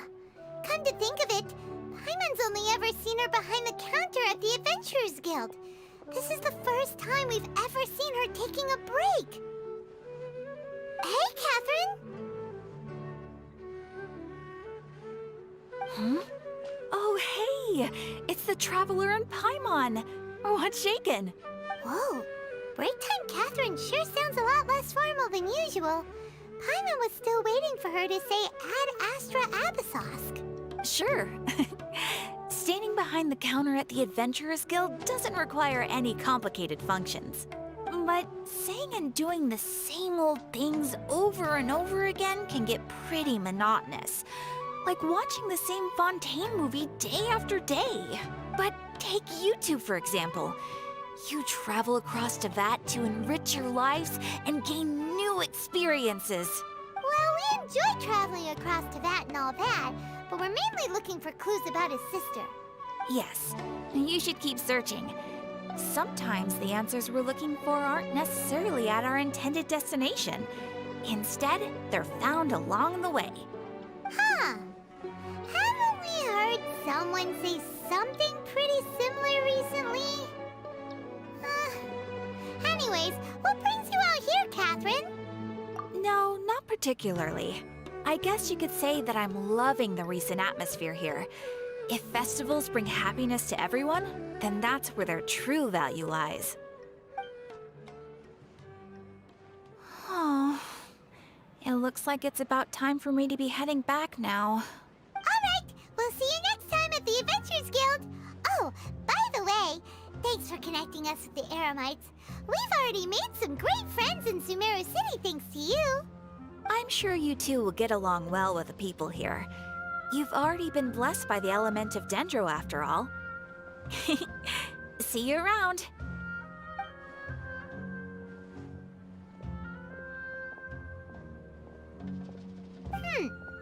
There's something really different about Catherine today. Hey, Traveler. Paimon. Oh, hey, Dia. What's going on? I've got something to tell ya. My lady knows you're looking for ways to meet Lesser Lord Kusanali, and she's been trying to come up with a way to help you. Well, I have an idea that might help. Are you serious? We'd love that! It might not necessarily pan out, so don't get your hopes up too much.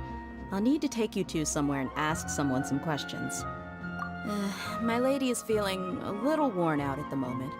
Nilu's found a place for her to rest. After I take my lady home, let's meet in front of the Citadel of Regzar. Sounds like a plan! Let's head over to the Citadel of Regzar and wait for Dia!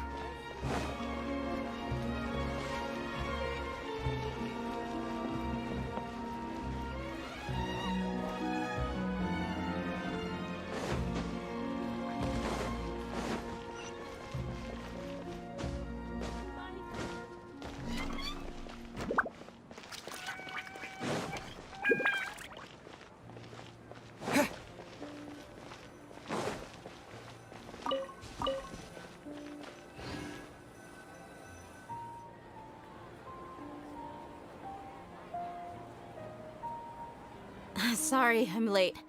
It took some convincing for the Master and Mistress to believe that Miss Dunyarzad was only sitting in the port for a while because she was in a bad mood. Anyway, I guess I should be thanking you. I haven't seen Miss Dunyarzad that happy in a long time. If it wasn't for you two, she probably would have been caught and dragged back much earlier. You sure sound a whole lot nicer than when we first met, Dia. Who would have thought you had such a soft spot for Dunyarzad? It's called being a professional. I'm a bodyguard, and I work for whoever's paying. Look, Dia's blushing. Listen, you two. I don't expect to be working for Miss Dunyarzad very long, but I hope to finish things on a positive note if possible. Let's cut the chit-chat and head into the Citadel. We'll see if the person I know has a way for you two to meet with the Lesser Lord.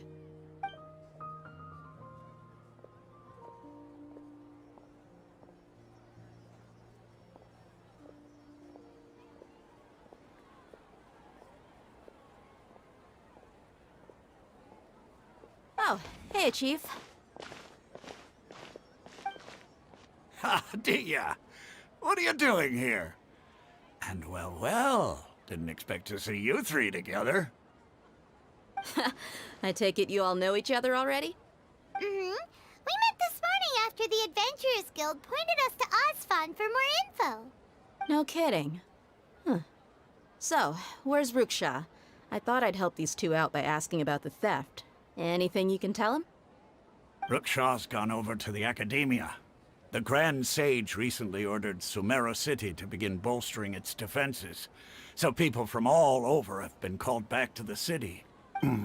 Since you've already mentioned the theft, I suppose I might as well tell him what we know. Appreciate it, Chief. Theft? Sorry, what the heck are you guys talking about? Just recently, the Academia lost something, and there's a chance the item is connected with the Dendro Archon. This case might just somehow help you in meeting her. I suppose that's one way to look at it. But if you ask me, the case is more about the Academia than anything else. Let me fill you in. The Academia recently sent a convoy to pick up an important package from Aru village. Word got out, and the convoy was robbed on its way back. The Grand Sage took the whole matter very seriously. Not only did he dispatch the Matra, but also enlisted our help in the search for leads. All we know so far is that whatever was stolen is currently in Port Ormos. You two have heard of Port Ormos, haven't you? It's the largest commercial port in all of Sumeru. You can travel there by leaving Sumeru City and heading south along the river. The Academia's grip isn't long enough to reach all the way to Port Ormos, so the city's a little more laid back, meaning the population's also a mixed bag. You never know who you'll meet there. Apparently what was lost has a great deal to do with the Akasha, knowledge, and even the gods. I'm afraid I don't have any other details for you, though.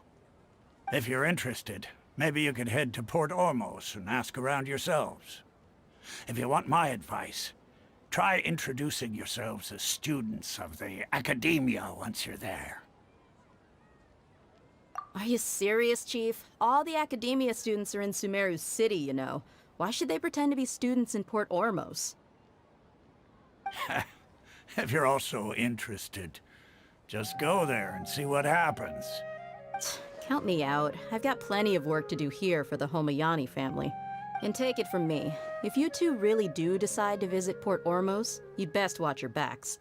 Let's just say that the Eremites there aren't nearly as friendly as those here in Sumeru City.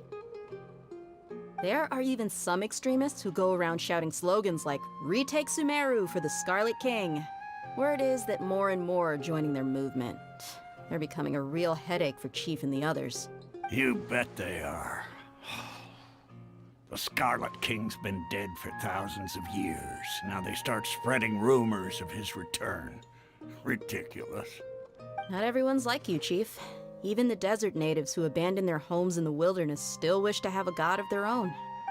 Well, Traveler, that's about all the information we have for you. Thanks, Dia! And you too, Osfond! Since we've gathered all we could for the moment in Sumeru City, let's head to Port Ormos and see what we can find next. Miss Dunyarzad is looking forward to seeing you both at the Sub-Zeru's festival, so be sure to get yourselves back here in time for that. Good. Then we'll see you both at the Sub-Zeru's festival.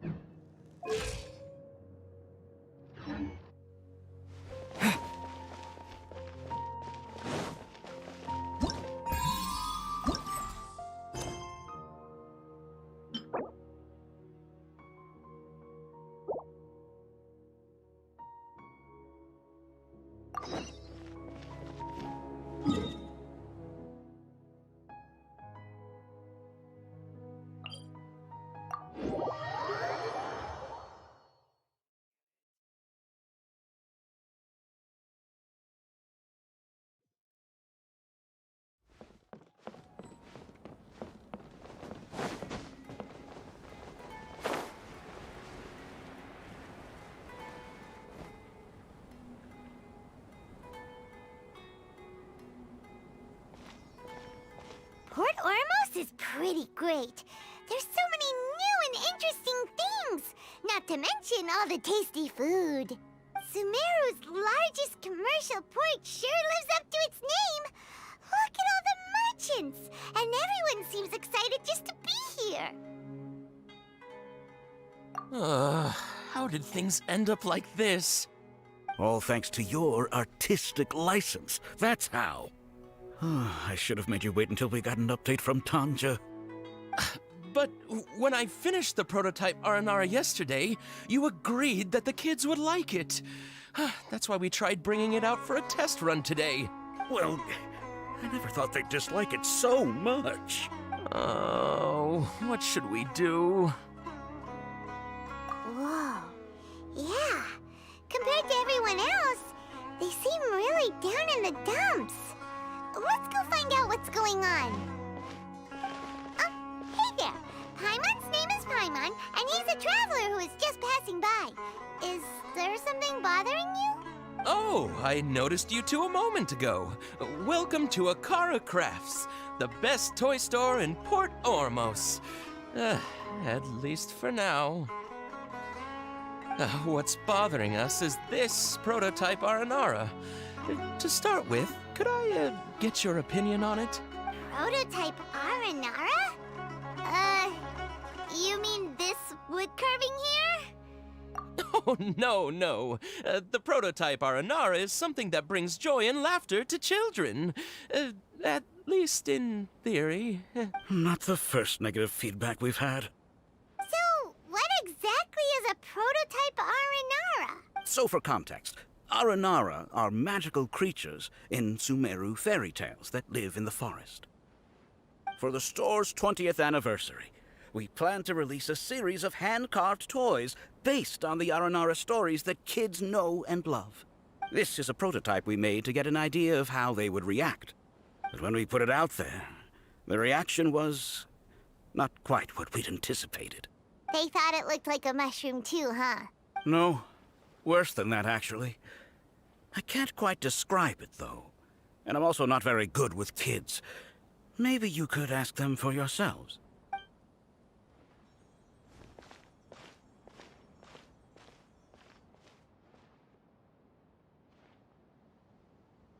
This is not an Aranara. No way. I've read Uncle Tanja's Aranara and the Ill Little Fungus. It says that Aranara are supposed to be chubby and squishy. The carving looks nothing like that. Toys do look better when they're round and chubby. Uncle Tonder said in Aranara's vow that you can deceive the eyes, but you can't deceive the heart. This carving makes me feel lost and confused inside. I don't think the creator put his heart into it at all. It's nothing like an Aranara. Ooh, didn't put his heart into it, huh? Oh, sounds like one of those things that's easier said than understood. Kassid and Alia didn't like this carving, but I think it's okay. It doesn't look too happy, so it's kind of pitiful in a cute way. Oh, a positive review! Yeah, so I would totally ask my dad to get it for me, if it wasn't meant to be an Aranara. Oh, well, that took a sudden turn for the worse. We asked the children for their opinions. Oh, how did it go? Has it maybe, grown on them at all? Oh, this is such a shame. Why isn't Tanger back from Gandharvaville yet? Oh, the kids kept mentioning an Uncle Tanger, too. Who is he exactly? Uncle Tanger is a famous children's author here in Port Ormos. He wrote quite a few stories in the past, but none of them were popular among children. Just like our prototype Aranara. But around a year or so ago, he suddenly had a eureka moment or something. And suddenly the children loved every one of his stories. That's right. My little Ghaffari loves his stories too. The whole reason we decided to make these carvings was because we saw just how popular the Aranara are among children. We asked Tanja for guidance, but right after he agreed, he went off to Gandharvaville with his son to look for inspiration. They haven't returned yet. We were running out of time, so we had no choice but to carve an Aranara based on our own imaginations. As you can see, this was the result. Oh, we have to do something. Hey, since you're the famous traveler, could you do us a favor and look for Tanger in Gandharvaville, He doesn't have to come in person if he's too busy. Just ask him to write down his suggestions and bring his notes back to us, if you could. Please, if only to put a smile on the children's faces. And, of course, you'll be well compensated for doing us the favor. They seem pretty desperate. Let's help them out. His see the kids smile. And I'll... Yay! Rewards!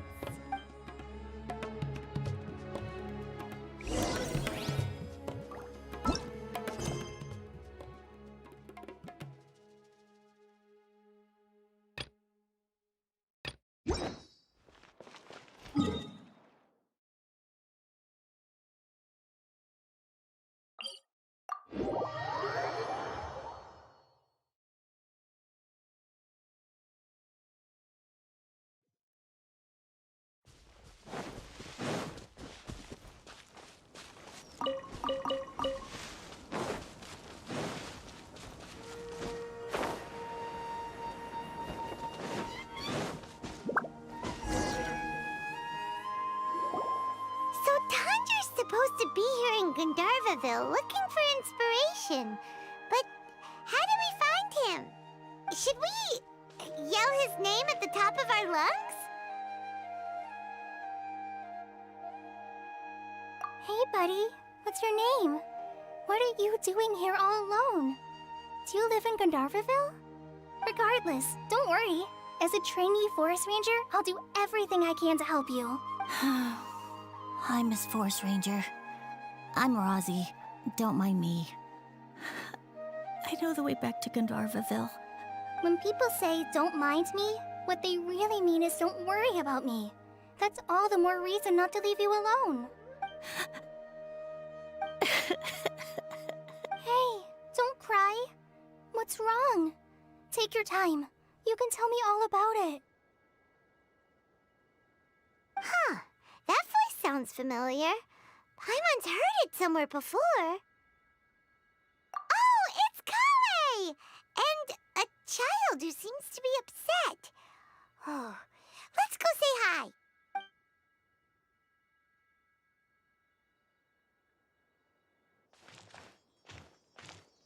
Hi, Kale. How have you been? Paimon and Traveler. I've been doing pretty well. Thanks for asking. I'm helping Master Tighnari patrol the forest. What brings you here? We're here on an errand. We heard your voice, so we thought we'd come ask you for help. You seem kinda busy, though. I'll be fine. You go help them first, Miss Forest Ranger. I'm okay, really. The sand got into my eyes, that's all. What a well-mannered child. Sand? There is not a lot of sand in a forest. You keep saying you're okay because you don't want us to know what you're upset about, right? Maybe. That's exactly why you have to get it off your chest. Here's a trick. If you're keeping a secret that bothers you, you can try telling it all to a tree hollow. A tree hollow? Yeah, a tree hollow. Do you know Tanja's stories? The Aranara living in the forest will patiently listen to every word children say. Maybe there really are Aranara living in the tree hollows that will listen to you. You like the Aranara stories too? Of course! I love them! Oh, people who like Aranara are the best. Okay, I'll try telling my secrets to a tree hollow. Thanks, Miss Forest Ranger. You know everything. Aw, you're just exaggerating. Anyway, I'm trying to be like my friend, who always does her best to cheer people up when they seem sad. So, how are you doing? Feeling any better now? The forest is very dangerous, so how about we stick together? Sure. Wow, Kale's so good with kids. Well, helping children who are lost in the rainforest is all part of a forest ranger's duty. So, what was it you wanted help with? You're not lost too, are you?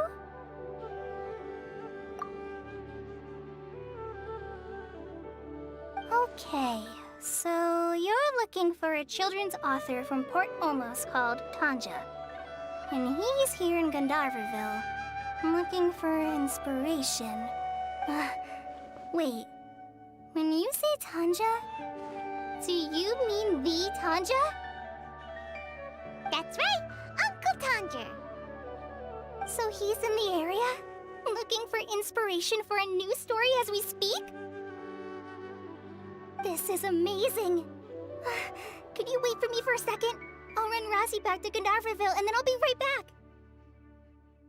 I've always been curious what the man behind those incredible stories is like in person.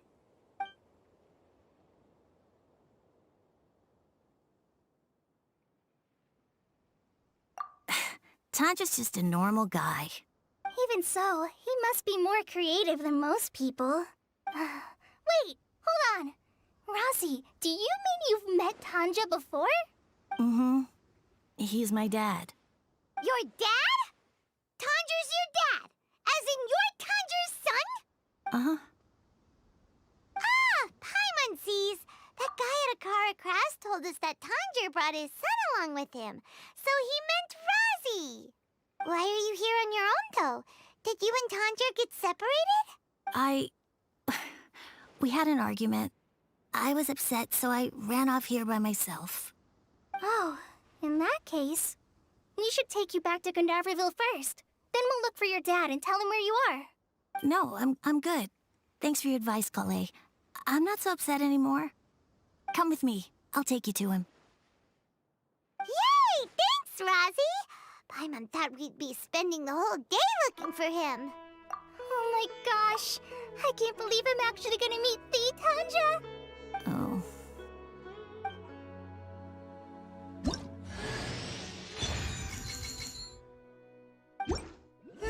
So Tanja headed this way. I know this place pretty well. Follow me.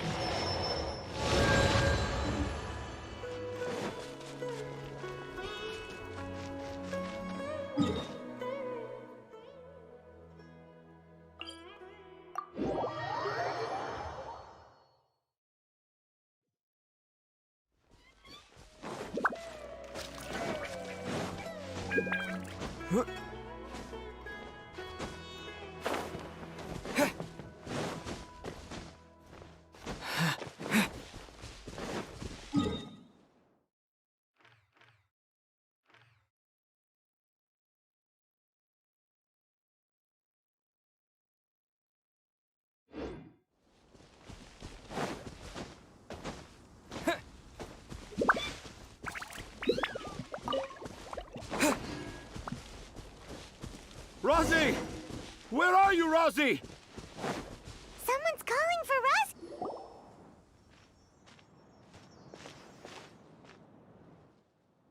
Oh, Razi!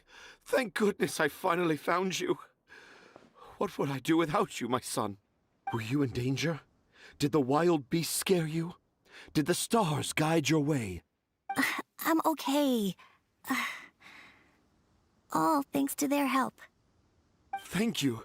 Thank you all. I dare say that even the most cold-hearted Spino crocodile would be moved to tears by your kindness. Oh, it's nothing. It's all part of my responsibility as a trainee forest ranger. I'm the one who should thank you for creating so many wonderful stories for the children of Sumeru. I love them too. Really? I didn't know anyone read my stories apart from young children. That must mean you're still in touch with your inner child. Okay, then. I have the inspiration for my next story. It shall be about an Aranara granny who's a child at heart. Huh? It's an honor to become the source of your inspiration. Whoa. Kale looks like she's about to pass out. Hey, Kale. Are you okay? I'm okay. Sorry. I just got a little too excited. Are you two story lovers as well? Yes. The moment I saw you, the image of an Aura giant and an Aura finch traveling together popped into my mind. Oh? Who asked for my help? My sincerest apologies, but I have fans all over Sumeru. Trying to remember every last one is like trying to identify each grain of sand in the desert. Seems like Tanja has a slightly exaggerated view of what it means to be a children's author. Also, Paimon's not a finch. That's nothing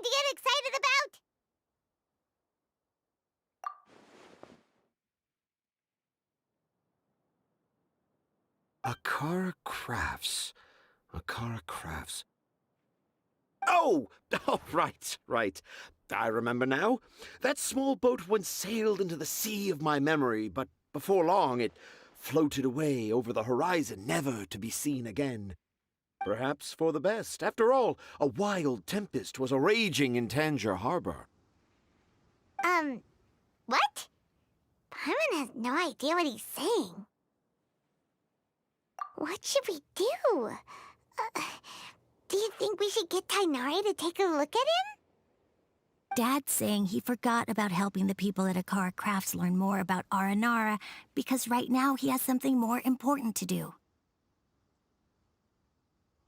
Oh, that's what he meant! Well, there it is! All the proof you needed that this kid is definitely Tanjir's son. Wait, no, this isn't the time for all that. Tanjir, your help is pretty vital to the toy makers. You gotta do something!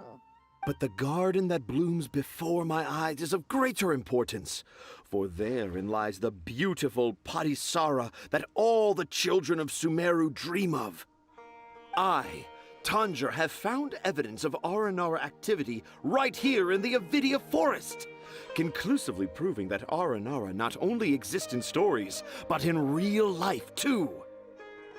If I manage to document the first real-life Aranara sighting, the petty problems that perplex Akara Crafts will be untangled in no time. Meanwhile, I may well be able to leverage this to assume leadership of the academia. Then all across Sumeru will know of the great Tanjir living in humble Port Ormos. I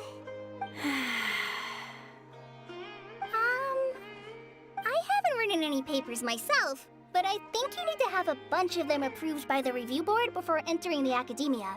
You also need a detailed and objective experiment record. Anyway, Tanja, what did you mean by evidence of R&R activity? The hook's what's important in a story. The great storyteller Tanjir never gives his audience the bait right away. Come with me. Wait, not that way. Kale, what's wrong? Nothing. But that way leads us deeper into the Avidia Forest. I'm just concerned for Tanja's safety. And I think I'm starting to understand why Razi and Tanja were fighting.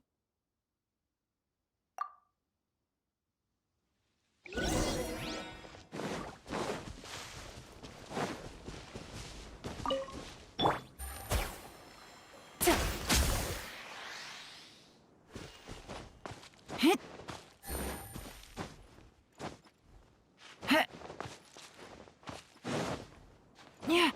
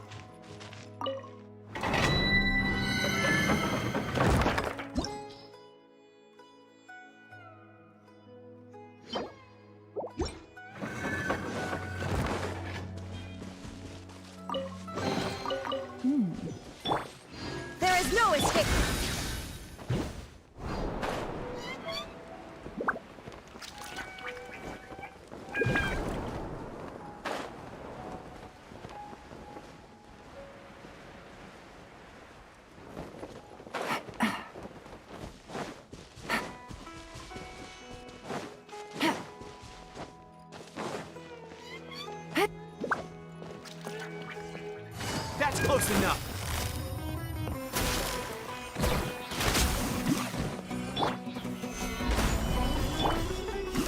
Terra Smash!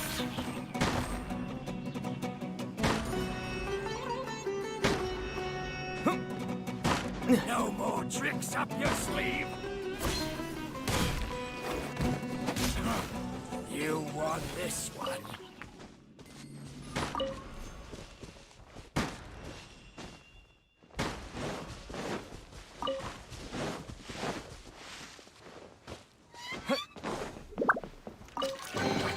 A reward on the road.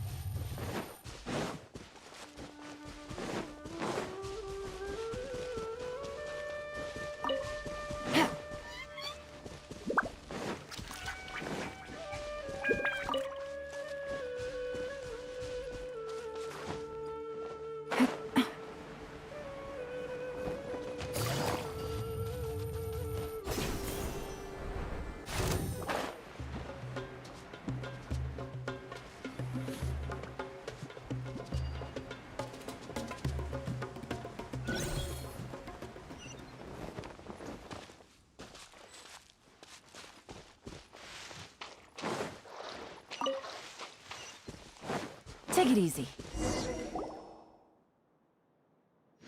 Just as I expected, the promise of one of my stories has kept you hot on my heels. But this is just an ordinary tree hollow. Paimon's not seeing any evidence of Aranara. You can deceive the eyes, but you can't deceive the heart. Look with your heart and you too will understand. Paimon's not sure what look with your heart means. But anyway, let's start by investigating the area around this tree hollow.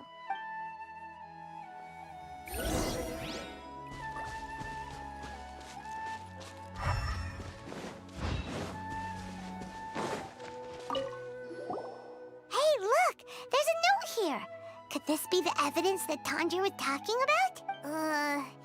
The handwriting's so hard to read. It's too hard. I can't remember the names of all these mushrooms. Do Aranara need to learn about mushroom classification?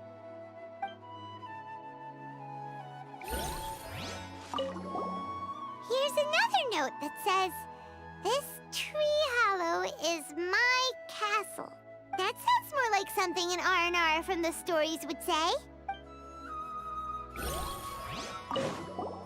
There's another one here! If only I were a clever Aranara. A clever Aranara. Is the emphasis on clever or Aranara?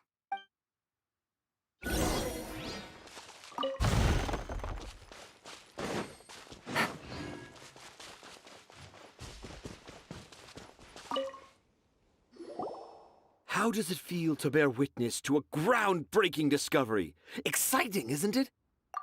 The crude handwriting may look like a child's, but don't forget, we're in the middle of a rainforest.